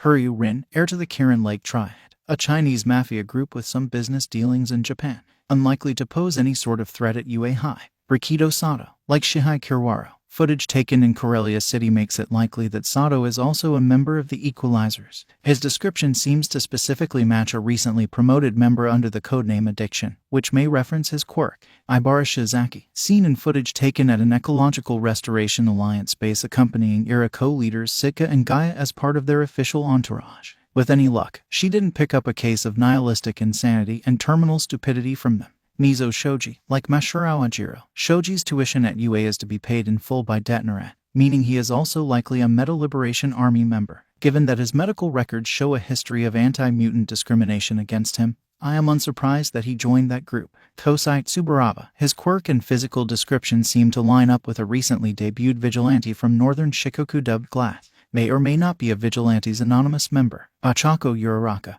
All but confirmable as inversion, the levitating thief of Mai and a peerless legacy member seen in the company of Mr. Compress himself, pulled a knife on Izuku Midoriya shortly before the exam, deepening my curiosity about both. 15 out of 40, Nezu said, his computer screen displaying the various pieces of information he'd gathered on each one. Over a quarter of this year's incoming hero class are either villains or vigilantes, are connected to villains or vigilantes, or are under suspicion of potentially fitting into one of the other two categories. The stoat slowly began to chuckle, the sound quickly turning into a belly laugh and then into a maniacal cackle as he reached a conclusion as to what to do. This is going to be so interesting. I'm not telling anyone. Another file sitting off to one side of the pile caught Nezu's eye. He wondered aloud, opening it to find the 37th placing applicant, Hitoshi Shinsu, eyeing the 36th placing applicant, Minoru Mainta, whose score was around 4 points higher than Shinsu's. The principal's face took on an expression of dangerous manic curiosity. Nobody will notice if I switch the numbers. He chuckled. Good morning, Midoriya. Uraraka greeted the greenette as he caught up with her on the stairwell up to UA. Ready for our first day of classes as hero students? Are you kidding? Midoriya laughed. I was born ready. What class are you in? I'm in class 1A. You? The brunette asked, skipping up the last few stairs towards the UA gate. I'm also in 1A, Midoriya said, following his classmate through the gate and into UA's main building. I'll be curious to see what our fellow students are going to be like. Really hoping I don't have to deal with. Get your feet off that desk at once. Make me dickweed. I shouldn't have said anything. Midoriya sighed, seeing the strict teenager from the entrance exam and his childhood pain in the ass arguing with each other. Uraraka shot him a sympathetic expression before taking the seat she'd been assigned, which, to Midoriya's dismay, was on the opposite side of the classroom from his. Even worse, his assigned seat was directly behind Bakugo, who glared as he passed by but said nothing. Oh, pardon me, the bespectacled teenager said, turning to Midoriya. My name is Tenya Ida, formerly of Sumi Private Academy. An elite, I'll crush you, Bakugo shouted. Ida's eye twitched, but he otherwise ignored Bakugo, causing the blonde to start fuming. As I was saying, I truly owe you an apology, Ida shouted, bowing to Midoriya. You were able to see the true meaning of the exam through the faculty's logical deceptions when I could not. You truly were the superior candidate.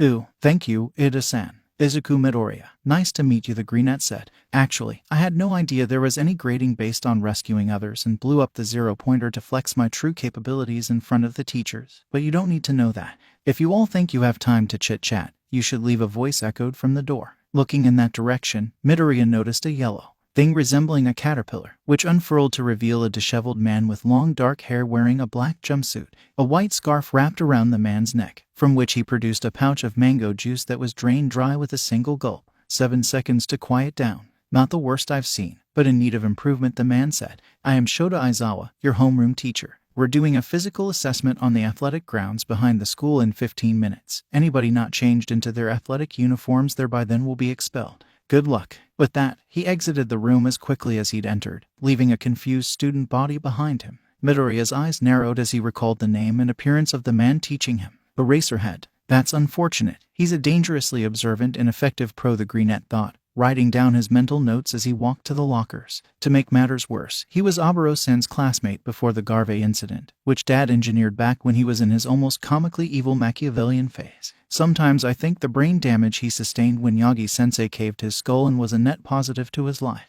As the teenagers filed out of class, the greenette felt a tug on his shirt. Turning around, he came face to face with the same blonde boy he remembered saving at the entrance exam. Aoyama-san, right? Midoriya asked. At the other's nod, he relaxed slightly. You don't have to hide your employment status around me. I already heard it all from your cher uncle. Aoyama seemed to slump with relief. Merci, Midoriya-san, the Frenchman said. If you know of my affiliation, that is uncharged less I must worry about. How is my benefactor, by the way? My father is fine, Midoriya said, blinking when Aoyama gulped. He didn't tell you. Non, I was simply told to watch you and keep you out of harm's way, the blonde said. I was unaware you were his heir. I suppose I am, then the brunette said, chuckling slightly. Hey, if he's your share uncle, that makes you my cousin, Yuga-kun. See, cousin, Aoyama sputtered. But by then Midoriya had walked ahead, turning and entering the locker room himself. Once again, however, he wasn't aware of the ears tuned in on him. Aoyama is affiliated as well. Shoji wondered, his sensitive hearing having detected the conversation as he changed into a special UA track jacket designed around his 6 arms, one hand holding onto his mask to ensure it remained in place to cover his scars. Most interesting.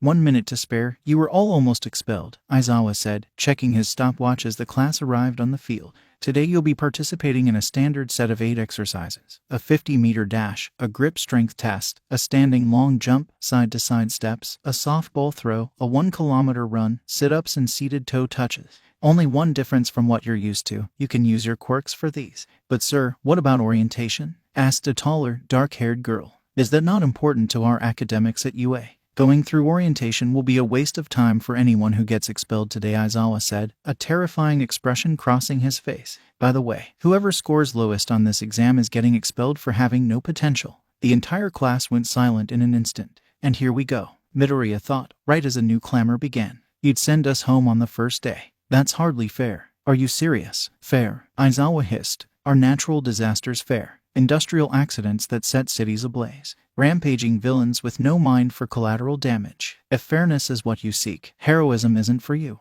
Now I suggest getting started before I expel you all for arguing. But first, a demonstration. Bakugo. The blonde teen asked, stepping forward. You garnered the most combat points in the entrance exam.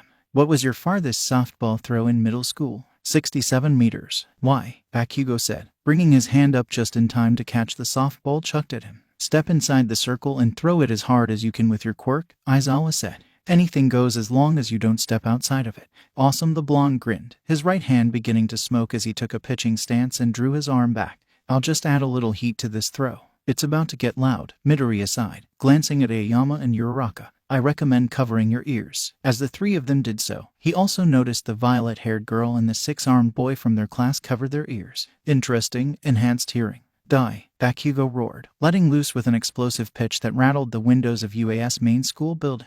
The ball soared far into the distance, coming down somewhere in a wooded area to the west. The blonde returned to the group of students, passing directly by Midoriya on his way. Beat that, you quirkless cheater, Bakugo hissed. Midoriya smirked in response. Just watch me, Bakugo-chan, he whispered back, eliciting a growl from his childhood foe. 705.2 meters, Aizawa read off his tablet. Those are the kind of results you need to produce to have a chance of staying here at UA. Now start lining up for the first test. You'll be paired off for the 50-meter dash. Test 1, 50-meter dash. Yuga Aoyama, Mina Ashido, please take positions at the starting line, a service robot said from the end of the track, where it was lined up with a camera and a timer to mark down results.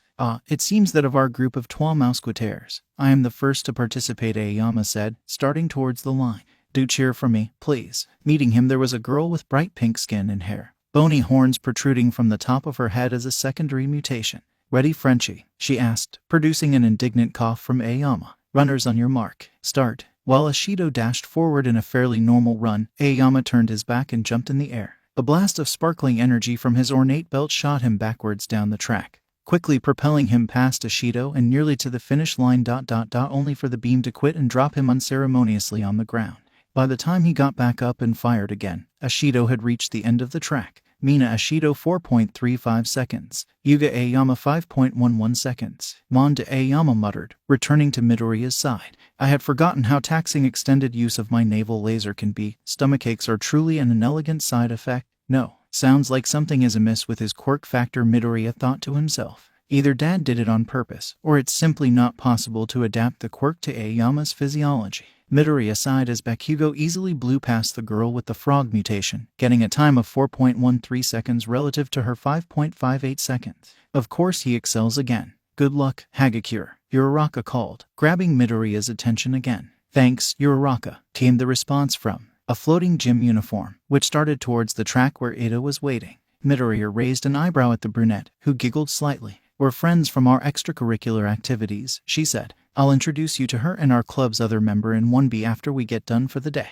Extracurriculars, huh? Midoriya said, a wry smile on his face as he brought up Uraraka's other career. Is that what you call it? I mean ... why not? It's technically true, the brunette said. Midoriya shrugged and acquiesced. Uraraka's code word for the Peerless Legacy's activities still amusing him. Izuku Midoriya, Mashiro Ajiro, please take positions at the starting line. My turn, the brunette said, walking up to the starting line and taking a position next to the blonde teen with a large, muscular tail. Reaching into his stash of quirks, Midoriya smirked as he found just what he was looking for. I'll be subtle and make it look like I competed quirkless for this. Reaction time, 1 for all, 1% charge. Runners on your mark. Start. The villain leader took off immediately. Reaction time letting him start the moment the robot signaled to do so and allowing him to quickly outstrip Ajiro with a subtle burst of 1 for all. Not enough to elicit any energy discharges, but still the equivalent strength of several adult men. Izuku Midoriya 4.66 seconds, Mashiro Ajiro 5.49 seconds. As Midoriya walked back to rejoin his two unofficial companions, he noticed a bewildered expression on Bakugo's face. Good, that's what I was hoping to see from you. Can't wait to finally smack you in the face with reality later in the test. Test 2, grip strength. Excuse me, you're Midoriya, right? The multi-armed teenager asked from under his mask. Yes, that's me, the brunette said, regarding the other young male. Can I help you? Nezu Shoji. A pleasure to meet you, the mutant said, holding up his grip strength device. If possible, can you keep an eye on this device for me while I'm doing the test? I'd like to concentrate on getting the best score I can, but I have no desire to break it. I'd be happy to, Midoriya responded, taking a position where he could keep a watchful eye on the grip tester as Shoji began to carefully stack his right hands atop each other in the device. Once all 3 right hands were around the pressure sensor, the multi-armed teen squeezed down as hard as he could. His brunette compatriot watched the numbers climb higher, exceeding 500 kilograms before beginning to slow to a halt. Nezu Shoji 540.0 kilograms. Incredible, Midoriya breathed out in reverent awe. That kind of exerted force could crush some rocks or easily snap limbs. You must be extremely good at controlling your strength to not injure people. Well, yes, I'm very well practiced in self-restraint of many forms, Shoji said, trying hard to ignore the itching sensation of the scars crisscrossing his mouth. If we both survive this assessment test, I hope you wouldn't mind remaining my acquaintance. It would be my pleasure, Shoji-kun, Midoriya replied, a small smile crossing his face. As the taller teen proceeded to a nearby bench to take a water break, the brunette smirked and took hold of his own grip tester. All right, as for me, a little 1 for all plus reshaping the insides of this device with overhaul should yield me. Izuku Midoriya 999.9 kilograms. Jackpot, the villain leader said, setting his device down and walking away. Shoji, for his part, noticed the inhumanly high score from the bench, his eyes narrowing. I'll have to get closer to you indeed, Midoriya. If not for the sake of liberation, then certainly at least to sate my own curiosity. Test 3, standing long jump. Watching Bakugo clear the sandbox by flying with his explosions, Midoriya reached down inside himself. Guess I have to use the same combination as last time. The brunette thought, once again preparing a small yet still superhuman percentage of 1 for all alongside reaction time to get the right moment to jump. Crouching down at the sandbox's edge, Midoriya channeled 1 for all into his legs, an applied use of overhaul allowing him to specifically target the energy flow to the most important ligaments and individual muscle fibers. For a moment, his grip slipped and he briefly glowed, the slight luminescence only visible if you were looking directly at him. Then, he jumped, clearing nearly 3/4 of the sandbox and landing just short of the finish line. Not as good as I'd hoped, but not bad, the brunette said, walking back towards his clique. You are an amateur, watch and learn. Aoyama chuckled, sparkling his way to the sandbox's edge. Turning around, he jumped and fired his laser again in much the same way as he had for the sprint. But because this sandbox was shorter, he was able to clear the whole thing before falling. TCH, such a show-off, Midoriya teased his cousin as the blonde Frenchman returned, still sparkling. Test 4, side-to-side jumps. Watching Bakugo use his explosions to propel himself from side to side rapidly, Midoriya got an idea for how to excel at the event. Reaction time to make sure I shoot at the exact right moment. 3% of 1 for all to generate subtle air bursts. This will require finesse and exact timing, the brunette thought, stepping up and beginning his jumps. After 60 seconds had concluded, he finally came to a stop, panting for breath. It was unpleasant, he muttered, returning to his group and squatting down to take a breather. Little did he notice Bakugo glaring at him. I did 96 jumps in 60 seconds according to that robot. Yet somehow Deku managed 64. That shouldn't be possible for a quirkless loser like him. Even the ones here with weak quirks only hit high 40 seconds, the blonde simmered, determined to get to the bottom of this. Test 5, ball throw, infinity. The entire class shouted in astonishment after Uraraka sent it hurtling into the stratosphere. Whoops, the brunette laughed nervously, stepping back into the crowd. She wasn't alone, however. The same kind of surprise was seen when a dark-haired girl named Yairazu formed a cannon from her torso and launched the ball over a kilometer. Or when the shy stone-faced mutant named Koda called a mighty eagle in to carry his ball a similar distance. As Midoriya was going up, however, he felt danger sense ping right before something wrapped around his arm. Turning to his right, the teen realized a portion of Aizawa's scarf had grabbed him, revealing a pair of protective yellow goggles beneath. Midoriya, you're not displaying the kind of power I've come to expect after watching your performance in the entrance exam, his teacher said, a hint of disappointment in his tone. If you're holding back because this seems like a game to you, you should go home. Huh, holding back? Bakugo scoffed. As if, how could someone quirkless be holding back? Midoriya chuckled. Sorry, Aizawa-sensei. Contrary to what that firecracker has to say. We both know I'm not quirkless, the brunette said. However, I did only recently develop it and was mostly running on adrenaline during the exam, so in the interest of self-control and avoiding outright self-harm, I try to limit it to lower percentages. With that said, I'll be happy to demonstrate my full capabilities in this test to satisfy your curiosity. Aizawa smirked. That's an acceptable answer this time. But if I don't see meaningful progress over the course of the semester, you'll find yourself on the chopping block quickly, the pro said, handing Midoriya a softball. Go ahead and make your throw. Stepping up into the circle, Midoriya concentrated on his stockpile of quirks. So I get to show off this time, huh? A smile grew on his face as he selected and synergized the quirks he wanted for this test. Aside from One for All itself at 80%, I'll need shock absorption to manage the blowback,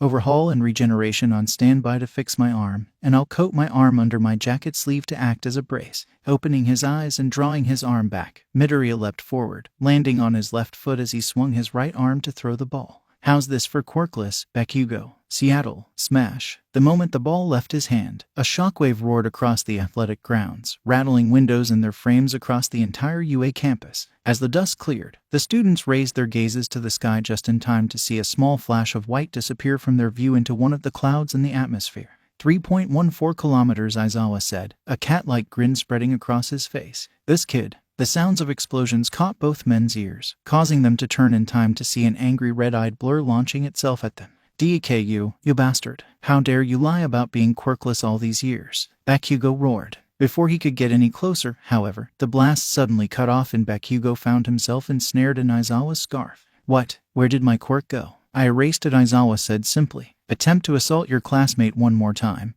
and you will be expelled. As he deactivated his quirk and released the sulking blonde, Aizawa turned to Midoriya. Can you explain what he meant by quirkless, Midoriya? The brunette internally smirked, having prepared for this eventuality. I would be happy to, sensei. My quirk is an accumulation-type energy stockpiling ability. Similar to how the BMI hero Fatgum accumulates body weight, I accumulate raw energy through exercise, eating or rest, Midoriya said, because it had such stringent activation requirements. However, I wasn't even aware that I had it until last October, and it injured me on my first use because I wasn't yet used to its blowback. Holding his arm out, Midoriya applied a little bit of smokescreen to give the illusion that it was steaming. I've learned a few nifty tricks with this stockpiling power though, including that I can redirect it to specific parts of my body for healing. My arm is pretty sore right now, but by the end of these tests it should be back to normal. Fascinating, Ada muttered. So cool, crossed the minds of Uraraka and Eshido. Just like at the exam ... That power has the same pressure as All Might, Todoroki thought, grimacing slightly. He ... He didn't lie to me? What the hell? Bakugo glowered. Good enough, Midoriya. But I'd better see improvement soon if you're to stay in the hero course, Aizawa said, hiding a small smile within his scarf. You may return to the group. Test 6, distance run. Now that he was no longer being slightly vindictive towards his childhood bully, Midoriya felt comfortable with opening the floodgates a little more. Channeling around 3% of One for All, the brunette seemed to glow a light viridian as he casually jogged around the track, the stockpiled strength of 8 users before him keeping him from feeling even remotely tired. Realizing that there was a good opportunity to also build muscle tone here, Midoriya activated Great Gains again and continued running, the exercise quirk optimizing the slow tear and repair process of his leg and core muscles. Nearby, Uraraka huffed and puffed, as even removing the gravity from her clothing to reduce weight did little to help her keep moving. Even her improved physique from several years of professional burglary wasn't enough to make it a cakewalk in the slightest. Yama was sitting on a nearby bench, having been unable to continue after a second lap around the track. Midoriya smirked as he realized that Bakugo was not far ahead of him and slowing down as his sweat glands demanded more water to keep making explosions. On your left, the Greenette said as he passed the panting blonde. A litany of very creative curses exploded into existence behind Midoriya.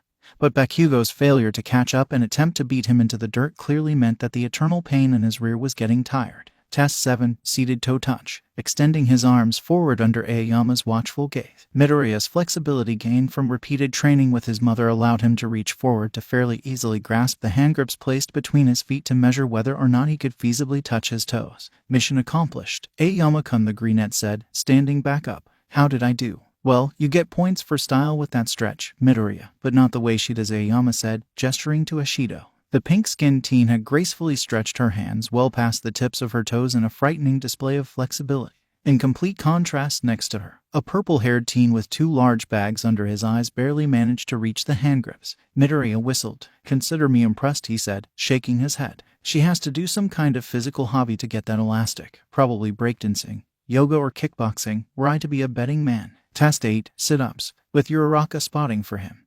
Midoriya successfully managed 121 sit-ups in a single sitting, one for all's endurance and strength enhancement at 4%, allowing him to keep going for nearly as long as he wanted. However, he wasn't the winner of this competition. That honor went to Momoye Irazu, who created a recliner from her torso and proceeded to continually use its lever system to obtain a score of 145. Also impressive was Bakugo, whose sheer tenacity seemed to scream that he was just trying to outdo the pebble in his path, yet despite his best efforts, he only managed to do 108 sit-ups. That's everyone now, Aizawa said as the teens gathered in front of their teacher, waiting with bated breath to find out whether or not they were being sent home. Tapping a few buttons on his tablet, the man displayed their results as a hologram for all to see. 1. Momoye Irazu. 2. Izuku Midoriya. 3. Shoto Todoroki. 4. Katsuki Bakugo. 5. Tenya Ida. 6. Fumikage Takoyami. 7. Ochako Uraraka. 8. Mizo Shoji. 9. Mashurawa Jiro. 10. Ijiro Kirishima. 11. Mina Ashido. 12. Rikido Sato. 13. Koji Koda. 14. Tsuyu Asue. 15. Kyoka Jiro. 16. Hantasiro. 17. Denki Kaminari. 18. Yuga Aoyama. 19. Toru Hagakure. 20. Hitoshi Shinsu. Aizawa stared at the sleepy-looking violet teen. Hitoshi Shinsu, you, the teacher began, only for a frown to cross his face. Wait, how did you even get in here? I read your file and noticed you have an interesting quirk and heroic aspirations. But I also recorded your rejection message myself. Shinsu looked around the field in confusion. I'm not sure myself, sir, he said, looking at his student ID. Your message said I was placed in class 1 degrees Celsius. But when I received my list of textbooks, academic preparation packet and identification card, they all said to report to class 1 for the hero course. I do want to be a hero, but I thought I would have to win the sports festival first. Aizawa barely resisted the urge to facepalm. The rat has his paws all over this for whatever reason, he muttered under his breath, before looking at the class as a whole. Since Shinsu has an interesting academic status, you're all safe. Just ... get out of here, he sighed, turning and walking back towards the main building. The entire class was silent for a moment before suddenly the tall ravenet girl among them dropped to her knees, an expression of terror on her face. I thought he was bluffing, she said, gasping for air as her breathing rate started to increase. But I thought I was a goner, Shinsu said, sighing in relief. As I said, I want to be a hero, but I'm not even sure how I got into the hero course. I know I only managed to break 3 robots with a pipe out of desperation, and I only got 15 rescue points. Deciding to intervene before their classmate completely hyperventilated, Midoriya placed a hand on Yaoyorozu's shoulder. It's okay, everyone makes mistakes. What's important is that he let us all stay, even though we were all at risk of failure if we didn't do well enough. Helping her up, he introduced himself to her. Izuku Midoriya, at your service. The girl smiled softly. Momoye Irazu, pleased to meet you, she said, bowing slightly. Yaoyorozu, the only person to have performed better than I did on this test. I could probably have beaten her if I wasn't so focused on embarrassing Bakugo, Midoriya thought to himself, trying not to scowl. I can't let my vindictive side dictate things for me, otherwise I'll fail as both a hero and a villain.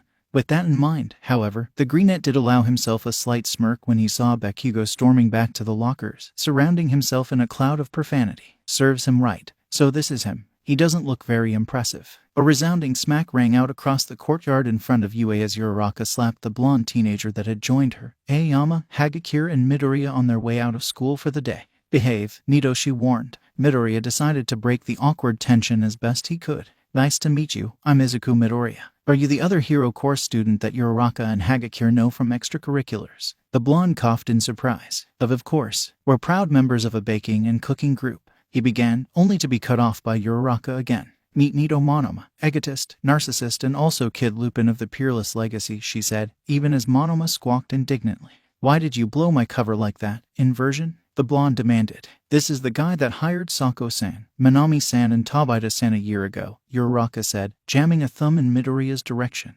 Prometheus. Meet Ghost and Kid Lupin, two of the Legacy's more notorious young members. Wait, he's Prometheus. Hagakure spoke up. I knew he was in the loop on who we are somehow, but I didn't realize that Midoriya was the guy who hired us to help take down the Hasekai. Wait, how does Frenchie factor into this then? Monoma asked, looking at Aoyama. He's a member of the League, Midoriya said quickly. Aoyama himself blinked in surprise. I am, the Greenette sighed. You work for my father. You might as well be an honorary member, he said, slinging an arm around Aoyama's shoulders and yielding a yelp of surprise from the French blonde. The group reached the bottom of the stairs leading down from UA to Musutafu proper, and the three disguised thieves turned towards the left. We've got to catch the train now. See you, Midoriya-kun, Uraraka said, waving goodbye to the League's leader. Later, Midoriya, Hagakure added. Ooh, see you later. Monoma's farewell came out as more of a question than an exclamation. I should depart too, Aoyama said, starting to follow them. A hand clamped down on his shoulder. Now, cousin, why don't you stay for dinner? I think a nice family reunion is in order, Midoriya said, a menacing look on his face. Maybe you and your Cher uncle can explain why he wanted you to spy on me. Aoyama started to sweat under Midoriya's gaze for a moment, quickly yielding. Mon Dieu, fine. I'll come along, he shouted. The Greenette laughed. That's what I thought. Day 2 of the new semester at UA High School. I'm not sure what I expected from Hero School, and I knew I'd probably have a romanticized view of it before I became acquainted with UA's intricacies, Midoriya sighed internally. But algebra, seriously? Looking around one and seeing several of his classmates with similar looks of suffering on their faces, the Greenette let a small smile cross his face.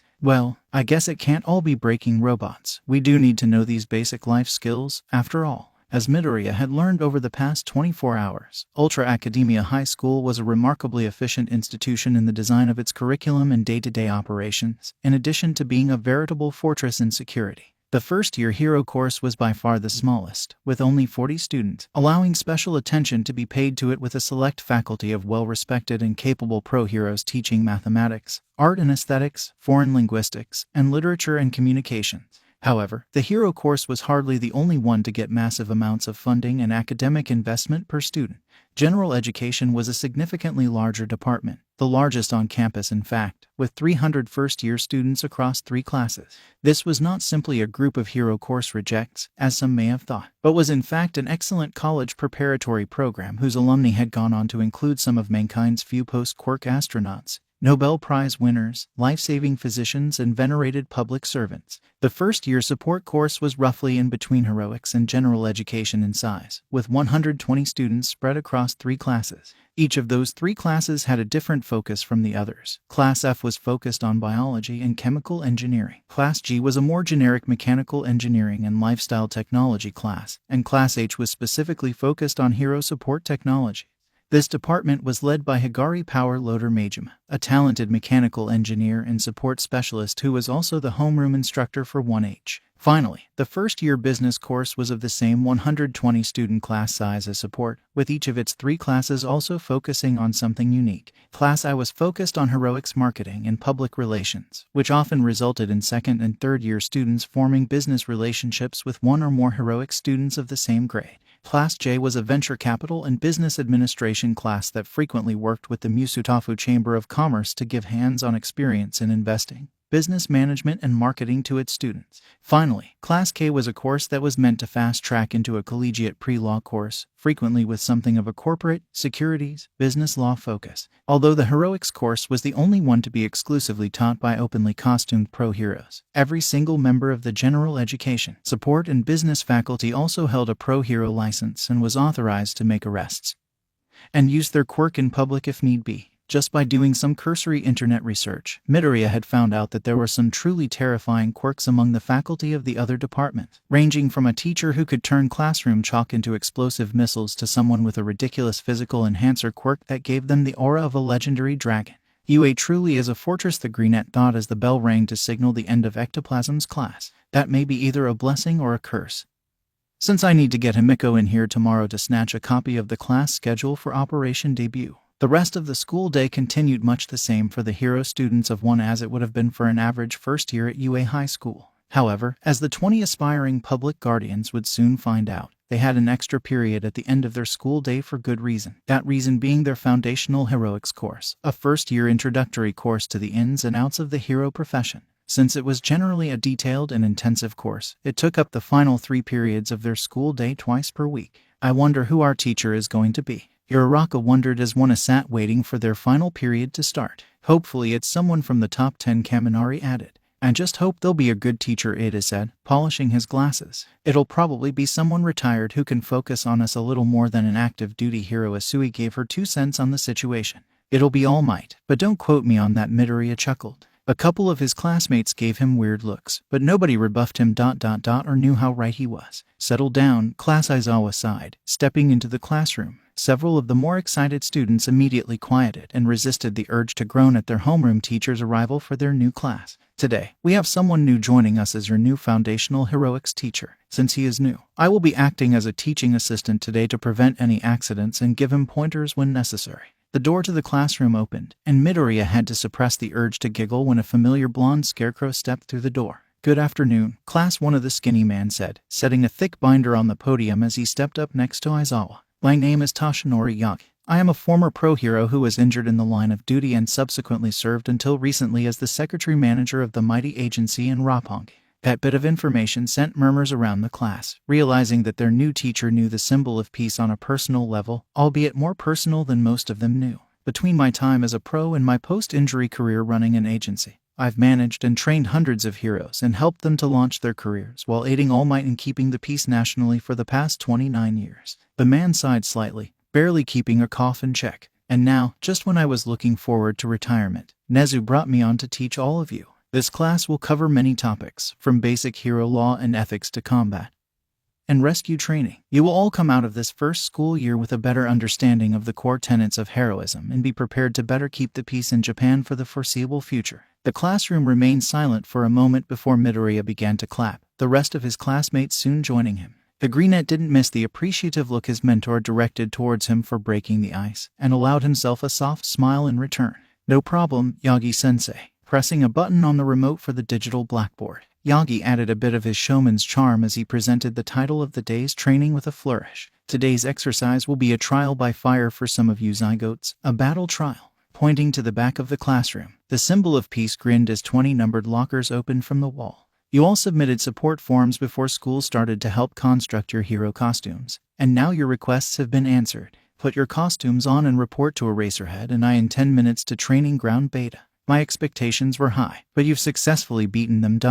You all look so cool, Yagi said as his 20 students walked into the control room of Training Ground Beta, the same mock cityscape where a certain villain heir had punched out an executor bot just a month or 2 earlier. High praise from you, Yagi-sensei, Midoriya thought, coming to a stop and taking a moment to admire the costumes of himself and those around him. The teen himself was dressed in a forest green jumpsuit with black and red highlights, while a pair of oversized white gauntlets covered his forearms and hands, and his feet were adorned with modified versions of his favorite red high tops with spring-loaded iron soles and a hidden blade in the toe of each for emergencies.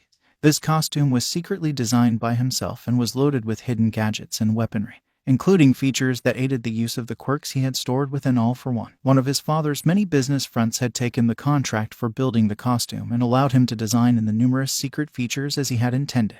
Checking out his classmates, he noticed a few interesting outfits among his classmates. Bakugo's distinctly resembled one he had designed for the explosive blonde as a child, right down to the grenade-shaped explosive gauntlet. This thought made him grimace slightly and decide to move on from thinking too heavily about their shared past. The tailed boy, Ajiro, if he remembered right, wore seemingly a simple martial arts gi, but a quick activation of an X-ray vision quirk revealed a fairly impressive bullet and knife-resistant polymer inner lining, and a very sturdy-looking collapsible bow staff. Aoyama, meanwhile, was bedecked in some sort of night outfit complete with a giant cape that the Greenette wanted to facepalm at. Remembering the wise words of a certain costume designer from a pre-Quirk superhero movie his dad had shown him, Shinsu was wearing an interesting bodysuit with lightweight ceramic and polymer armor covering key parts of his body, while a curious mask covered the lower half of his face. A quick use of X-ray vision showed ceramic plates with potentially interesting acoustic properties, probably to aid his quirk. A pair of eskrima sticks hung off the sides of his waist for melee combat purposes.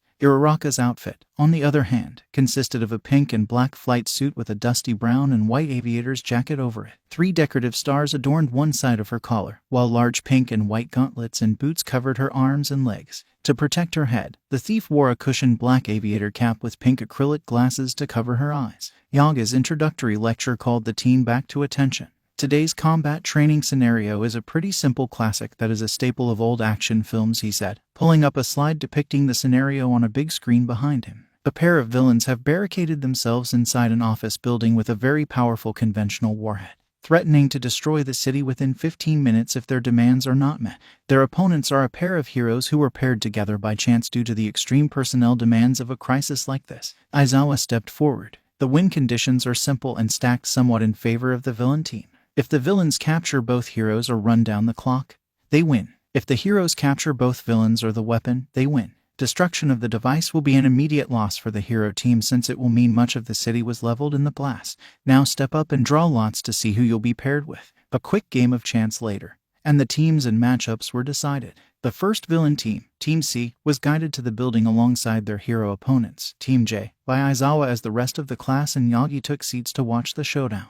The villain team consisted of Yaoyorozu and Shinsu, who were led inside to begin their 10 minutes of preparation while the hero team of Shiro and Kirishima waited outside. I'll be very surprised if Yaoyorozu and Shinsu don't win, Midoriya said, pulling his notebook and pen out of his pocket to mention Quirk. And can you tell us why that is, Midoriya? Yagi asked, a knowing twinkle in his eye. Nearby Bakugo bristled at the sight of one of his childhood nemesis's stalker notebooks. 2 reasons. First of all, quirks. Yaoyorozu and Shinsu's quirks are both enormously versatile and, in the former's case, absolutely busted in how they can be used. Shiro's tape may be a complicating factor that forces them to improvise, and Kirishima's appears to make him a powerhouse in close combat. But the kind of traps that can be made when you have access to any material and the ability to brainwash someone just by talking to them are borderline terrifying. Murmurs spread throughout the class as Midoriya's words washed over them. The greenette smirked. They seem uncomfortable. Good, wait until they hear this next part. And what's the other? Echoed Aizawa's voice from the back of the classroom. Strategy, Midoriya said, setting the notebook down. Yaoyorozu seems like she's intellectually gifted and likely a very dangerous tactician, especially when given time to prepare. Shinsu doesn't seem like a slouch either and certainly seems capable of following any plan she creates, since he doesn't seem to have an ego that would prevent him from sticking to a plan. The villain heir resisted the urge to chuckle when he heard Bakugo growl from that statement. By comparison, Kirishima seems to be a very straightforward person, and if my read on him is correct, we'll charge right in because that's the manly thing to do. Shiro is the true wildcard here, since his personality seems more unpredictable and he may scale the building from the outside to attack the weapon room directly. Alarm klaxons rang to signal the start of the exercise, and Midoriya sighed when Kirishima immediately hardened his body and ran headlong into the building, shouting about how a man should face challenges directly. Unsurprisingly, he was quickly caught in a pitfall trap that glued him in place with polymer fibers. Shiro took a less predictable route himself, but was caught when Shinsu tricked him into responding with a knock-knock joke and quickly wrapped him in capture tape. Overall, the battle trial was over in 4 minutes and 8 seconds in a total victory for the villain team. Yaoyorozu was named MVP. This battle somewhat set the tone for the next few battles. In Match 2, the heroes of Team H fairly quickly defeated the villains of Team F. The battle was actually fairly even at first, with Sato evenly trading blows against Takoyami's fearsome Dark Shadow Quirk. But once his mental state cratered with his Quirk's Sugar Crash drawback, Asui used him as a human projectile and disabled the fleeing Kota, capturing them both. For this, she was named MVP of the match. Match 3, however, was much more contentious. The heroes of Team G initially had an easy entry, with Kyoka Jiro's enhanced hearing guiding her and Denki Kaminari on a fairly direct route towards the weapon room that had been chosen by the villains of Team B. However, that easy entry was derailed when Tenya Ida confronted the two of them, forcing Kaminari to stay behind and fight him off while Jiro continued onwards to face Mizo Shoji in the weapon room. Kaminari and Ida's fight ended in a double KO when the speedster knocked his opponent out but immediately fell victim to an electricity discharge that went straight through his conductive metal armor,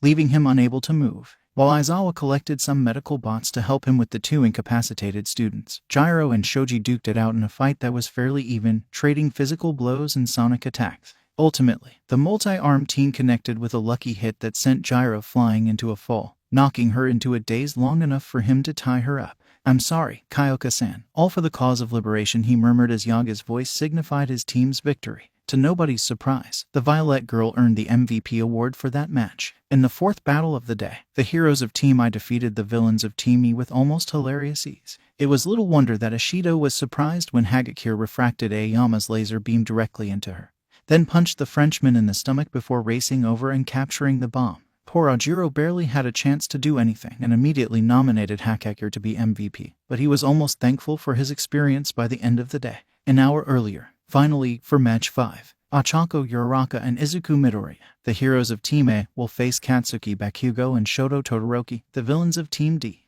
Yagi had announced. Bakugo felt a feral grin cross his face at the prospect of finally being able to grind that filthy, lying pebble Deku into dust, and have it be school-sanctioned, no less. That smile dropped slightly when he turned to face his foe and realized that the damned nerd also had a vicious grin on his face and was clearly looking forward to the fight. Meanwhile, Shoto Todoroki stared down his soon-to-be opponents. "The gravity user is irrelevant. My goal here is to crush the miniature All Might. He will be simply another obstacle I freeze to the bone."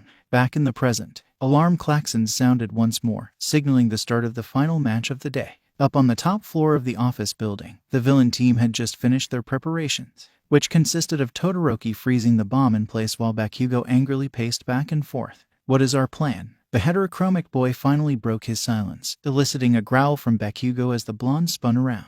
"You can sit here and twiddle your thumbs as much as you want. Icy hot, because I'm gonna go beat the crap out of Deku and Round Face and get us the win, right here, right now," he roared, sprinting out the door as the alarms went off. Todoroki sighed slightly. "I'll look forward to getting to face Midoriya in a few minutes then," he said, frost rapidly creeping up the walls around him as he began to freeze the whole room.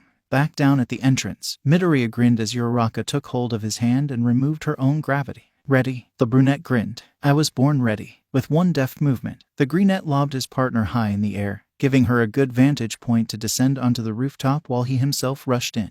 This was the crux of their plan, divide and conquer, the second most efficient of the 5 plans he devised for their victory. The most efficient would have involved him and Uraraka both going via the roof and sneaking up on Todoroki. But then he wouldn't have gotten a chance to confront Bakugo ...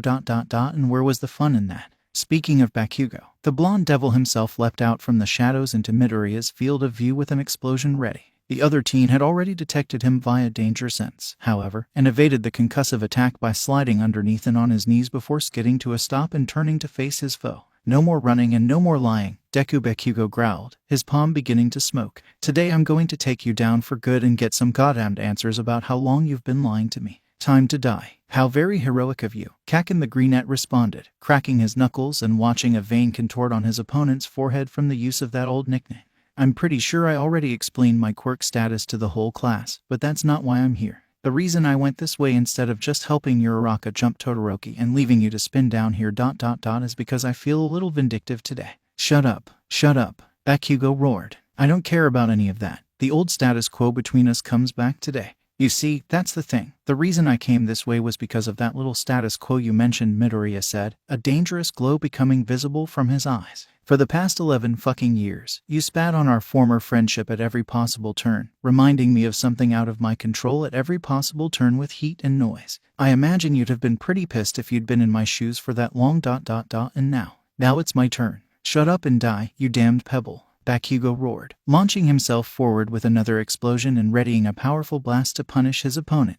Danger Sense saw an attack this telegraphed coming from a mile away, and within a blink of an eye the Greenette had moved out of the way, bringing a knee strike with about 2.5% of one for all in it up directly into the blonde's stomach. Oof, he had just enough time to choke out as the air was forced from his lungs, before a hand roughly grabbed the collar of his shirt. "What the foo?" he shouted, before that turned to a cry of pain when Midoriya drove a ferocious headbutt directly into his nose, a loud crunch signifying the appendage breaking. "Ouch," Kaminari winced, watching Midoriya break Bakugo's nose. "Midoriya's a beast, isn't he?" "That was so brutal and so very manly," Kirishima commented, his nose stinging sympathetically. "Wonder what Bakubro said to piss him off like that." "Status quo, huh?" Gyro wondered, her sensitive hearing having picked up the conversation from afar. "If I had to guess, Bakugo may have bullied Midoriya once upon a time." With hindsight, he shouldn't have done that. Why the fuck is he so strong? Bakugo wondered, pain blinding his senses as his enraged ex-friend lifted him up by one arm and hurled him down the hallway. Damn it. His defiant shout was cut off as he hit a wall back first. His senses screamed at him and he barely scrambled out of the way as a kick covered in green electricity smashed the wall where he'd just been. In desperation, the blonde lit up the most powerful blast he could muster at that instant, just for the sake of getting Midoriya away from him. Stumbling back to his feet, Bakugo took a fighting stance as the smoke cleared to reveal an unharmed Midoriya. You sure were hiding a monster of a secret quirk there, Deku ... but I can do better, he roared, unleashing 2 enormous blasts from his palms. Bazooka Deluxe. The titanic blast engulfed the hallway, and when it cleared, the greenette's skin was smoking in some spots, showing that the healing aspect of his quirk was active. You remember this design from our childhood, don't you? Bakugo said, raising one of his gauntlets up to the light. As you know, I sweat something akin to nitroglycerine, and these gauntlets store the excess sweat from when I fight and allow me to unleash it all at once. Hooking one thumb into the pin on the side, the blonde aimed the accessory at his opponent. You know what that means, don't you, nerd? Bakugo, don't you dare. Aizawa started, only to be cut off by the pin's removal and Bakugo's shout. He won't die if he dodges. A titanic blast of heat, light and force engulfed the hallway, rattling the entire training ground and blowing a huge hole in the side of the office building. When the smoke cleared, Midoriya was nowhere to be seen and all that remained was a perfectly circular hole where the corridor used to be. Aizawa's voice crackled over the intercom. The exercise is over. Use of lethal force against a fellow student is not tolerated. Wait, Yagi shouted. Is that? A piercing noise was the only warning Bakugo got before a green blur appeared out of nowhere in front of him, grabbed his face and slammed him into the floor, as the blissful grip of unconsciousness greeted him with open arms. Only one thought echoed through his mind. When did you ... get so strong? Katsuki, Bakugo has been incapacitated. Aizawa's voice rang out across the training ground. Switching his intercom off, he turned to Yagi, who had a grim look on his face. We're going to have to nip that problem child's violent streak in the bud as soon as possible, he ground out softly. The incognito symbol of peace nodded. I agree. We're very lucky he used that attack on someone with the raw power needed to tank it. If he'd fired that at anyone else here other than young Todoroki or maybe young Kirishima, we'd be dealing with a homicide today and a giant black mark on UAS reputation. Glad that he and Yagi were on the same page. The Erasure hero turned to watch as Midoriya arrived to rendezvous outside the weapon room with Uraraka. Good job, Midoriya-kun. The brunette thief congratulated her partner. I fought Todoroki for as long as I could, but I think he got tired of me pelting him with loose objects and froze the entire room shut. I think he wants to run down the clock. I see, the greenette said, stepping up to the door and readying another strength combo. Thank you for fighting him on your own for so long. The second I blow this wall open, you need to be ready to bolt for the bomb. You're ready. I was born ready, she responded, giving him a determined grin in response. Good. In that case, Lafayette smash, Midoriya roared, delivering a OFA-charged big boot kick that shattered the ice shell into a million cubes. The explosion revealed a shocked Todoroki, the heterochromic teen's eyes widening in horror as the miniature All Might in his class exploded into his fortress of solitude with one attack, the gravity user right behind him. I won't let you, the ice user all but whispered as he stomped his foot, sending a glacial wave directly at his opponent. Uraraka dodged to one side and began floating as many pieces of icy debris as possible to guard herself with, thin wires shooting out of her aviator jacket to anchor to them as she ran towards the bomb. Meanwhile, Midoriya's facial expression hardened and his fists glowed again as he dished out a blindingly fast rapid-fire combo of punches to break apart the icy barrier. Hawaiian smashes. To Todoroki's horror, the attack began to eat away at his constantly expanding glacier, grinding down the ice sheet so fast that a pile of almost powdered snow was left behind him, blowing around and accumulating in the hallway outside. In the veritable indoor blizzard, the Scion of Endeavor never noticed how the ice around the bomb was shattered as Uraraka lobbed her satellites at it. Achako, Uraraka has secured the bomb. The hero team wins. Aizawa's voice echoed across the training ground as the gravity user secured the weapon with a single touch. Todoroki whirled around to see her sheepishly wave at him, while Midoriya landed in front of him. Good job, Todoroki-san, the greenette said, excitement creeping into his voice. Your quirk is incredible, to say the least. Can you shape your ice or condense it at all? What are your limits? How about exotic forms of ice, can you? I do not feel like taking questions today, the two-tone teen said, exiting the room silently. Midoriya stared after him for a moment, while Uraraka voiced what they were both thinking. What's his problem? This brings an end to our first foundational heroics course of the new year. Yagi addressed his class once they were all together once more. Some were definitely in better shape than others. Bakugo, for instance, had a large bandage wrapped around his head, while Ida and Kaminari were both clearly rattled still after their double ko. Now that the exercise is over, we have a few key points we want you to take away, including one we didn't anticipate having to discuss. Aizawa coughed. First of all, and I really should not have to say this, but do not use lethal force unless absolutely necessary, and especially not on a classmate in a training exercise. The man's eyes flashed red as he singled out the person this was most specifically targeted at. Bakugo, you are incredibly lucky that Midoriya was strong enough to survive an attack like that. Otherwise, you would be on your way to prison right now for murder. The blonde gulped at that realization, while several of his classmates side-eyed him warily. Because you didn't actually kill anyone, however, you're getting off lucky.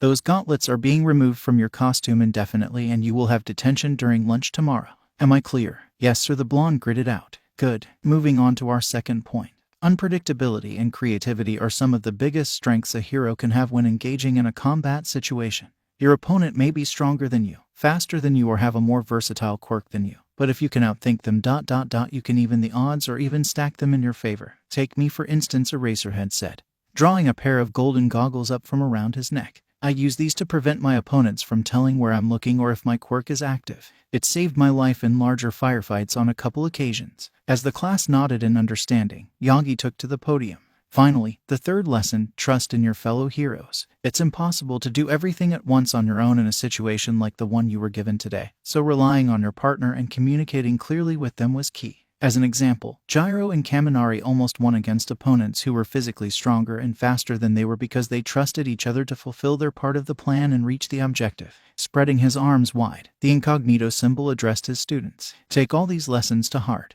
and you'll be well on your way to being some of the finest peacekeepers this world has ever seen. Smiling, he turned to Aizawa, who gave him a rare grin of approval. Class is now dismissed. That evening, in a bar in Yokohama. How'd it go today, little brother? Tenko asked the second that Izuku walked through one of Abaro's portals into the League's hideout.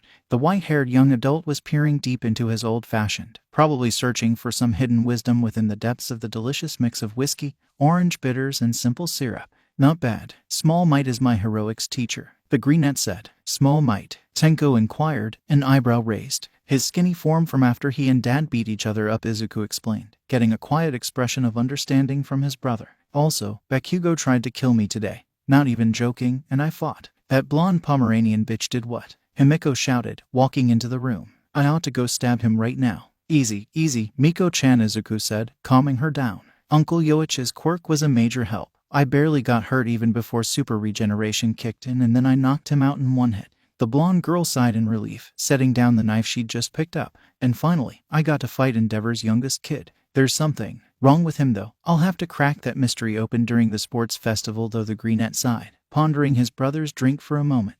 Aburo-san, a ginger ale if you would be so kind. Almost immediately a beautifully assembled ginger ale in a fluted glass was set in front of him, a garnish of orange peel floating alluringly at the top. You know me so well, the teen chuckled. How's the preparation going? Recruitment is pretty much done, Tenko said. Our network of random low-level nobodies with significant potential gets bigger every time we do one of these jobs, I swear. Anyone interesting? Izuku queried, sipping his ginger ale. I know we've hired Hagakure-chan and Uraraka-san for this job, just so they'll play along during the incident.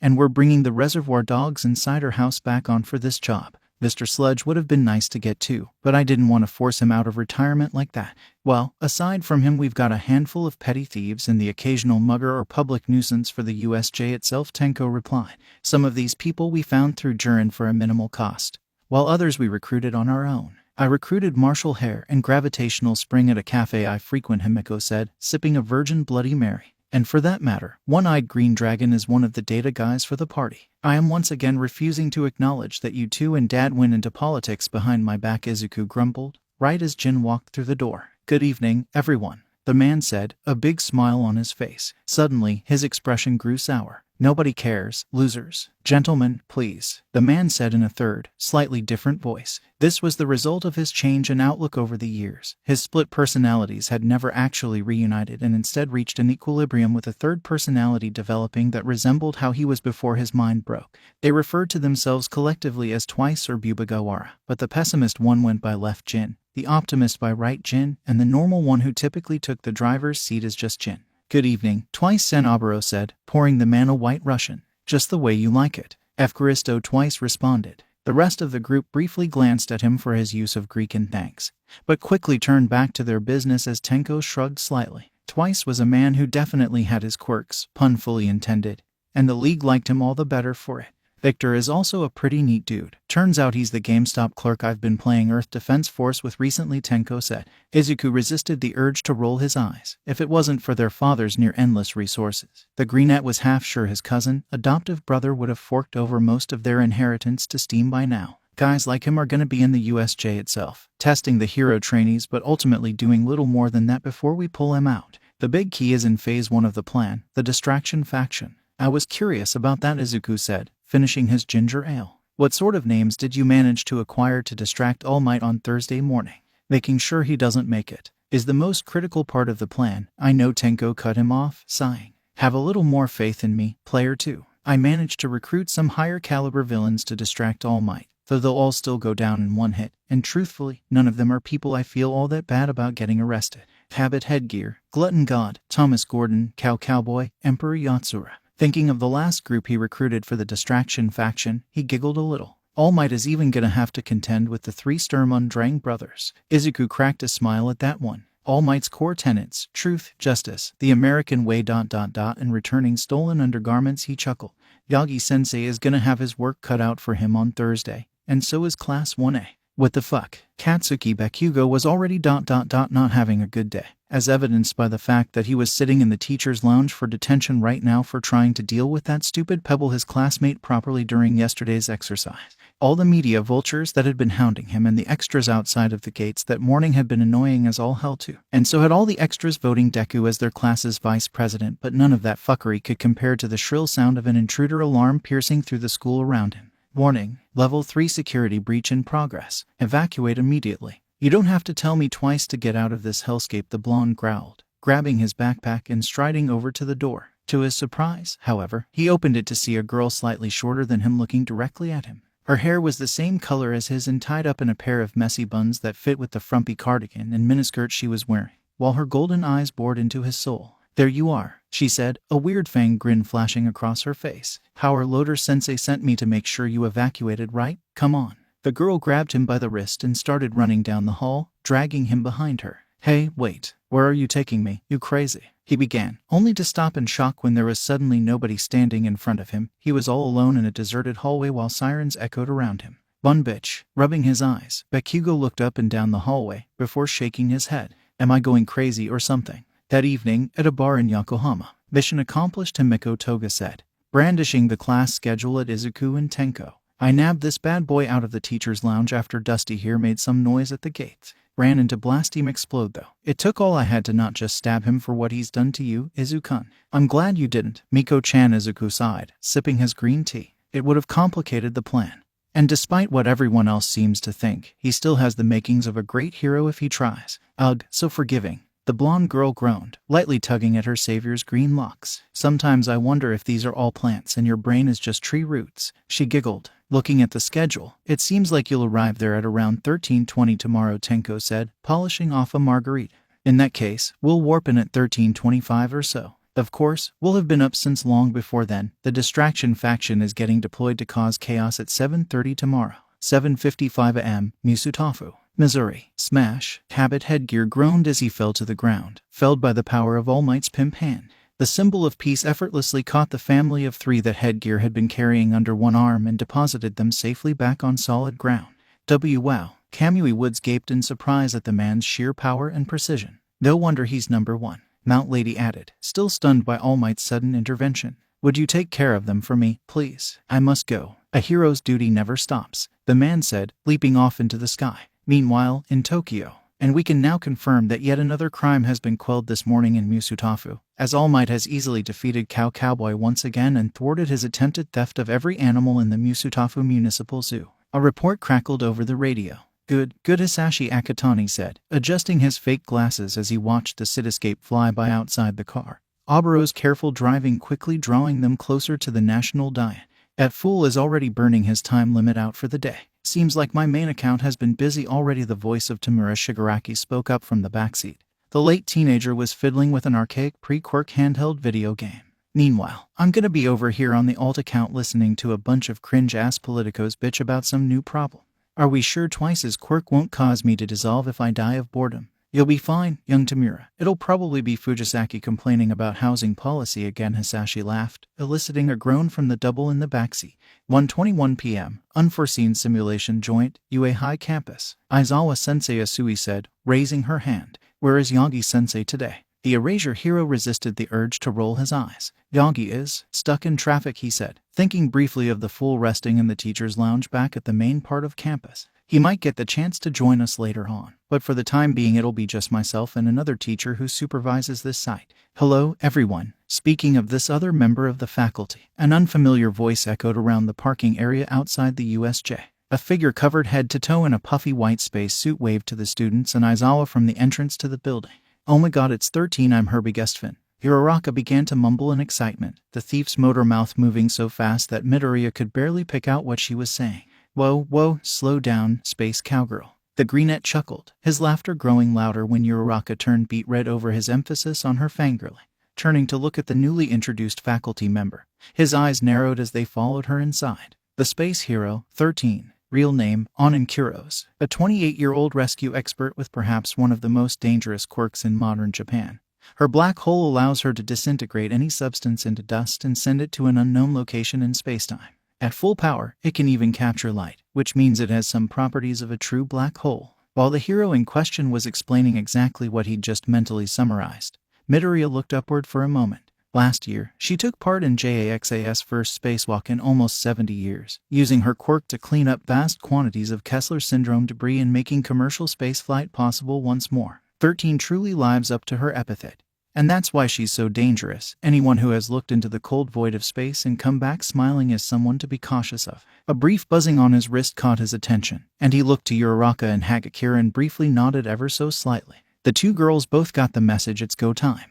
You'll all be divided into groups and be sent to each of the zones for 15-minute rescue training exercises, Aizawa said, gesturing around the massive space in front of them and all its various biomass. Once you finish in each zone, you'll be given a 5-minute reprieve before moving to the next zone.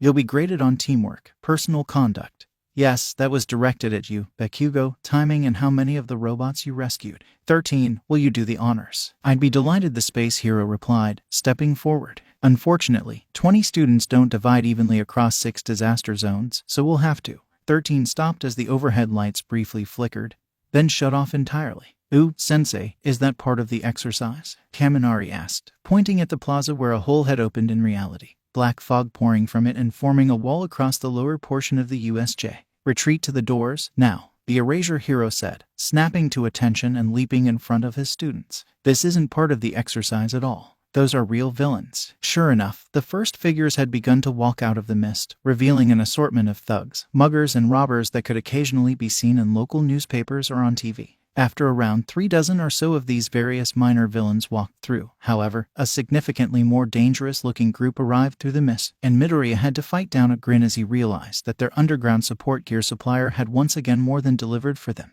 On the leftmost end of the group, Himiko Toga was dressed in a black school uniform with red highlights, the extra ruffles and lace in a few places making it border on a gothic Lolita aesthetic. If it wasn't for the bulletproof vest she wore over the top of the outfit. Several knives were strapped to her belt and legs, and a large backpack connected to long syringes and a face mask with the ability to drain blood for future use from her opponent.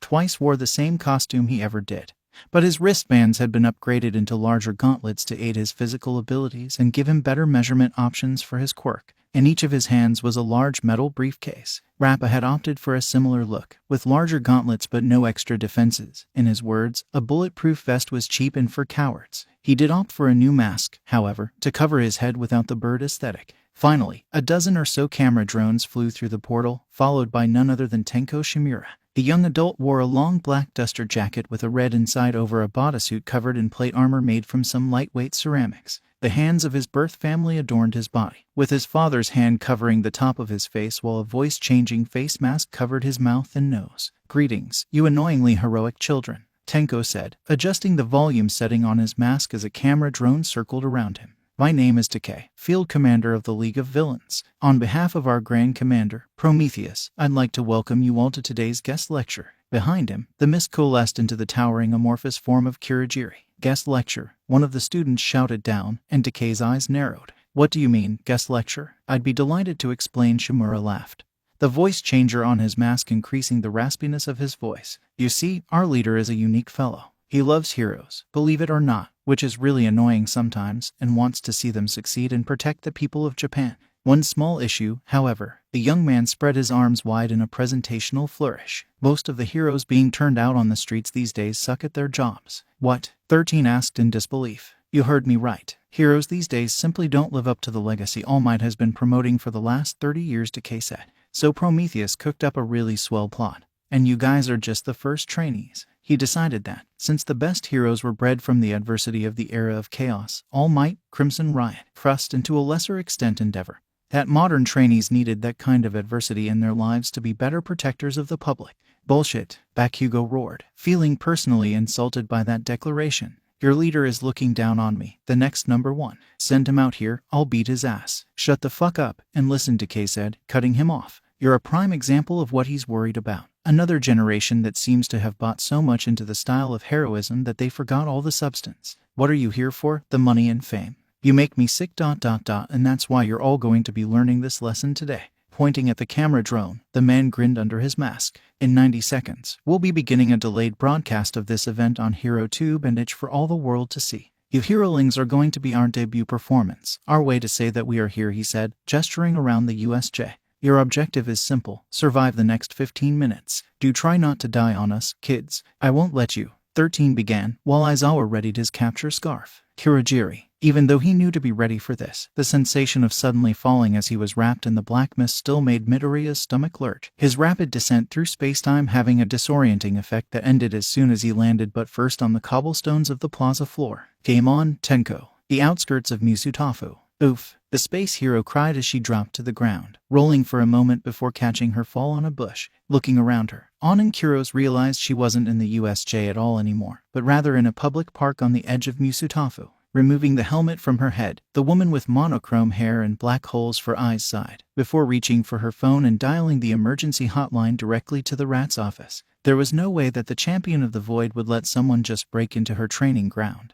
Her baby, after all. Castle Crags, screw you. Another minor thug crumpled as Kyoka Gyra slammed her fist into his ribcage, followed immediately by a powerful sonic burst that cracked his ribs and sternum like an egg. Who's next? The girl was almost immediately charged by a thug with 2 axes and a white mask, a man who went by the creative and imaginative epithet of Axer, only to be sidestepped and greeted by a brutal kick to the groin that was followed immediately by another sonic attack, unimaginable pain shooting through the man as he stumbled away, only to fall off a short cliff nearby when a beanbag round smacked into the disoriented man's head and sent him flying off his feet and over the ledge. Yaoyorozu racked her beanbag shotgun and tried not to wince at her classmates' brutality, while Kaminari and Shoji fought more villains back-to-back nearby. As the heiress took in her surroundings and looked at the long path towards the exit, she squinted at an odd addition to the landscape.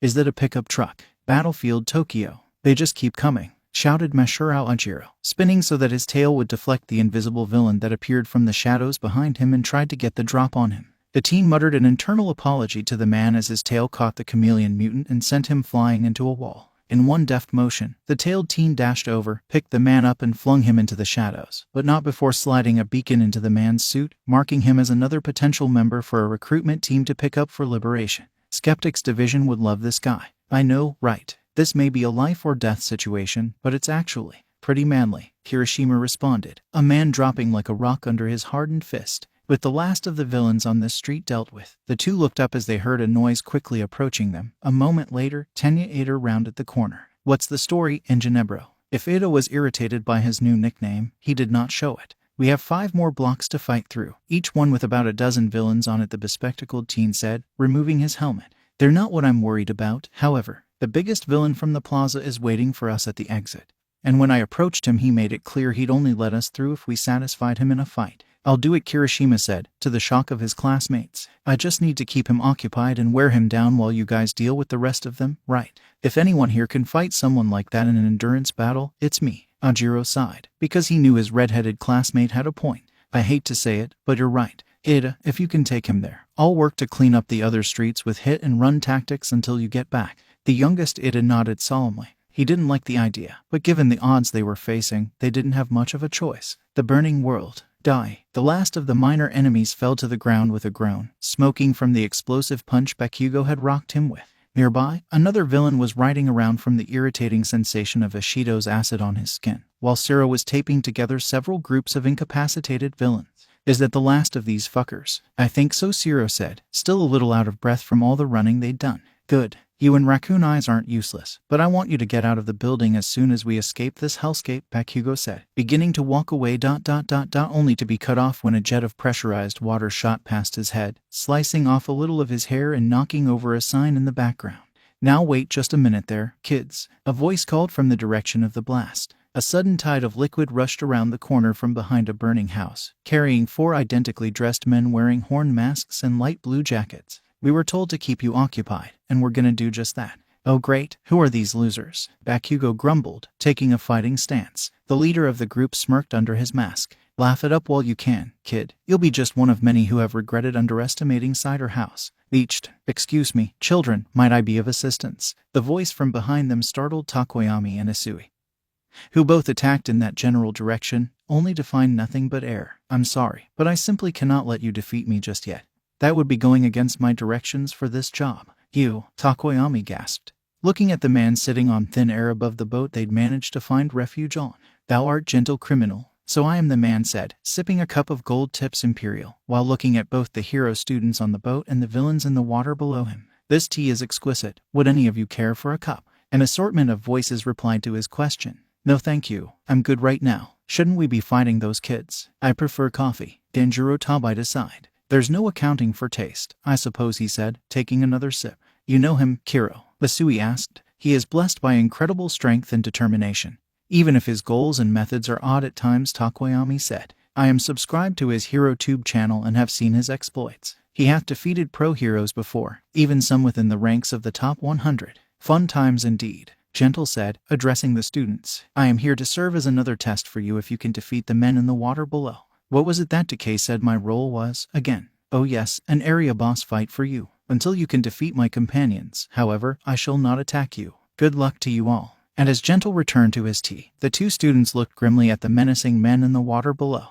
The day after tomorrow. Well, it was only his recent makeup lessons with Eraserhead and a stroke of good luck that allowed Hitoshi Shinsu to just barely dodge the girl who had leapt from a nearby rooftop, slashing at him with a fairly large knife in her hand.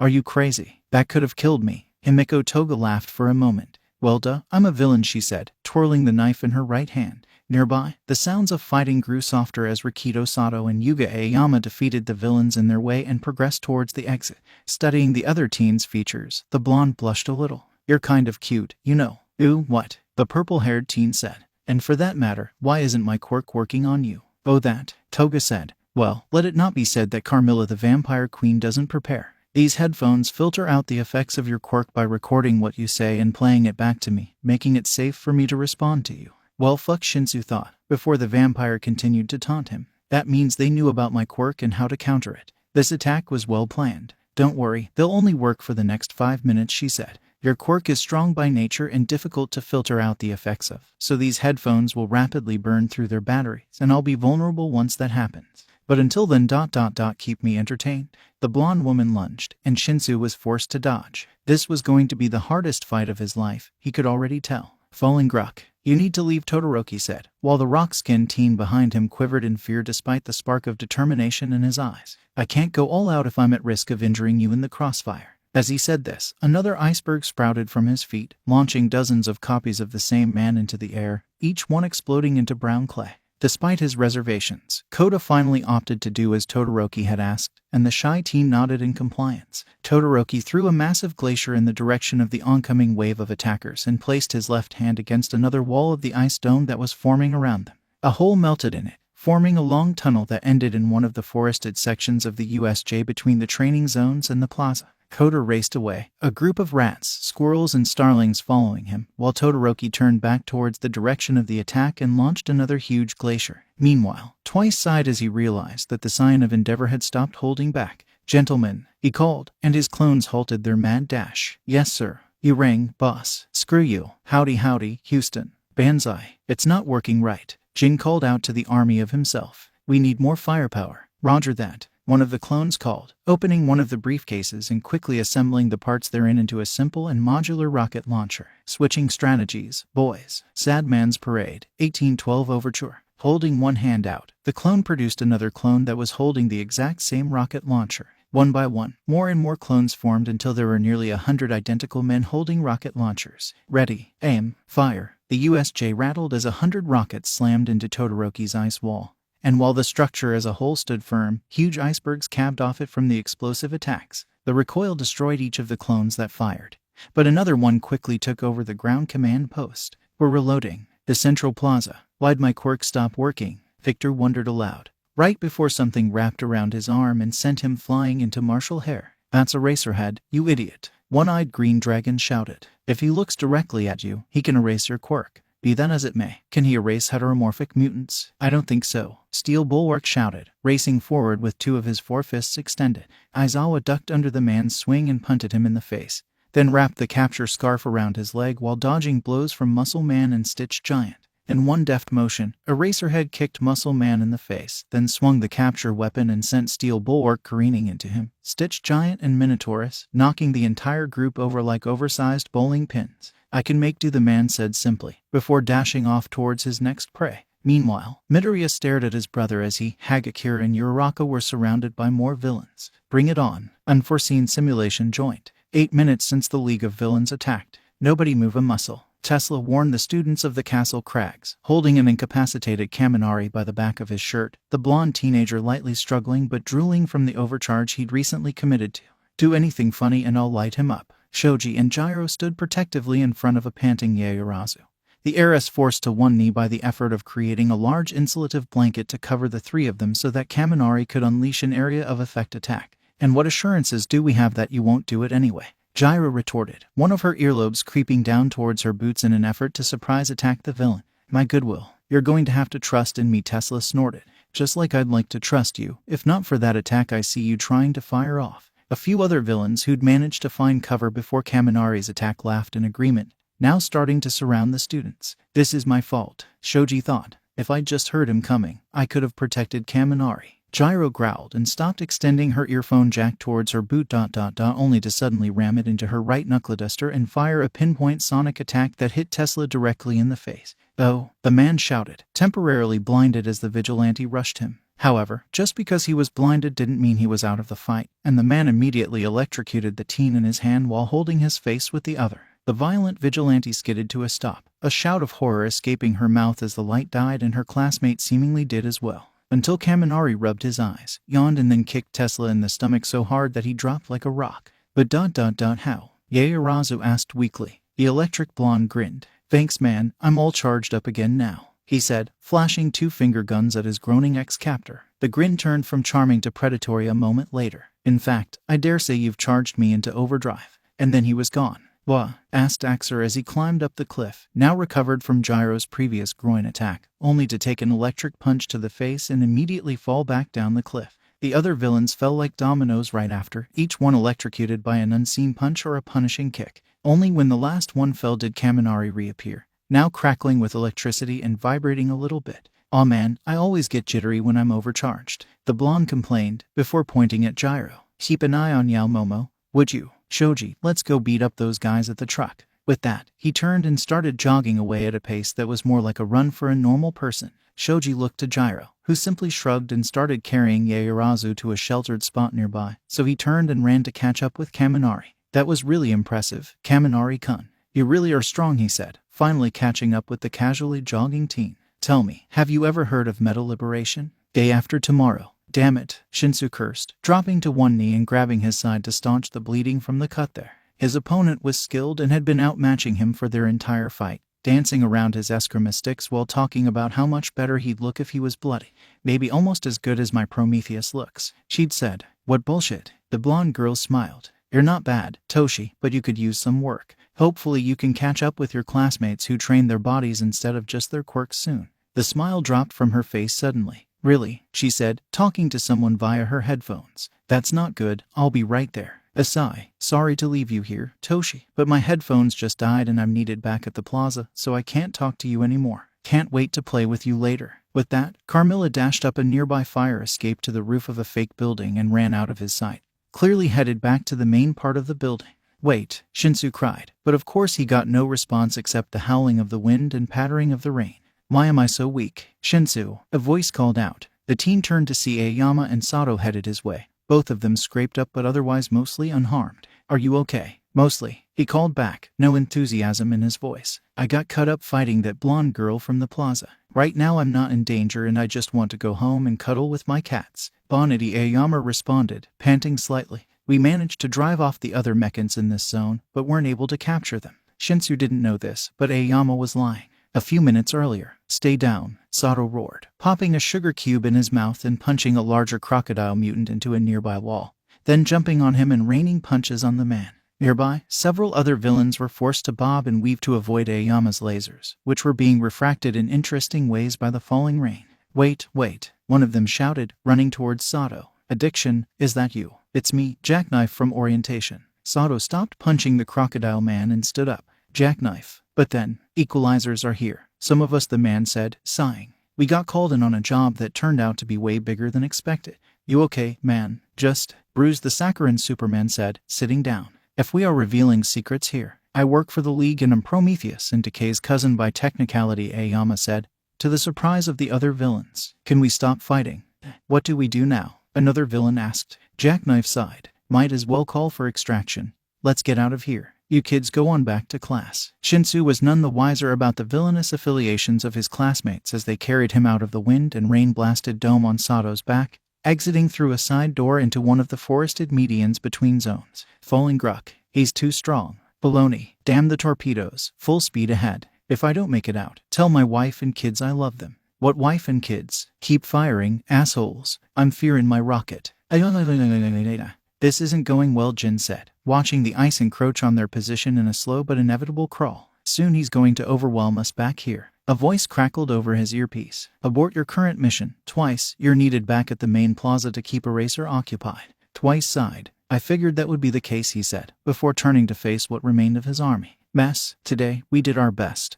But we haven't lost yet. How about one last heroic sacrifice just to be cliché? The returning sound of cheers from hundreds of copies of himself warmed his heart. Show him what you've got. Make the sign of endeavor, fear the sad man's parade. I'm sorry, everyone, Twice thought to himself as he turned and ran, a briefcase in each hand. Behind him, the war cries of hundreds of the same men were punctuated by the rumbling of nature's fury and dozens of huge explosions, the cacophony bouncing off the walls of the USJ. Battlefield Tokyo. You're great, kid. Rappa laughed. Another barrage of punches knocking the kid with stone skin back but not out of the fight. Keep it up. Kirishima, for his part, was doing everything he could just to stay in the fight. The so-called rapper was a tough customer, with his punches breaking his stony skin even with regular boxing gloves. The man had discarded his metal gauntlets on the ground nearby at the start of the fight just to even the odds between them, which the redhead wasn't sure whether to find demeaning or manly. I'm not gonna fall. Not yet, when so much is at stake. Good, Rapper roared, his huge fists making contact with Kirishima's skin once more. Maybe you'll have what it takes to entertain me for real soon.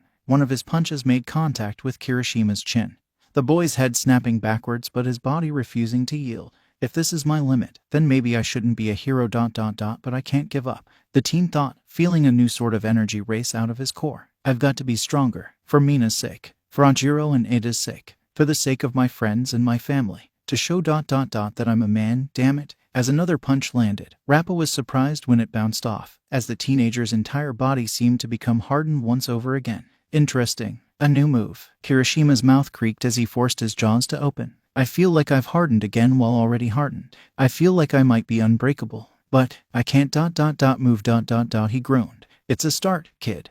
And that's something most people never manage, Rappa laughed, spotting Ajiro and Ida as they ran around a corner. His eyes narrowed before he threw a single punch with much more force behind it that launched the stationary redhead off his feet and into his friends, bowling them over. That's enough of that. Pointing his finger at the now unhardened teen, the rapper issued his challenge. Kid, what's your name? Iijiro Kirishima. The teen groaned. Kirishima, from now on, you are my rival. Rapper roared, laughing with glee. Get stronger, face me, match me, and someday, you may even defeat me. You alone are worthy of that honor. With that, the man turned and dashed away while the 3 UA students were still picking themselves up. Main Plaza, USJ. Delaware, smash. Midoriya's yell cut through the air as he channeled around 15% of One for All into his finger and fired, shooting an air bullet at Decay. His brother's amusement was palpable as he dodged around the attack with blazing speed, rushing at him only to be interrupted by a flying kick attack from Uraraka. This forced Tenko to retreat again, causing him to jump back and place his hand on the floor, decaying a shallow trench in the ground in front of him and kicking up a cloud of dust. "Where'd he go?"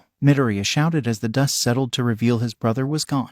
A sudden ringing in his head from danger sense alerted him to the attack right before 2 hands burst out of the ground below him and swiped at his legs, forcing him to dodge as Tenko leapt out of the hole he dug with Decay and attempted to grab his face. "Going for lethal attacks already? Are you serious?" This time Uraraka was ready, swiping at Decay with her own 5-finger attack. Only one of her fingers managed to touch him, however, swiping the bracer on his right arm. "A good try, heroing, but not good enough," he said, before pointing behind them. "Looks like your teacher is in trouble." The 2 of them briefly glanced back to see that Aizawa was now being forced to fight Toga, Twice and Rappa at the same time with Kurogiri supporting them, while Hagakure blended in and watched from the sidelines.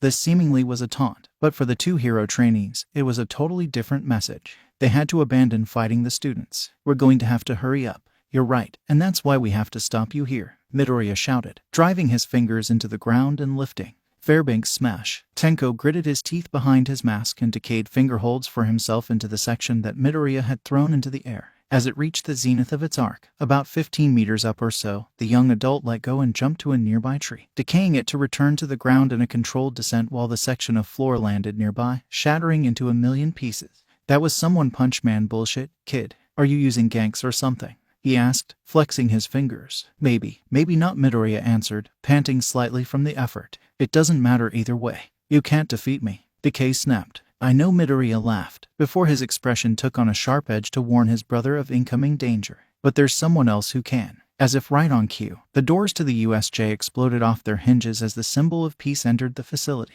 Tenko's eyes widened, while several of the mooks Hagakure and Aizawa had beaten earlier started to get back up. "Kurogiri, warp in the Peacebreaker, now." Shirakumo reacted in an instant, opening a portal next to Decay as All Might blurred out of existence, turning into an unseen force that blew the villains that had just gotten up off their feet. A giant mass of dark flesh surged out of the portal, meeting him head-on and creating a shockwave that blew everyone around them away, forcing hero and villain alike to retreat a safe distance. "I saw the live stream on the news and knew I had to come immediately. But this man was not with you, villain." All Might grunted, shoving shoulder first against his opponent. The beast in question was even taller and more muscular than the symbol of peace, with midnight blue skin and a bird-like beak coupled with an exposed brain and deep red surgical scars. It wore nothing but a pair of brown cargo pants with knee pads shaped like skulls. "We had this guy waiting in the wings just in case you showed up." All Might Decay laughed. "You're not supposed to be here. That's why we prepared so many lovely distractions for you this morning. But since you're here, you can fight this Namu ... or as Sensei liked to call it before you killed him, the Peacebreaker." The beast forced All Might back, giving them both a chance to catch their breath. "That crime wave this morning was all you," he roared. "Of course," Tenko laughed. "We're trying to make a simple debut as educators today, not pick a fight with the symbol of peace. Yet you came anyway, which means now you have to fight Peacebreaker." The albino's eyes narrowed behind his mask. "Sensei was hoping to surprise you with this one. He and the good doctor made it just for you, all its quirks picked out just to fight you." "Quirks," All Might shouted, rushing the Namu again and grabbing it in a headlock. "Then your sensei was." Decay grinned behind his mask. "The only villain you ever killed on purpose, All Might." With a cry of anger, the blonde giant began to trade blows with the Namu faster and faster, until the 2 fighters had become a blur of fists and fury. The fight grew harder to follow, while the wind from their hits colliding forced the other heroes and villains back further. "They're moving ... so fast." Uraraka cried from next to Midoriya, while the greenette stared in shock. "This is the power I wield now." "Not like that yet," his uncle's voice chided him from within. "But someday you'll be even stronger than that. So, All for One created you to fight me, huh?" All Might shouted, his arms blurring faster and faster. "In that case," the man stopped and jumped back when a trail of frost crept across the ground, freezing the Namu's legs solid and creeping up its body to include its right arm. Todoroki stared passively at the scene before him, then looked at All Might despite the chattering of his teeth. "Try hitting it now," he said simply. The symbol of peace grinned, then leapt forward and drove a mighty fist directly into the beast's chest. Plus Ultra. Detroit Smash. For a moment, the air in the USJ seemed to grow heavy, then warp and change before an unrivaled force exploded into existence inside the dome. With its feet iced in place, the Namu was helpless to resist and was promptly launched into the side of the dome, smashing a hole through it and sending it flying off far into the distance. "Whoa," someone in the crowd of gathering hero students muttered. "It seems like I've gotten weaker after all. Thank you for the assistance, young Todoroki," All Might said. The bichromatic teen was taken aback at the way All Might addressed him, but said nothing as the blonde giant turned to face the remaining members of the league. "I do not recommend resisting further. Hirajiri, we're retreating now," Decay shouted, leaping back and placing both hands on the floor. The cloud of dust that erupted choked the plaza, while dozens of Twice's clones leapt to attack the heroes and students. "Enough," roared All Might, clapping his hands together in a Virginia smash and clearing the cloud of dust from around them, the force of the shockwave popping all the Twice clones near him due to their fluid physiology. The symbol of peace fought down the urge to curse when he saw that the other villains had escaped, but turned to look at the students. "Are you all okay?" "This is my fault," Yagi said with a defeated Saito Aizawa as they watched medical staff care for the student. "I shouldn't have wasted my time this morning. I should have been there." "And what would you have done?" Aizawa asked, leveling a tired expression at him. "You've been teaching these students as Toshinori Yagi, not All Might. How would you have managed the logistics of not blowing your secret wide open to the entire class if you'd been there when this happened?" "I don't know," Yagi admitted. "Maybe I shouldn't be keeping a secret like this from them, and maybe I should start giving opportunities to other heroes." For once, Aizawa actually looked stunned. "You can't possibly be suggesting." Yagi nodded. "I think I want to tell them. And I need to announce my retirement as All Might. I'm getting weaker every day, and I need to be there for these kids if they're being targeted by his remaining followers." Aizawa quirked an eyebrow, and Yagi sighed. "I'll talk about this at the next hero faculty meeting. It'll be better to tell you all at the same time." Final results of the USJ attack. 110 Fahrenheit rank villains captured. 75 E rank villains captured. 61 D rank villains captured. 1 A rank villain captured. League of Villains leadership escaped. 8 UA high students injured. 1 case of near hypothermia. 2 minor concussions. 1 case of moderate quirk exhaustion. 2 cases of minor burns. 1 case of blood loss and lacerations. 1 case of severe bruising. 1 broken arm. 1 yellow pinstripe blazer destroyed.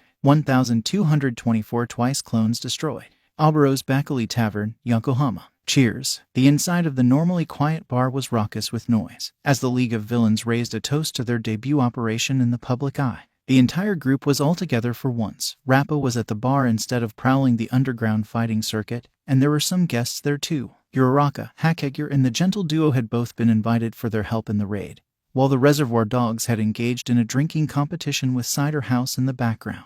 Hirajiri had dropped his normal disguise, revealing his true, unnaturally youthful self to the rest of the group as he furnished drink after drink to them. "If I could get everyone's attention, please," Izuku called, amplifying his voice slightly with a vocal quirk. As the group quieted down, he began to address them. "Today was our official debut as a major villain group in Japan, and it certainly won't be our only stunt. I take it everyone else knows their roles in our remaining operations." Another cheer came from the crowd as the Greenette made reference to the other schools they were targeting across the country. Shiksu, Ketsubutsu, Sei, Isamu, and Seijin were all targets that would be hit at random over the next week, sowing discord in the hero ranks and reminding students to shape up lest they have a surprise lesson visited upon them. Good. Sadly, I won't be available to help you, and neither will my classmates, but I've learned that I won't be disappointed if I expect the best out of you," Izuku said. "Go out there and give him hell tomorrow, but tonight, we party." Another chorus of cheers greeted this declaration as the Greenette threw back what remained of his ginger ale. The next morning, the national media was completely abuzz with discussion over the attack.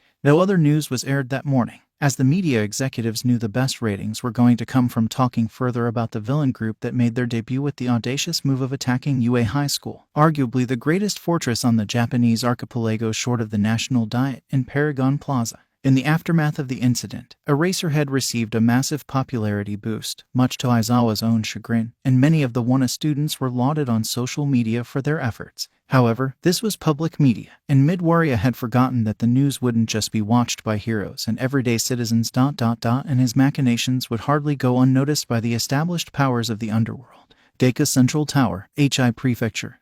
"And that's their entire livestream," said the blue-skinned woman standing on one end of a room near the top of the tower, gesturing to the large television screen next to her. This League of Villains was intending to make a splash with their debut, and they clearly succeeded given the kind of focus they're getting in the news right now. Thank you, Curious said the long-nosed man sitting at the opposite end of the table from where she was presenting. First advisors, what are your opinions on this group? A dark-haired man with well-groomed facial hair and glasses coughed lightly. I would normally have jumped on this attack for the political implications and opportunities it allows.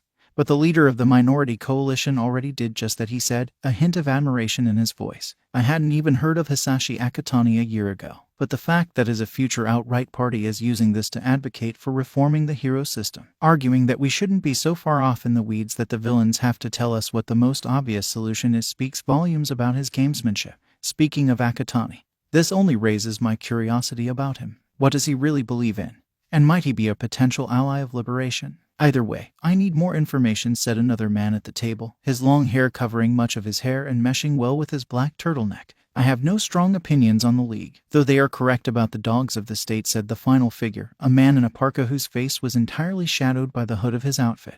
However, their attack did bring in some new recruits. I am particularly proud of the one that Hydra recruited. He is an energetic young man with a powerful electric meta ability. Very good, the first man said from the head of the round table. I believe the League warrants further monitoring, but not direct intervention. If they eventually pose a threat to liberation, we will destroy them. If they are potential allies for liberation, we will extend an olive branch to them. Until then, I adjourn this meeting of the Meta Liberation Army's High Command. As his trusted lieutenants left the room, Rikiya Yatsubashi, the CEO of Detonarat in public and Redistro, Grand Commander of the Meta Liberation Army in private, allowed himself to relax. Looking at the news report on the screen, a small smile ghosted across his face. Prometheus, I truly wonder how far you will go. Paragon Plaza, Tokyo. The headquarters of Japan's Hero Public Safety Commission was a veritable fortress in the heart of the nation's capital, located just a short distance from both Might Tower and nearly adjacent to the National Diet. It was a silent display of power and influence from a group that some considered the true power behind the throne in modern Japan.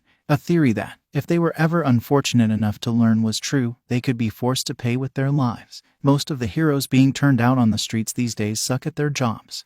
Another generation that seems to have bought so much into the style of heroism that they forgot all the substance. You make me sick. These words rang out through the speakers in an office at the top of Paragon Plaza, over and over again. Finally, another voice spoke. Surely you understand this kind of criticism of the hero system is unacceptable. Mira said, a middle-aged woman with dark hair and eyes the color of blood, as she turned to an exhausted-looking man. While two exceedingly tall figures in white uniforms, a man and a woman, respectively, stood on either side of her. I want you to declare Prometheus and Decay both S-rank villains. Find this League, get an infiltrator in by any means necessary, and bring me Prometheus's head on a platter. Am I clear? Crystal, ma'am, the tired man saluted. Good. You are dismissed, she said. And Yakumaru Mira, the director of operations for the HPSC, allowed himself to step outside of the office and finally relax, slouching as the fear she'd instilled in him finally started to leave his body. Meanwhile, the woman herself took a seat, looking out across the city below. Sundowner, Mistral, you may both also leave me. The guards both saluted and left, leaving the woman alone in her office. How dare they? Yuki Kagezaki, the president of the HPSC, was known for her reputation as a terrifying figure who ruled the organization with both honeyed words and an iron fist.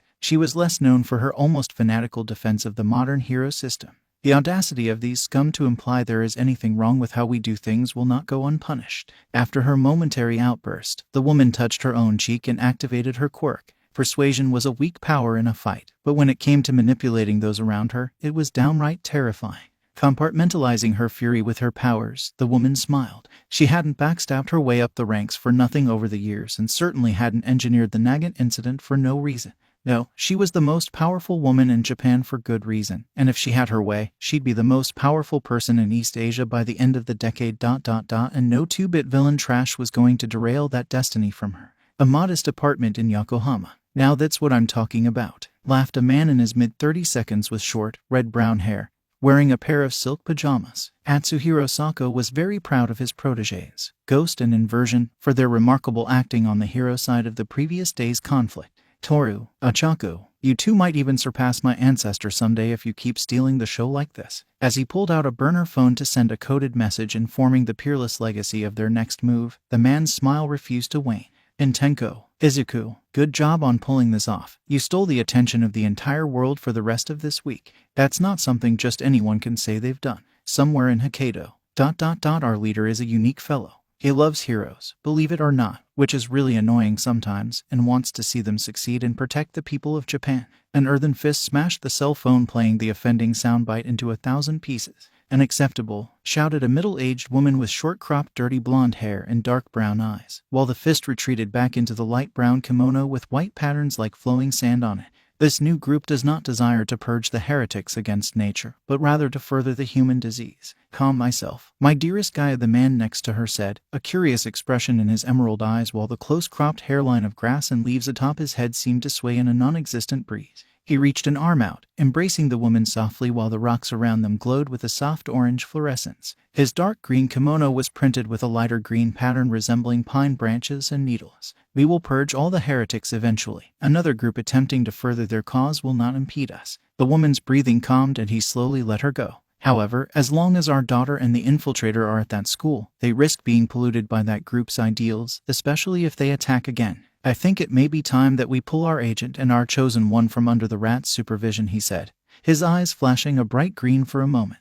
"You are right, my sweet, strong Sika. Nature's revolt is inevitable. After all, that is why our Ecological Restoration Alliance exists," the woman said, smiling softly. "Karelia City, Kagoshima Prefecture, creating better heroes." A laugh resounded through the almost perfectly clean white room, as a lone man stood in the middle of it. In every way, he was almost painfully average height, average weight, plain black hair and brown eyes. The only thing extraordinary about him was his quirk, or more accurately lack thereof, but scarcely a century earlier, that would have made him even more average. "Better heroes are the last thing I need," the man continued, as he walked over to a computer terminal near the edge of the plain white room. "After all, better heroes mean less discrimination in society, and that's bad for a man like me who's in the business of strife and discontent." Ryamon Tadano, the CEO of lifestyle products company Base Corporation and secretly king, the leader of the villain army known as the Equalizers, opened his computer terminal to the video footage of All Might defeating the Namo and began to take notes. "Someday, all these fools will be forced to acknowledge what Kazu-san said all those years ago. Eventually, technology will render even quirks obsolete if we have the materials to research, develop, and build."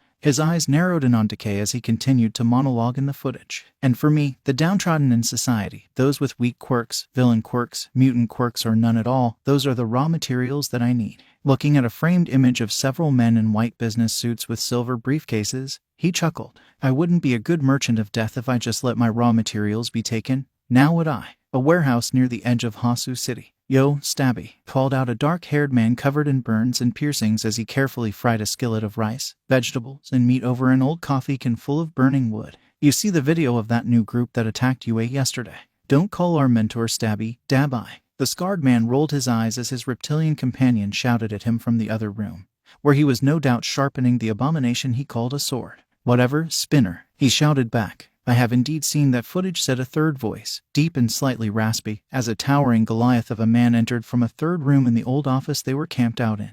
The hero killer, Stain, was a figure that still sent chills down Dabai's back even after the man took Lizard Brain and himself and his disciples. "I admit I am intrigued by what they said, but they do not change our crusade in the slightest." Sitting down on the ratty couch in the middle of the room, Stain pulled his phone out and reviewed the footage, a grin slowly forming on his face as their figurehead, Decay, spoke in a way that aligned with much of Stain's outlook on heroism, though his face fell slightly when the man mentioned Endeavor as an example of an uncommonly competent hero willing to put in hard work to overcome adversity. Their stances are interesting, and they're certainly a wild card in the underworld of Japan now. Still, if they get in my way, they will be judged. Deep within Jaku General Hospital. "How fascinating," exclaimed an overweight, elderly man with a bushy mustache despite his total lack of hair. The man was watching footage of another attack currently ongoing, this one on an off-campus training exercise at Seijin Academy. "It seems a new player has captured some of Lord's old assets. I see the teleporting Namu, the Peacebreaker, and the Shimura Brat at the very least, and has managed to turn them into a somewhat competent fighting force." Turning to look around the glowing lab tubes with inhuman figures suspended in them, Dr. Cute-Eye Garaki's grin widened in a predatory manner. "However, I do not take kindly to my assets or lords being stolen and repurposed for something that resembles nothing more than glorified vigilantism or perhaps even an elaborate psyop by the Commission. I wonder how they'll react if they have to face some of my more complete creations ... or maybe even my newest patient." Zooming in on the footage from UA, the man raised an eyebrow. "That boy fighting their leader looks a lot like Lord's child. Yet I know Izuku Midoriya had no quirk ... This has One for All's fingerprints all over it." At the back of the lab, inside an unusually large tube, a figure floated in liquid suspension, silhouetted by the dull glow of the machines behind them. However, the figure still dreamed despite it all, golden eyes closed in their slumber. Kill, League, Prometheus. 2 days after the USJ was attacked by the League of Villains. You're on in 30 seconds, Mr. All Might, sir. Toshinori Yagi sighed as the voice of his publicist crackled through his earpiece, ignoring the phantom pain in his left side as best he could while One for All's embers coursed through him and buffed him up into his muscle form once more. Time to face the music, he thought, stepping through a curtain and into the room full of reporters and cameras. Good morning, everyone. Stepping up to the podium, the giant of a man tapped the microphone a few times and coughed lightly. Japan. It has been a true honor serving and protecting this lovely nation for the past 32 years, he said, a note of joy in his voice. However, after Thursday's incident, I can no longer deny the truth. My age is catching up with me. The media went very quiet at that declaration, but Yagi continued.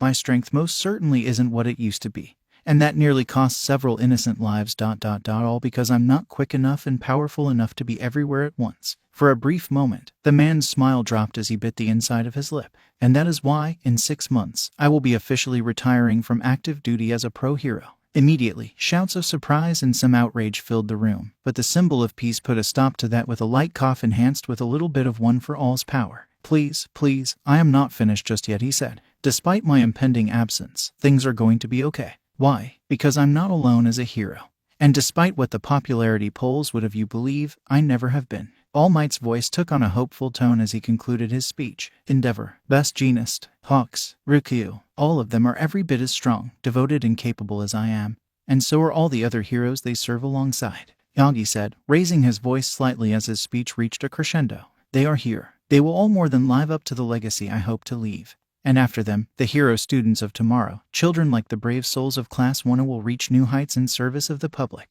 So fear not, citizens. It's all going to be okay. The symbol of peace stepped away from the podium and retreated behind the curtain as his publicist took the stage to address the media's sharp-edged comment, releasing his muscle form as soon as he was behind the curtain and stumbling into a side room.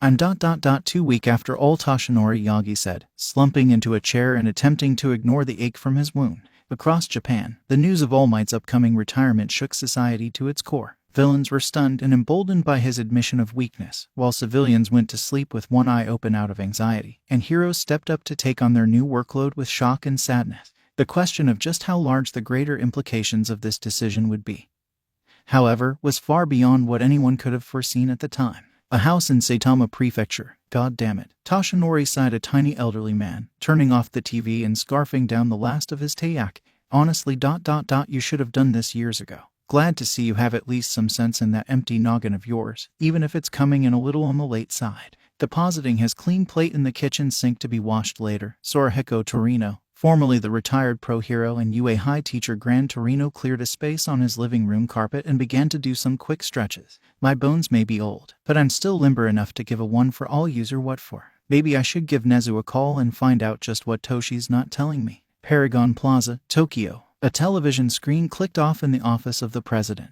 as the leader of the HPSC turned to her unfortunate deputy, Yakimaru Mira. The symbol of peace has decided to retire after Thursday's fiasco, said President Kazaki, gesturing to the frozen visage of Toshinori Yagi. Summon Hawks and Thunderbolt at once. Endeavor is too much of a loose cannon to be under our thumb the way they are. And at a time like this, we are going to need absolute loyalty. Yes, ma'am, Mira responded, exiting the room and passing by the queen bitch's 2 imposing bodyguards. As for Kazaki herself, the woman turned to look out over the cityscape below as a drizzle of rain fell from the sky, reflecting the mood of the Japanese nation. The blonde liability's departure is the opportunity we've waited years for. The time has come to show Japan what heroism really is, and improve our control over this diseased nation. Todoroki residence, Misutafu. Is father going to be okay? Fayumi Todoroki wondered aloud, standing at the end of the hallway outside the Flame Heroes dojo. The sound of crashing could be heard periodically from inside the heat-proofed room, loud enough to cover up the sound of her vocalized question.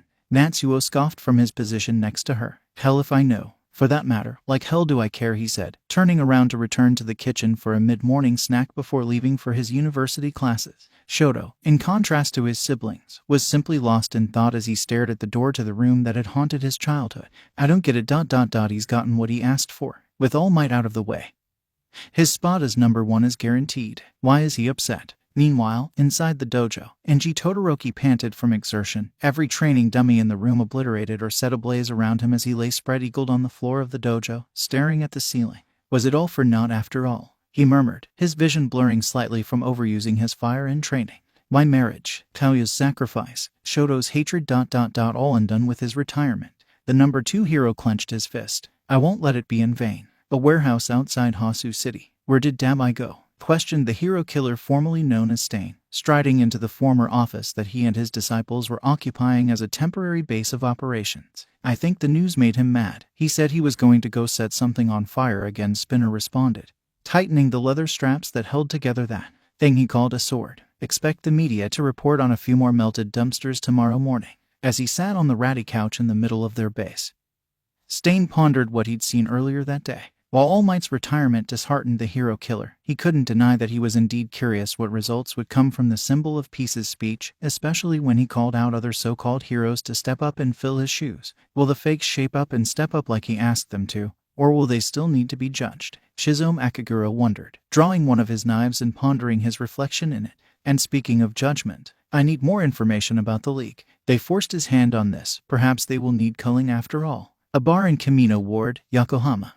What? This reaction of disbelief was the only response that came to mind for Izuku Midoriya as he watched his mentor and inspiration announce his retirement from active hero duty for all the world to see. Worse for the young man in question, the reason for his idol's retirement was technically his fault, a realization Izuku numbly reached as a pit of guilt began to form in his subconscious. No, this wasn't supposed to happen, he said, standing up and flinging his empty glass of soda to one side. Oboro sighed and opened a portal, safely catching the glass and allowing him to deposit it in the sink. We needed to make more distractions for him. Needed to hire more thugs for him to beat up on the way to UA. If I'd just forced him to use his time limit up, then maybe this could have been avoided. From over near the television, Himiko and Twice stared with worry at the young man as he muttered to himself at the bar. Is this what the 5 stages of grief look like in real time? Twice asked. Wait, no, this is actually a good thing, Izuku suddenly exclaimed, a manic look slowly overtaking his features. All Might's retirement means he gets more time to be himself, more time to teach and more time to not have to carry society on his shoulders. And for that matter, he asked other heroes to step up and grab the slack he's leaving behind.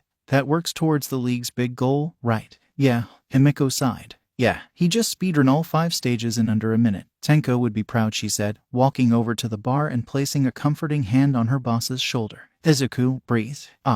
Thank you, Miko-chan, the greenette said, deflating slightly under her touch. I'm worried. Worried that I may have inadvertently derailed the entire plan because I got carried away on a grandiose debut. If that's true, then we'll face that derailment together, Izuku Himiko responded, rubbing her boss's shoulder comfortingly. You're not in this alone, and I want you to remember that. Please, I think I can do that, Izuku responded, the edge of anxiety leading his voice. As his subordinate and friend continued to soothingly massage his shoulder muscles, the greenette felt himself nodding off. The adrenaline high he'd ridden for the past week planning and executing their debut now worn off completely and sending him into a deep, much-needed slumber. Izuku Midoriya hadn't been surprised when his homeroom teacher announced that UAS annual sports festival, the highlight of Golden Week nationally, was only 2 weeks away in their first class after the USJ. He also hadn't been surprised when All Might called him into the teacher's lounge to inform him that Yaga's own time limit had decreased and that he needed to use the sports festival to say I am here. Though Yagi wouldn't truly have any idea why Midoriya looked so guilty upon learning that news. What he wasn't expecting, however, was being randomly confronted by Todoroki in the locker room the morning of the festival itself. Can I help you? After a long and uncomfortable silence, the bicolored teen finally spoke. Objectively, you and I are the strongest in this class, he said, ignoring Bakugo's immediate outburst in the background over the implication that he was weaker than Midoriya.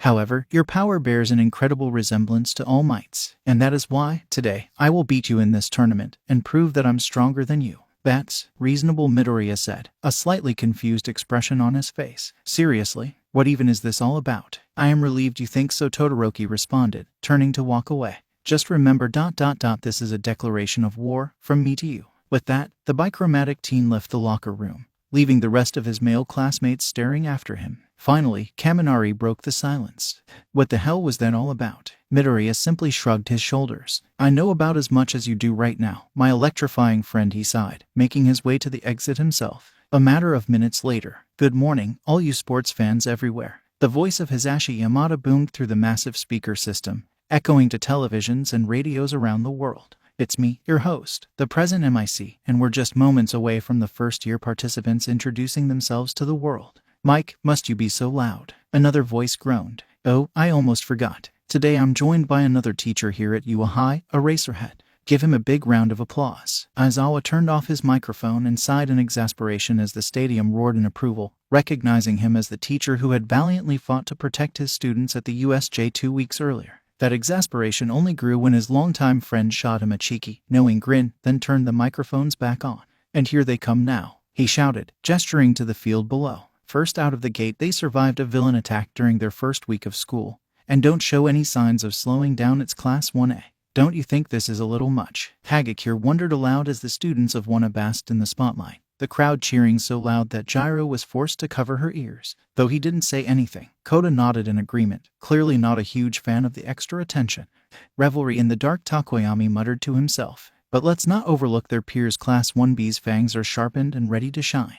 Don't underestimate them. Mike continued. Midoriya found his eyes drawn over to the group of students that had emerged right behind them and observed some students he found interesting. Of particular note were the blonde thief that Uraraka had introduced him to, a girl with vines for hair and silent prayer, an ash-blonde teen without lips, and a red-headed girl who exuded an aura of quiet authority despite her relaxed body language. For that matter, UA High doesn't just specialize in heroics. Here come general education classes 1 degrees Celsius, 1D and 1E. Some of them might be aiming to dethrone the hero courses, while others are seeking inspiration or even just a good time.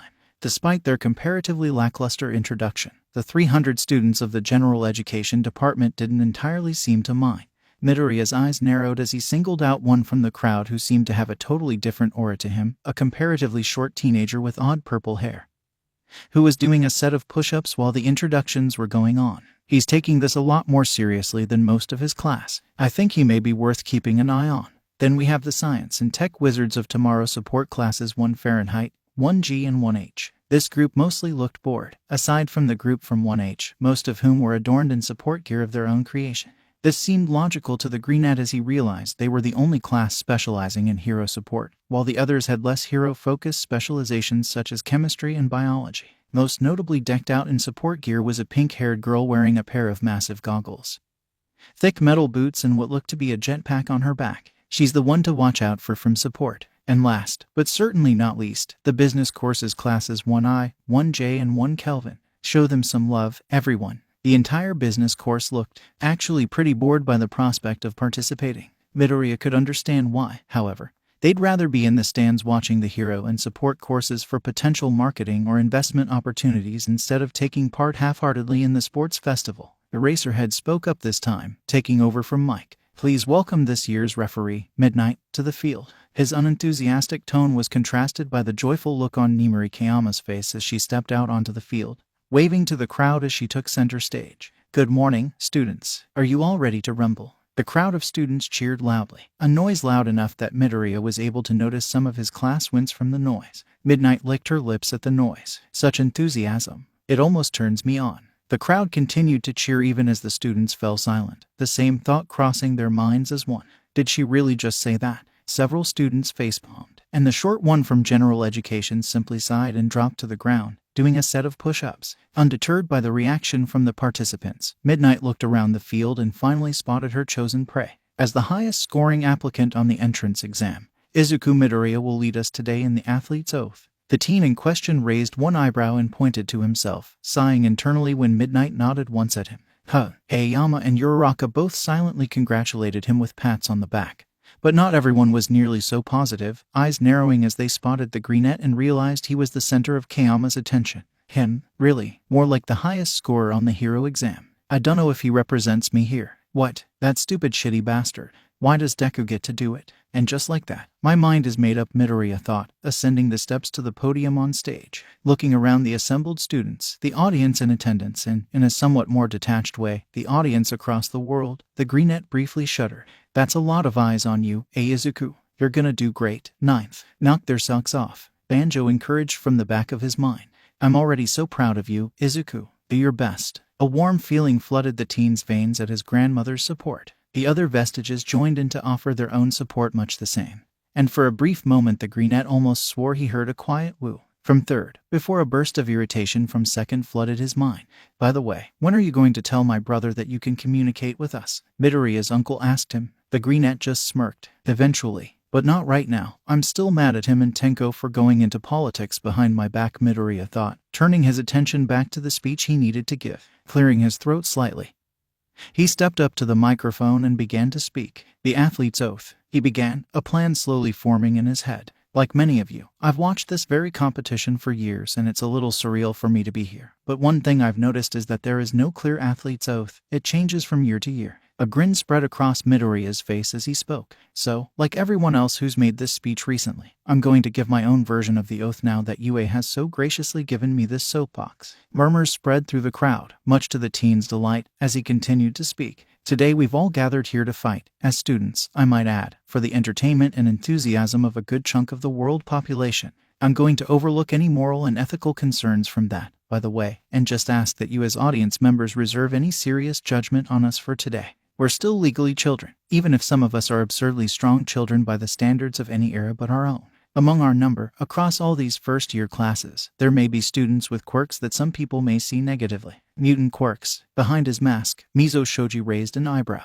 Interesting. Weak quirks. Despite his best efforts, Nito Monoma couldn't help but wince. How can someone be strong if they rely on others for everything? So-called villainous quirks. Revelry in the dark, murmured Fumikage Takoyami, pondering his own hands for a moment. And even those without any quirk at all. A wave of uncertainty spread through the crowd of general education and business course students, for at least a few among their number without heroic ambitions. That part hit too close to home. So today, as athletes, we swear to give our all out there on the field, for the sake of our pride as competitors and our ambitions for the future. The greenette concluded his speech, now barely restraining a mad grin. And all of you out there in the audience, I want you to think and reflect upon what I've said, and strive to be better versions of yourselves in your daily lives too. Is anyone with me? A long pause rang through the stadium, but that was quickly cut away by a single person in the crowd beginning to clap. The applause spread like wildfire, and soon the entire venue was on their feet clapping and cheering on Midoriya's message. The teenager grinned as he leaned back to the microphone.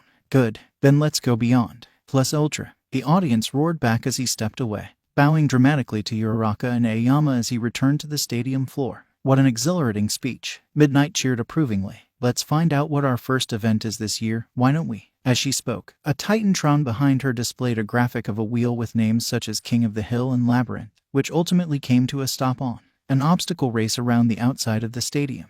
The rated R heroine elaborated further as the students looked at her quizzically. The race will run 4 kilometers from the west gate back around to the east gate. Attacking other entrants is strictly prohibited and will result in disqualification, but otherwise anything goes. The west gate will open in 1 minute, so be there or be square. This is it, Midoriya thought, doing some quick stretches to warm up as he glanced around the crowd. I've already had my big soapbox moment. Now it's time for me to prove that I can back up my words with my actions. The greenette's eyes narrowed as he spotted Bakugo. And if I can knock him down a peg along the way, even better. Begin, shouted Kayama, cracking the long leather whip she wore by her side to signify the start of the race. Immediately, a wave of students flooded the corridor exiting the stadium to the west. Distantly, Midoriya heard Mike and Aizawa comment on how the corridor was a natural pinch point and a potential hazard for the competitors. I figured that would be the case, he said, feeling a chill in the air and leaping into the air just in time to avoid a sheet of ice from Todoroki. Danger sense giving him just a moment's notice before the hazard struck. Stepping back from the crowd, the greenette smirked wickedly as his eyes traced an unorthodox path out of the stadium. I know what I'm going to do. Then he started running ... that is, running away from the corridor. Has 1A's Midoriya gone mad? Mike shouted. He's going the opposite direction from the race. Sure enough, Midoriya had decided that taking an alternate route was the best course of action. The green-haired teen had dashed clear across the stadium, right past midnight, and in a burst of green electricity leapt up the wall around the edge of the field, taking just a moment to survey the crowd around him before running straight up one of the concrete braces that connected from the edge of the field up to the bottom of the stadium's roof. As he ran, the power of One for All crackled around him more and more intensely, a veritable storm of green energy surrounding him by the time he reached the top. Then, in a move that shocked everyone watching, Izuku Midoriya turned around, winked at the camera, and jumped. A gust of wind buffeted the stadium's audience as a momentary burst of 45% of One for All shot the teenager like a cannonball high over the field, narrowly clearing the top of the stadium's shade structure and sending him into the open air above the obstacle course. Oh my god. present mic shouted, genuine shock in his voice. Izuku Midoriya has cleared the entire stadium in one jump and is now rocketing towards the first obstacle, the Robo Inferno. I knew that one was going to be a problem child. Aizawa sighed, a hint of pride in his voice. I'll be interested to see how he handles this obstacle. Huh, not bad, Greenie remarked Kyoka Gyro, her eyes tracking the greenette as he soared high overhead. A robot attempted to ambush her from behind, but was quickly dispatched with a jab from one of her earlobe jacks. Deku, you lying bastard, Bakugo roared incoherently, to the confusion of the competitors around him. How dare you upstage me? Good job, Midoriya-kun, Uraraka said, swinging a 3-point bot into a squad of 1-pointers. I never thought I'd get to use this one because of how incredibly situational it is, but I'm certainly not going to miss the occasion, Midoriya thought, noticing that Todoroki had frozen one of the gargantuan 0-pointers in a precarious position. His eyes widened when he saw some students running into its potential drop zone. Here goes nothing. One for all. Shock absorption. Hyper regeneration. 45%. As he fell towards the 0-pointer, the teen began to spin, his body becoming the center of a small but strong and concentrated vortex of air pressure and force. A grin split the teen's face, knowing that he was about to emulate one of his idol's most iconic yet rarely used super moves. California. Smash. An explosion of pure force shook the UA High campus as the vortex made contact with the 0-pointer's face, crumpling the gigantic military-grade robot like an aluminum can. Todoroki himself barely had time to react before the head of the machine was sheared off from the force and sent flying into one of the pitfalls at the obstacle ahead, the fall. As other students ran along, gawking in awe, Midoriya landed next to Todoroki himself, an expression of anger on his face. What were you thinking? The greenette yelled, electricity crackling as he ran past the ice user. You could have crushed someone back there if not for me. Todoroki regarded him coldly. That's their business, not mine. They can dodge, can't they? A furious grimace crossed Midoriya's face. You would have been disqualified, so it is absolutely your business, he roared. I'm done talking to you though. I'll have to meet you in the tournament to get that lesson into your head. With that, Midoriya ran forward towards the fall, clearing the pitfalls between pillars with quick and precise jumps boosted by One for All. And after what appeared to be a furious shouting match with Shoto Todoroki, Izuku Midoriya has reached the second obstacle, the fall. There's nets at the bottom, don't worry, but if you slip, you're out. In the seat next to him, Aizawa grimaced. If whatever Todoroki said pissed Midoriya off that badly, I have even more reason to be concerned about that kid, the Erasure hero thought, writing a note on a sticky note in front of him. Meanwhile, Midoriya had just cleared the second obstacle when Danger Sense screamed at him. Look out! A click under his right foot alerted him to trouble, and the greenette had just enough time to draw in 20% of One for All before a bright pink explosion shrouded him from view. It looks like Midoriya has just encountered the third obstacle, Minefield Mayhem. The mines bear little risk of personal injury to students, as they are little more than flashbangs with baby powder and pink dye. They'd still be wise to avoid this obstacle, however, as Midoriya blinked the spots out of his eyes and shook the ringing from his ears. A cold sensation on his left alerted him to company. Damn it, I lost too much time because of that mine. Now Todoroki is getting ahead of me again. Out of my way, you damned nerd, shouted an all too familiar voice on the greenette's other side as Bakugo dashed by with his Blast Rush Turbo, only narrowly avoiding catching Midoriya and his quirk's explosions and kicking up a cloud of pink around him. Get back here, Prince Zuko. Enough of this. I can stand losing to Todoroki, but coming in behind Bakugo is unacceptable, the villain heir snarled to himself. Drawing in a solid 10% of One for All, Midoriya dashed forward, relying on speed alone to clear the mines without regard for whether or not he stepped on them.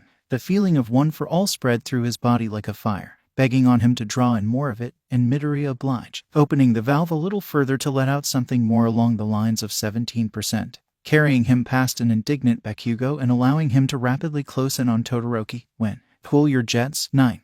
The voice of the fourth holder, Hikage Shinomori, rang through Midoriya's head. Remember the research you did. Don't get hasty and trap yourself. Time seemed to slow for the teen as he thought back to a week earlier, when he was devising strategies for the sports festival. 1 week ago. All right, I think I've found some patterns, Midoriya said, pausing a recording of the sports festival from 5 years prior and turning to Himiko, pencil and notebook still in hand. Every year, the first event is a weeder event, something big, like an obstacle course, designed to rapidly remove a large number of participants. Seems simple enough. What about the second round? His companion asked, staring back at him from her seat on the nearby couch, an almost empty blood bag in hand. That's where things get tricky. See, there's a stipulation that comes into play every few years, seemingly at random, that I have to account for, the junior crime lord explained. rising to a nearby whiteboard he had mounted on the wall of their hideout's upstairs living room to gather his thoughts at times like this. The second round event is always a teamwork event designed to siphon out most of the top 50 or so contestants that pass the first event down to 16 for an easy single elimination tournament bracket.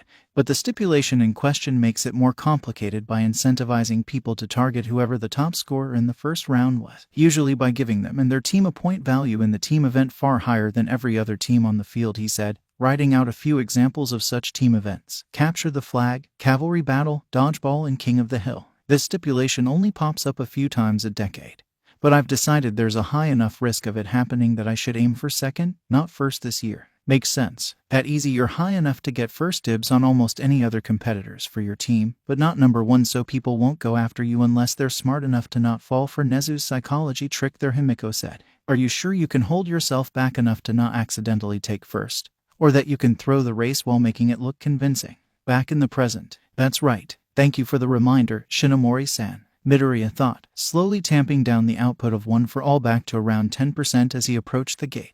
Ahead of him, Todoroki stared back with a hint of confusion as he realized the competitor who had been rapidly gaining on him was suddenly falling behind again. Now, to throw a little bit of smokescreen out as well, just to make it look convincing. And like that, we have a winner, Mike shouted. In first place, none other than Shoto Todoroki of Class 1A. The crowd roared in approval as the current number 2 Heroes Heir made it back to the Coliseum, taking in the crowd despite the confusion flickering across his features. In hot pursuit, but seemingly losing steam, 1A's Izuku Midoriya comes in second.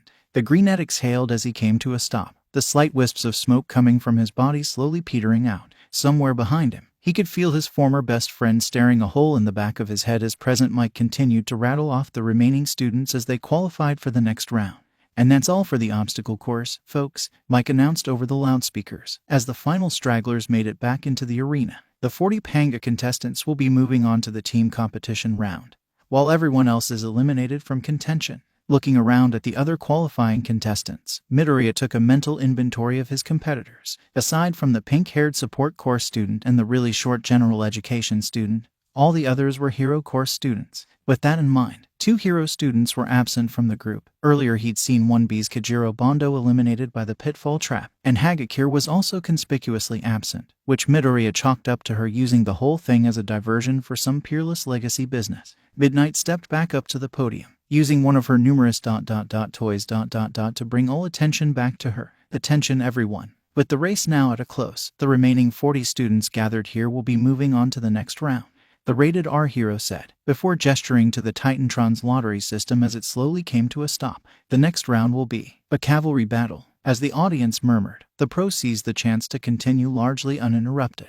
Allow me to explain, Midnight said, pointing to the screen. The participants will form teams of 2 to 4 and start wherever they want in the arena. In theory, it's the same as the playground game ... but there's a few added twists, she added, licking her lips. Each player is assigned a point value based on their placement in the race. 40th place is worth 5 points. 39th is worth 10 and so on. All's going as expected. When does the other shoe drop? Midoriya wondered. Except for first place, which will be worth 200 million points.